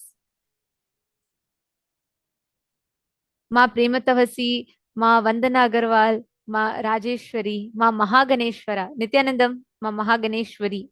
Moderation. And Ma Istak. Okay. Ma Istak has posted my understanding about reactionary assumptions. Maya. Seeing what is not there and based on that, reacting to what we perceive in life. Beautiful. Come on, Ma Vinuta Nagaraj, Ma Parvati Sukumaniyam, and Ma Patricia, Ma Basri Nevildas.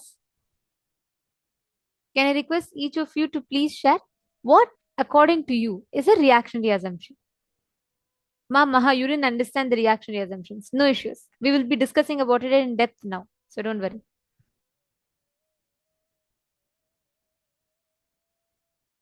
Ma Sonia Rao, Dr. Shantini, Ma Komati Kalachelvan, Ma Ananda Sabha, and Ma Maria Kalinina. Can I request all of you to post? What did you understand as a reactionary assumption? Because this is one of the most important attributes for us to understand. Because through this, just through this understanding and powerful cognition, today all of us are going to be receiving this as an initiation, where you're going beyond the time, the impacts of the time and time loop, experiencing the Nirvikalpa Samadhi, the space of oneness with Paramashiva. I request all of you to please go ahead and post what you understand.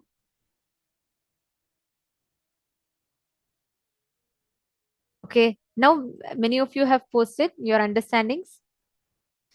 Taking action, but not out of powerful cognition. Okay, Dr. Shantini has posted faulty cognitive patterns in response to false stimuli. Okay, and come on, the others, Ma Virupaksha.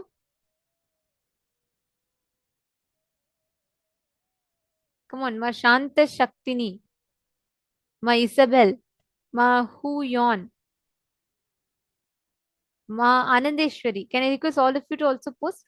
Each of you put your understanding. See, only when you start discussing on it, Swamiji tells, and as per Hinduism, in the 100% of your learning, right? 25% happens through Shravana, listening.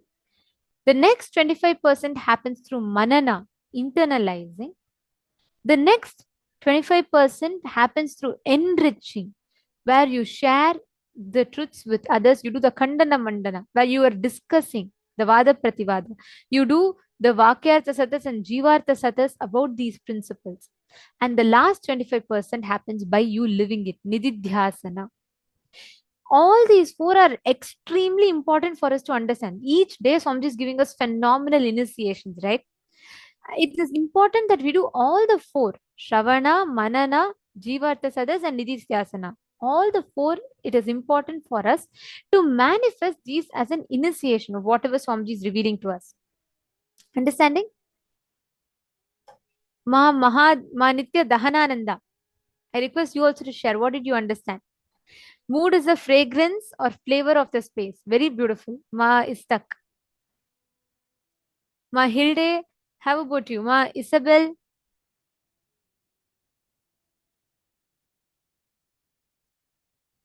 Okay, Ma Mahabhairava Jnana has posted not the right thinking pattern and not the facts. Okay. And Ma Maria Kalinina has posted mechanical programs that run our life, not the consciousness. All right.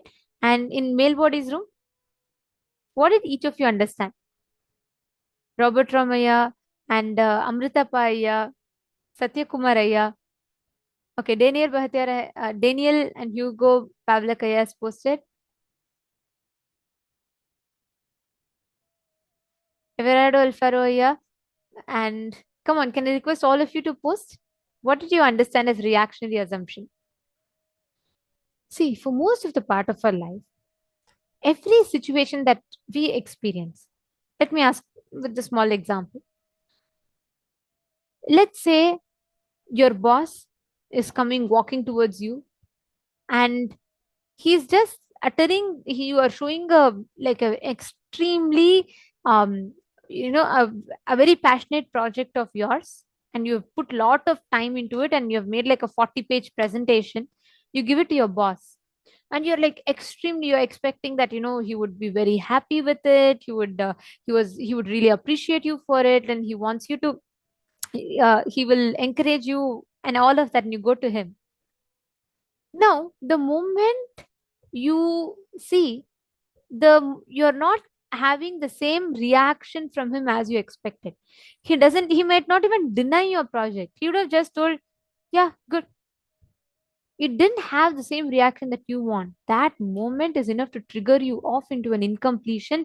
You assume that, okay, he hates me, he doesn't want me to excel, he's not going to ever appreciate me for my work. And you go on building the delusion on upon the delusion, and you make the decision even to leave your job. Why? Just because at the root of it, if you go back and revisit why you have made the decision to leave, you'll feel like, oh, he just told me it's okay, good. But just for that, which did not suit your expectation, you built in false incompletion. How many of you are understanding this? How many of you are catching this? That is reactionary assumption.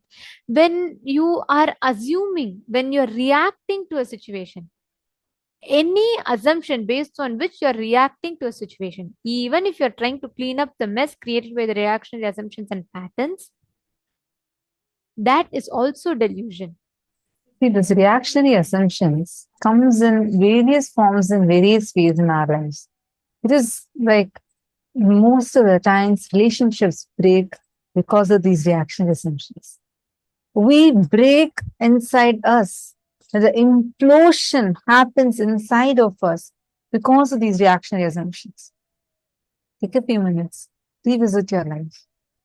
Do you see that at many scenarios, it was like you, even though that is not factual, you yourself came to a certain conclusion, convinced yourself that that is reality, and made that into reality for you. How many of you are understanding this? Where even though that might not even be the fact, but you perceive it in a certain manner and you cognize it in a certain manner, and you believe it so strongly that this is the truth. I request each of you to scan your life and identify any of the situations where, because of these reactionary assumptions, you got into trouble, you started destroying your life, you started destroying the way how your life is functioning, everything. Take a few minutes and revisit your life. How many of you are able to see it? Actually, for each of you that are writing it down, understand, even if you just visit your life, even if you just see, you don't even need to go back like some 7 years earlier and you're trying to pick up something from there. No, look every single day in your life. Most of the times, all conflicts in life, like Swamiji said, the mess and the mess you're trying to clear up, both always come from a reactionary assumption where you constantly react based on your assumption about the situation. And what happens is you already have a wound inside you. Like, for example, let's say I have a wound on my hand, okay? How much ever I cover up the wound, every single time someone touches the wound, it is going to hurt. Whether I try to, stay safe or anything, when people touch the wound, it is going to hurt. The solution is not for you to cut your hand, or the solution is not for you to deny saying, oh, I will never go meet people. No, solution is for you to heal the wound. But what most of us do is our reactionary assumption. Let's say now you have a wound on your hand, and let's say someone is coming and touching it. There are two things we do right now. One is either violently withdraw from life. It is like cutting your hand instead of healing the wound. Or the second thing we do is we simply show our violence to the other person. We turn that pain and violence towards the other person. So what do? We start fighting with people. We start hating people. We start having anger towards people. This is the exact source of why the incompletion starts in us. How many of you are understanding with us so far? How many of you are so far with us? Yes. Okay, thank you, Ma Parvati. Can you all put yes? Whoever is so far understanding? Okay. Now, the question here is, all these reactionary assumptions that we carry inside of us builds the foundation on which our whole identity gets established, unfortunately. We assume, for example, you would have gone to your, let's come back to this example of the boss. You would have gone to your boss, you want to give the project to him. He even sees your project, but since he might be busy or whatever the reason, he would have just given you one response saying, oh, it's good. But he did not give the same response that you wanted, which would have triggered you to decide. And you'll say, oh God, how can he tell like this? I put so much of effort. He doesn't want to value. All right, let me leave this work. Just to spite him, you will even make a decision that is not good for your own life. That is reactionary assumption. And all struggles comes from this reactionary assumption. Now, I'm going to request all of you to take just 3-4 minutes to internalize this too deeply. Understand, if you just tell yourself, okay, I am not going to struggle anymore with this business which is torturing me, with this job which is torturing me, with the relationship which is suffering me. I am deciding liberation. I am deciding to manifest the space of liberation in me. So, what you're going to do, you're not going to stop the situation, you're going to stop your reaction towards that situation. Just take a few minutes, write down. Write down any 5 struggles you have in life. It could be anything. It could be you don't have enough money. It could be you're not getting a job. It could be you're not getting good relationship. Write down any 5 struggle that you have in life.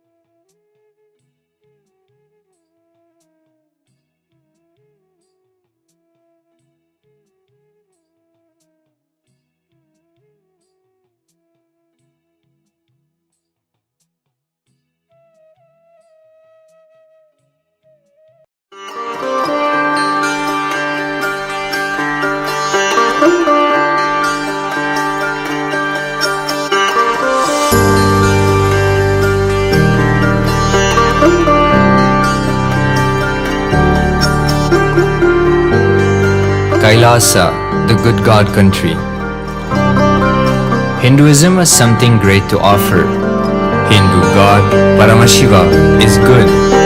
We love him not just because he gives us what we want, but because he is good and he has so much to offer to the world that makes the best nation.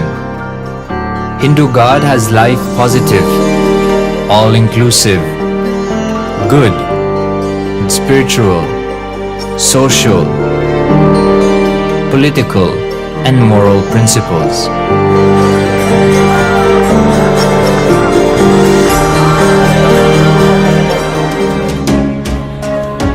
Hindu principles are guaranteed solutions for all the major problems of humanity: resettlement, violence and lawfare, impoverishment, inequality, environmental footprint, pandemic and biowar, disputes, feminist movement, women's rights, child rights, minority rights, linguistic rights, human rights. Because Hinduism has the best to offer to the world, KAILASA, standing tall since 1994 for the grand narrative of Hinduism, is the good God's country. Founder of KAILASA, Paramashiva, and his 1008th incarnation, the Supreme Pontiff of Hinduism, Jagadguru Mahasannidhanam, His Divine Holiness, Bhagwan Nithyananda Paramashivam, is the reviver of KAILASA, the enlightened civilization, the greatest Hindu nation.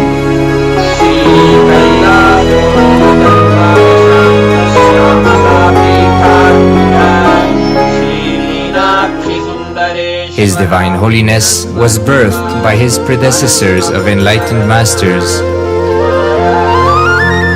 great rishis, munis, siddhas, who predicted and recognized His Divine Holiness, Bhagwan Nithyananda Paramashivam, as an incarnation of Paramashiva as per the science of incarnation described in Hinduism. From his first Chaturmasya at the age of 3 in the year 1980 until the age of 16 in the year 1994, the Supreme Pontiff was trained for the revival of KAILASA. He began reviving KAILASA from the age of 16 after the coronation on the 25th May 1994.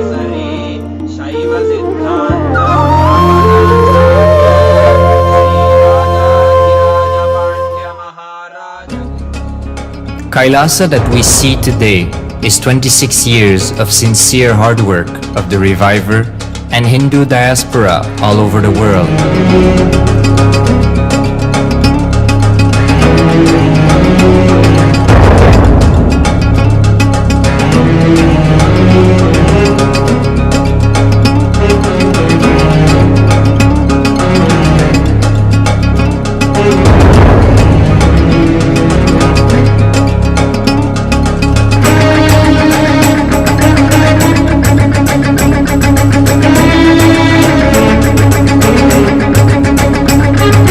KAILASA has a potential population of 2 billion Hindus worldwide, with over 100 million applications to its citizenship already applied.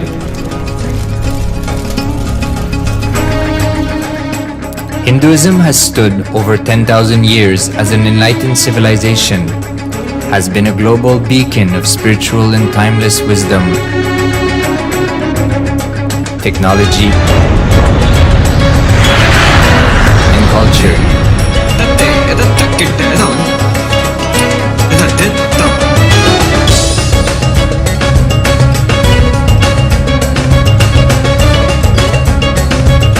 He's wearing a grey jacket.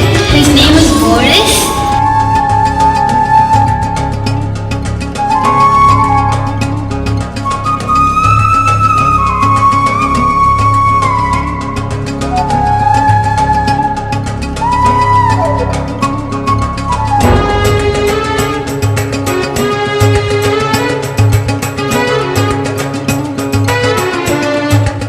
The world's ancient civilization produced more than 40% of the world's GDP.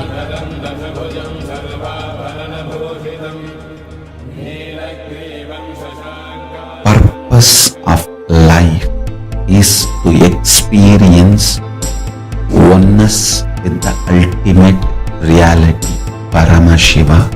Life exists on the planet Earth for last 40 billion years, and 5 times life faced complete extinction on the planet Earth. But somewhere one DNA, one cell, living organism is thrown out of planet Earth, preserved inside a volcano rock. After millions of years comes back to Earth due to gravity or whatever reason, gets into the ocean and starts the life again. Sanatana Hindu Dharma is the conscious science to give breakthrough to your DNA through natural selection process and to your consciousness through the conscious decision process.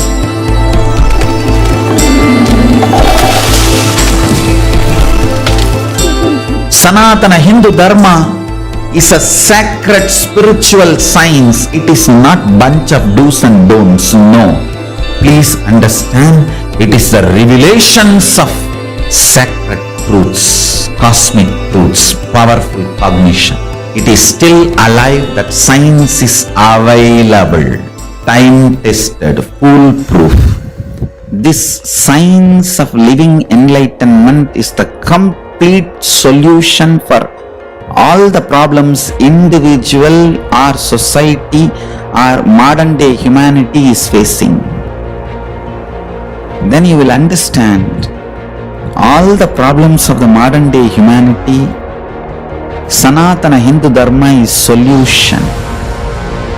Whether the terrorism or climate change, natural calamities or man-made calamities, for all the problems humanity is facing, the only solution is science of living enlightenment, revealed by Paramashiva from the Vedagamas in the modern day through this body. I am a Hindu revivalist, not by any revolution, but by evolution and setting model communities. Understand? KAILASA is reviving the ancient Hindu enlightened civilization. Paramashiva manifested this KAILASA mandala, the enlightenment ecosystem and the lifestyle. I am going to revive this whole enlightenment ecosystem, KAILASA, by creating a model KAILASAs all over the world. I will work sincerely and revive this spiritual science, which is the core for enlightenment ecosystem, making you all manifest the state, space, powers, being, superconsciousness and KAILASA of Paramashiva, and making all of us manifest Paramashiva. In a world ravaged by war, ecological destruction, hatred and division, KAILASA stands as a bold vision of human potential, coexistence, organic living, and alignment with nature.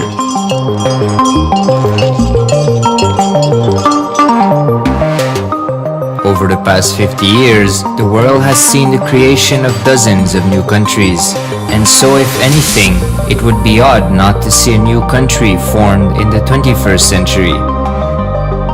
Without the protection of political legitimacy, there is an imminent danger that the great tenets, scriptures, and science of creating an enlightened civilization, which spanned 56 states, 200 kingdoms, 1700 samsthanas, and 10,000 sampradayas, will be forever lost to humanity. The Hindu diaspora are highly successful around the world. They formed the dispossessed diaspora who has been driven to other countries because they are unable to practice their religion authentically in their own country. They have flourished in countries where they have been allowed to settle with religious freedom. For example, in the United States, Hindus are the most educated and highest earning community, with 77% of them holding a bachelor's degree and 48% having an income of $100,000 or more. Although they are only 1% of the population, Hindus have launched 13.5% of the startups in the USA. They hold leadership, technical and creative positions in companies such as Microsoft, Google, Facebook, etc. This success has been repeated around the world, in the UK, Canada, Australia, etc. James Kirkup, in his 2015 Telegraph article says, British Indians are not just the most successful immigrant group in this country's recent history, but the most successful group of people, full stop. He continues, more extraordinary than the rise in numbers is how it has taken place so harmoniously and profitably for this country and those in it. British Indians, quite simply, are among the most industrious, accomplished and credible amongst us. The best of British, if you like. The same article says that British Hindus are barely 2% of the population, but 12% of all the doctors. Australia and Canada have understood the ingredients of fast economic growth of the country and are doing everything to attract the educated, rich Hindu community. Hindus are the fastest growing migrant population in Australia.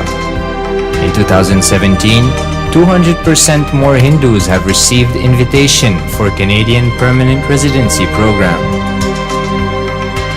Even now, the Hindu diaspora worldwide are the richest. No divorce, have no cases of drugs and substance abuse, lowest mental disorder, no depression. Hinduism is the only religion which neither converts nor kills. Absolutely non-violent, the elite sect of mankind.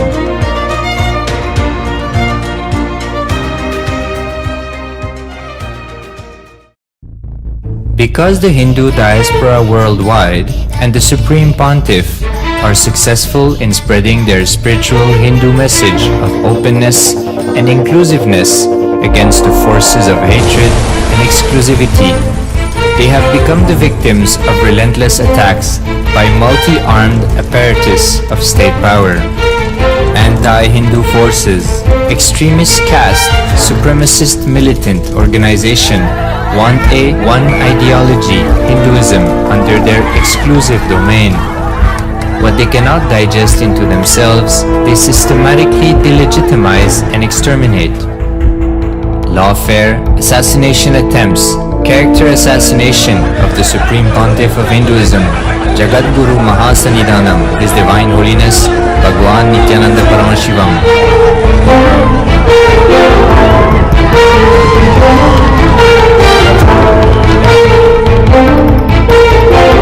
Attempted assassination and assassinated KAILASANs.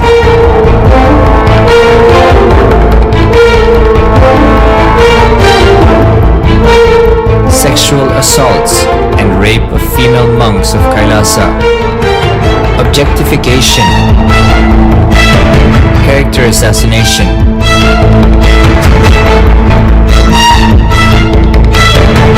State-funded child abuse and sexual abuse on the children of KAILASA. Then I don't want to see a picture. Then I don't want to see a picture.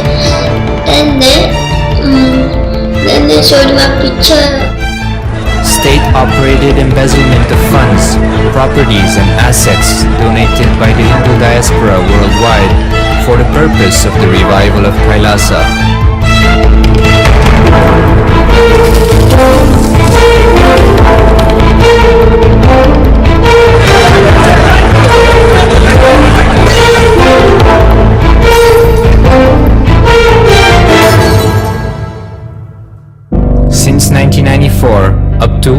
until now.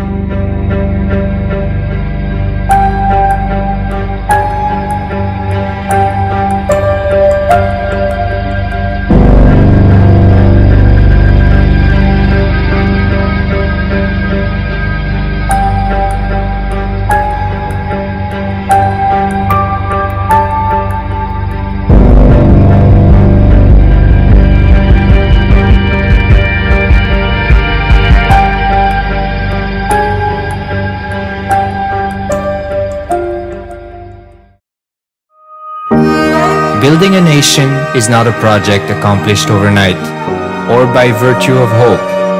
KAILASA is the manifestation of 26 years of sincere hard work, sacrifices, integrity of the Supreme Pontiff of Hinduism, Jagadguru Mahasannidhanam, His Divine Holiness Bhagwan Nithyananda Paramashivam, and the Hindu diaspora worldwide for the past 26 years for the enlightenment of humanity.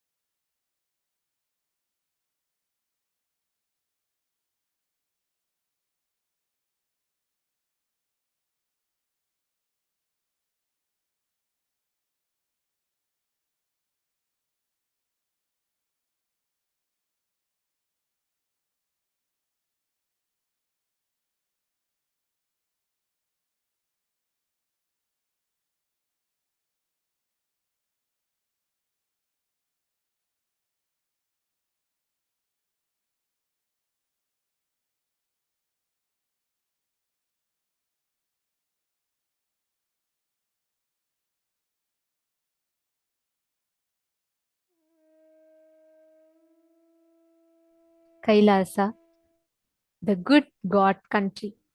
KAILASA is established by the Supreme Pontiff of Hinduism with this mission, with this vision, to be able to gift humanity the science of superconscious breakthrough. What started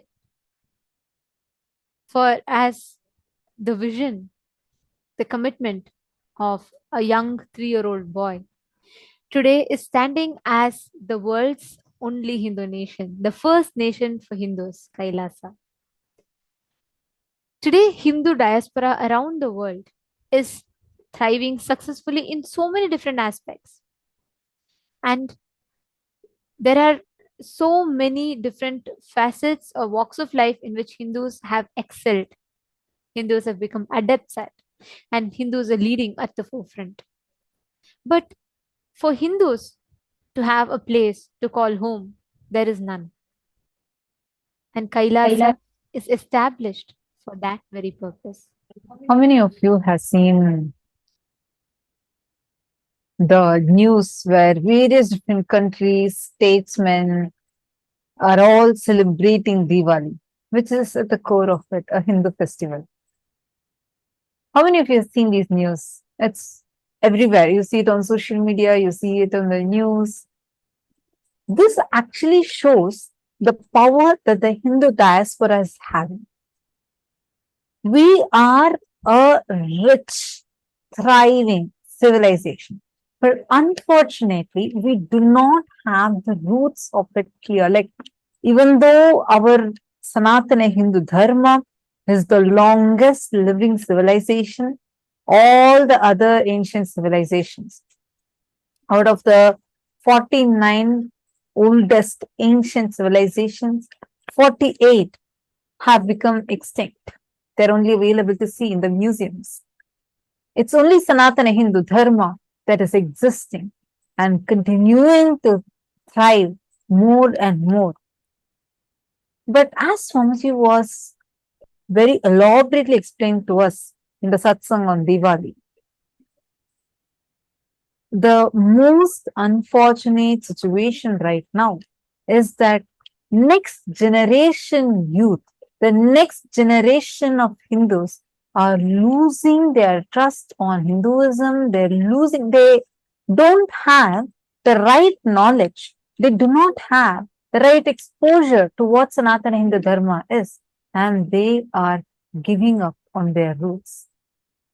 How many of you feel that this is a very serious problem, and how many of you are able to see, even in your own family, your next generation, the next generation youth are not really ready to take up Hindu lifestyle, to live the Hindu lifestyle as their lifestyle?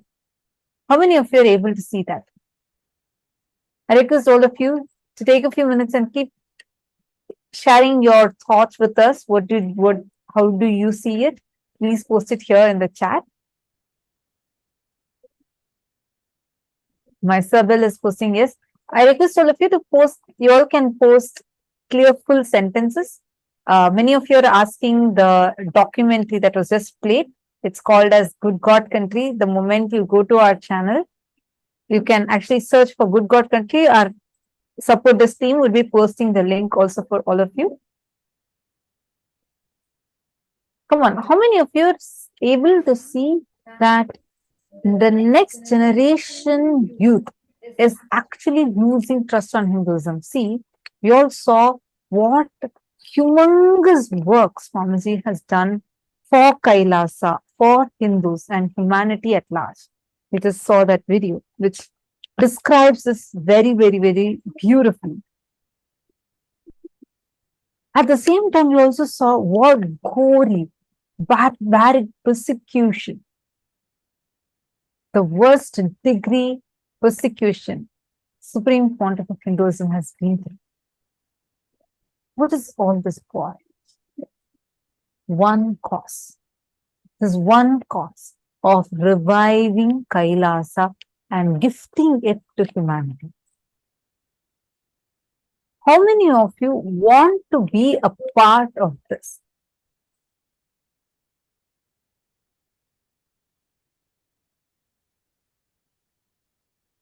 Ma Samantha has posted, in my family, my children want to live Hindu lifestyle and keep learning with me more and more how to do this and keep growing into better people. That is amazing, Ma Samantha. Where are you from? Which country are you from? Nice to know this. Which country are you from?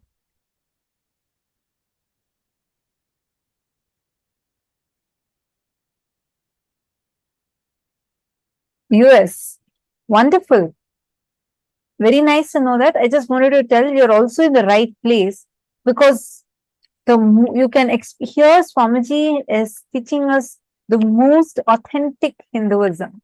See, like I'll just give you an example. I really appreciate your participation and I really appreciate what you have shared, because it's very important that the next generation Hindus are wanting to learn Hinduism, and we have to take responsibility to create that ecosystem, right? Unfortunately, now if someone has a question as to why should I do this? Why should I do that? Why should I be wearing a sari? Why should I be putting a kumkum? Why should I be worshipping certain deity? Why these rituals? The whys of Hinduism, the major why, all the questions of Hinduism, where would people go to? Google, Quora. We go to such sites and we try to study about it. But are these the right sources?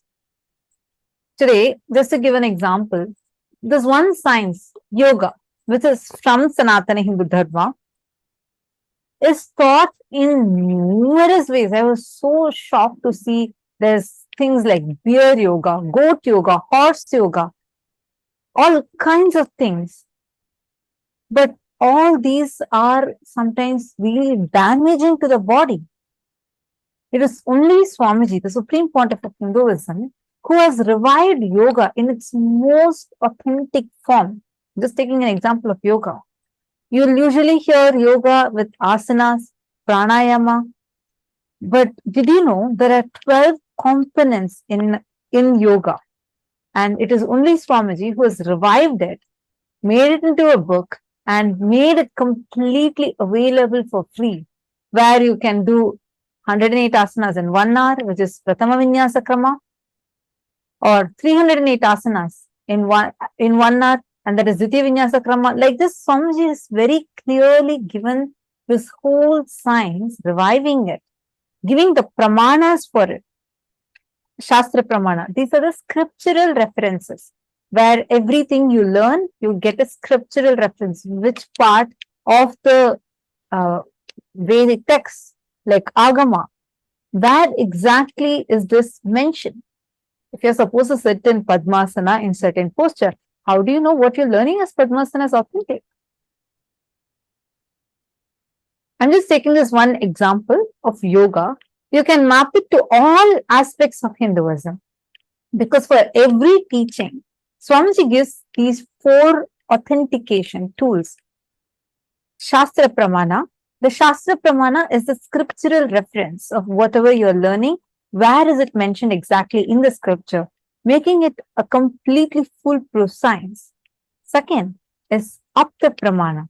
Apta Pramana is the references from various aptas, enlightened masters, great seers, who have lived these sciences.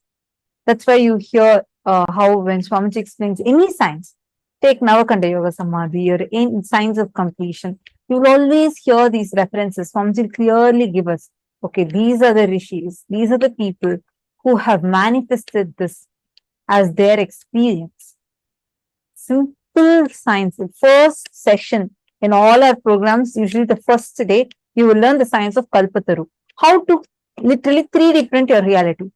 Clearly, Swamiji will give what is the Shastra Pramana for it, what's the Apta Pramana, how Pusalar Nayanar literally manifested like an entire temple from his inner space, and Atma Pramana, how Swamiji is living these sciences, how he's testing it on himself, manifesting it, and then verifying it with modern day science, which is called as the Pratyaksha Pramana, and giving it to all of us as Sakshi Pramanas. So all of us can live and radiate these sciences. So now this is the best way we can really teach the next generation youth Sanatana Hindu Dharma in the best, most authenticate way. And of these, whether the initiations, the experience, the powerful cognitions. Today, Swamiji taught all of us about collapsing the concept of time through consciousness. Swamiji revealed to us about how time is a matter that can easily be manipulated, that can easily be changed as per our will. All these truths, all these ultimate satyas, the Parama Satyas, these are all not just transmitted to us as knowledge, but Swamiji transmits that as an experience to us through the initiation. How many of you want to gift this science to your near and dear ones? I have a question to ask you all for this. How many of you have your cousins, friends, or your children who are going to office, having to manage 9 to 5 job, having to manage a family. How many of you have people who really have a lot of stress to deal with in life? They find time crunch as an issue. The moment I say time crunch, who comes into your memory? Can each of you post in the chat? The moment we tell the word time crunch, who comes into each of your memory? Whom do you remember? And whom do you feel like, oh God, this is a person and this is what I'm remembering the moment I say time crunch?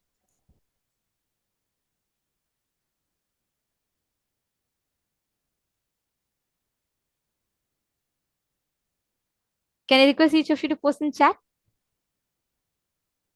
You can put the people that come into your memory.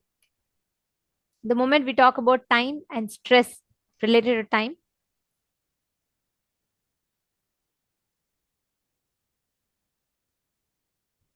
Now, understand every one of them that's coming into your memory, the people that you remember, all of these people, the struggle that they're having is just the inability to unclutch, the inability to see beyond the time. Because unfortunately, in the common normal world, as we call it, people don't even have this concept. We're all boxed into this delusion and we're all suffocating within the time loop.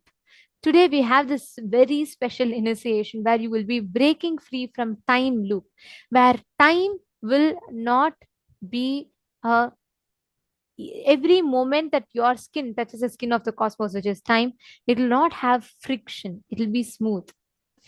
Every one of you, whoever has posted the people that came into your memory, I request each of you to just take 2 minutes, quickly give them a call and inform them that today, this initiation where we are breaking free from time loop will be the best initiation, the best experience that they can gift themselves.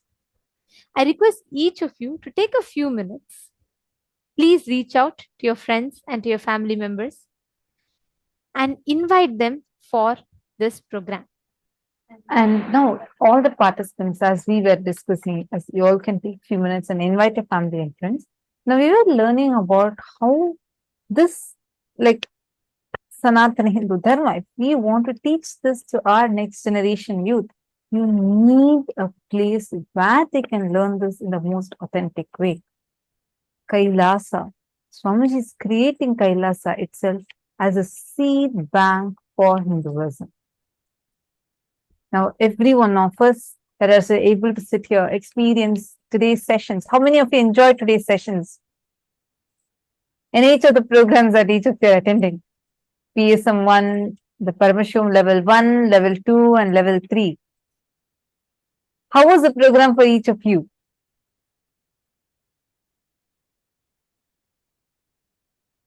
You all can post it in the chat. Sorry, we have multiple Zoom rooms. See some of you waving, smiling. I request you all to post it in the chat.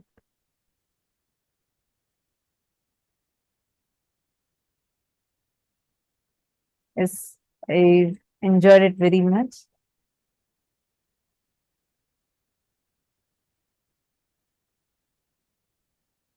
Okay, great. Now, all these that we are getting as gifts as Paramashivoham, these programs that each of you are receiving, understand these are directly taken from Sanatana Hindu Dharma and made it as a practical knowledge for us to apply.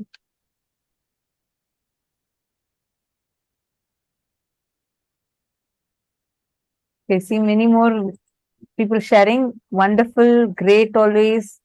Love it like always. Yes, very much enjoyed. The parts I was here was very good. I just love the satsangs. Wonderful. See, now all of you, like how you are sharing, each of these, you are able to experience this because it is through KAILASA. Swamiji is giving it to all of us, making KAILASA as a seed bank for Hinduism. This is humongous work. It is actually really surprising to see within just 23 years of Swamiji's public life, Already Swamiji has created the nation. So much of hard work has gone behind this. How many of you want to be a part of this? How many of you really feel like, I want to be a part of this cause? I want to, in some way, I want to contribute for this cause.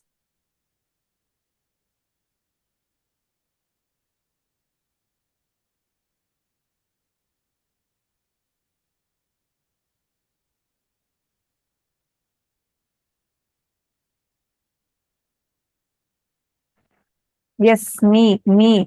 I enjoy all. Okay.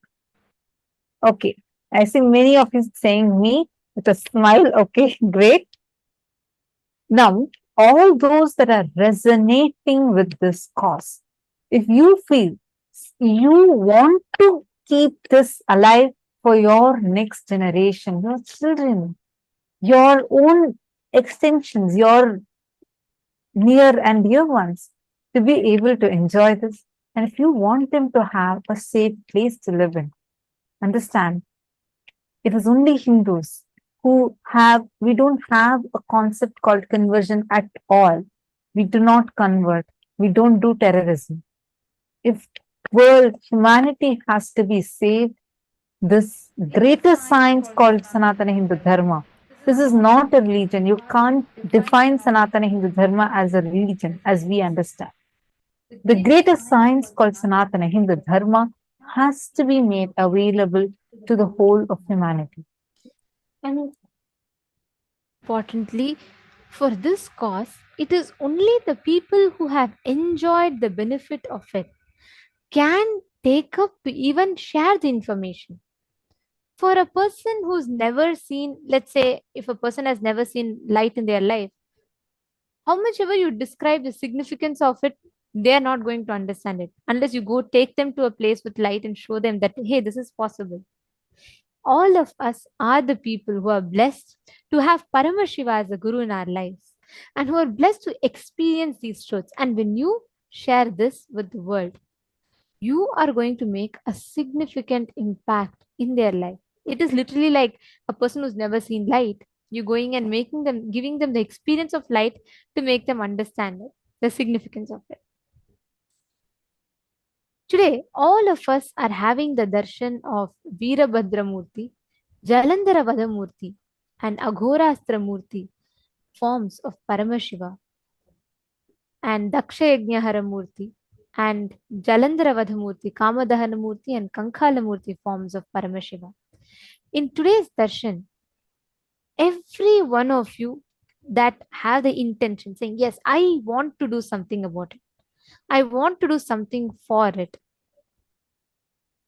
I want to be a part of it. When you make the declaration in front of these forms of Paramashiva, they are the most ferocious manifestations of Paramashiva, which means they make it happen. The moment you decide, that ferociousness will manifest inside of you to bring breakthrough in any aspect of your life. And that is the initiation we're receiving today as well. We're receiving the initiation to break free from the time loop that we all get stuck in, which means we are literally being empowered to experience the highest space where even time cannot bind you. So if you make an intention today, even time will not be able to bind you.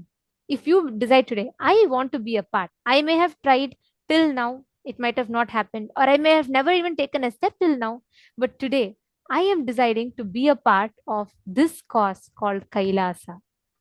For every one of you that posted, yes, I want to be a part, for every one of you that have posted, yes, I would like to be a part of this great mission and vision called Kailasa. If you make an intention today, the darshan and all the truths that we learned about breaking free beyond the time loop, in front of Veerabhadra Murti, when Swamiji is manifesting as Veerabhadra today, when you make the declaration, you will see simply he will flow through you, break you from the time loop. For example, you might have tried to manifest the funds for you to become part of Sarvajna Pite Yajaman. till now you might have tried and somehow there is some obstruction, you're waiting for money to come from somewhere and it's not happening. When you declare today, you will see just through this one initiation where Swamiji is going to be taking us all beyond the time loop. Swamiji will literally make us manifest where all the patterns of bondages of time will lose its power over you simply just like that. So I request all the participants here, every one of you that are having that poster, that you have an intention to become a part. You want to do something to become a part of Kailasa.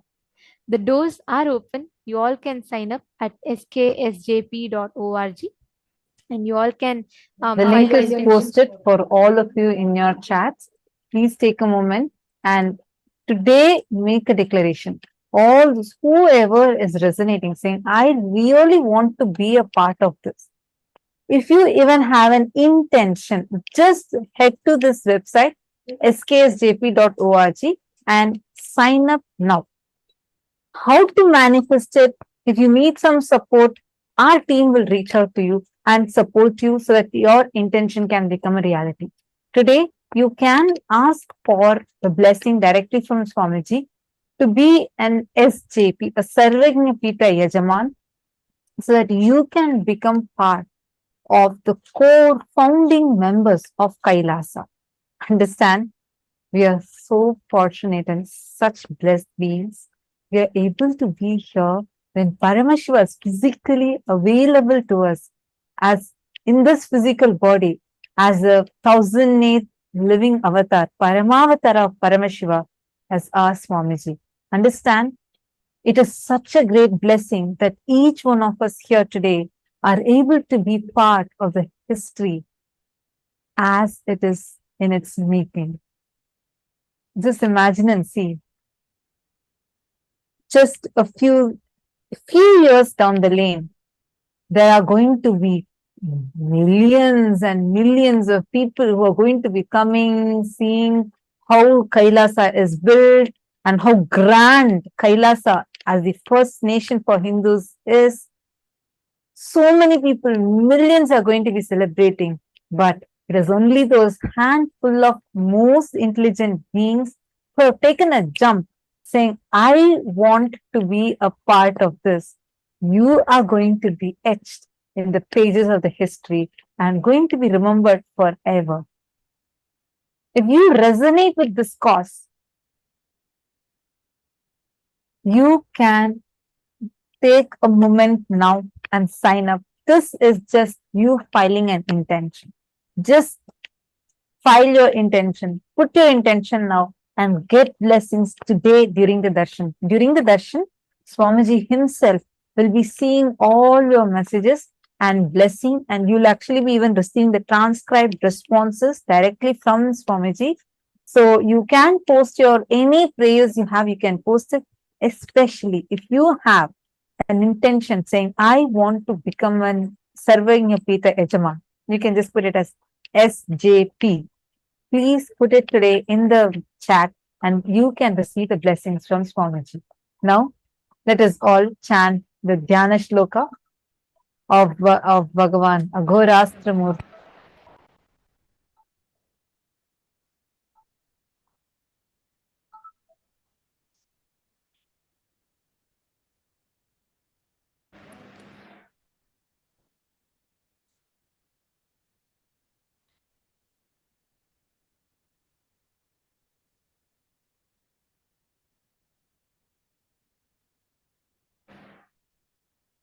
तेष्वघोरानुरत्यन्त दोषघ्न कृष्णवर्णभाक् व्यालबद्धजटाजूट कपालदलमण्डितः पाशप्रासगदाकरः दंष्ट्रे द्वे कीलनिर्यन्ते वक्त्राग्रे भीषणे सिते स्वसेनारक्षको नित्यम् परसेना भयङ्करः vary प्रयुक्त कर्मघ्र सर्वव्याधिनिवारकः सर्वदोष विनाशो तु समर्थो भक्तवत्सलः. The deity of the mantra is black in color. His head is with the locks and matted hair tied up with snakes. He is adorned with a garland of skulls. His eyes are with mixed color of yellow and reddish brown. His face appears with whitish large teeth protruding on two sides of the mouth. His matted hair is adorned with a crescent moon, being with a broad face. He is wearing a snake as a sacred thread. He is having a huge body and large dumbstra fang-like teeth. He is adorned with a waist ornament furnished with tinkling bells. He is holding a trident, the tips of which have pierced into the body of a great demon, Asura, killed by him. He is holding in his hands the weapons such as sword, shield, bow, arrow, severed head, the Kala Shakti, boon giving, and the fear dispelling mudras, skull, snake, noose, barbed missile, and mace. The two sharp and long fangs, which are white and dreadful, appear like protruding nails at the front of his mouth. He always remains as the protector of his own troops and as the one who inflicts terror and fear upon the troops of the alien forces.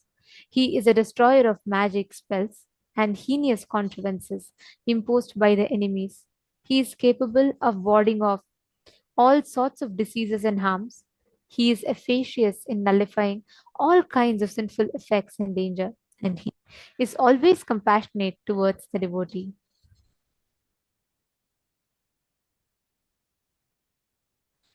It is this very form of Paramashiva, along with the other forms of Veerabhadramurti, Daksha Yajna Haramurti, Jalandhara Vadamurti, Kamadahana Murti, and Kankhala Murti forms of Paramashiva that all of us are going to be having a darshan of.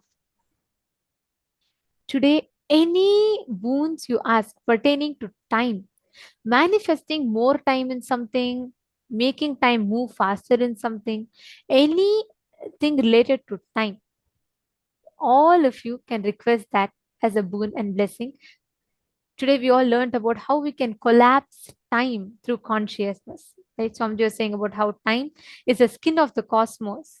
And every moment that our skin touches the skin of the cosmos, it is going to be filled with friction if we have something called incompletions in between.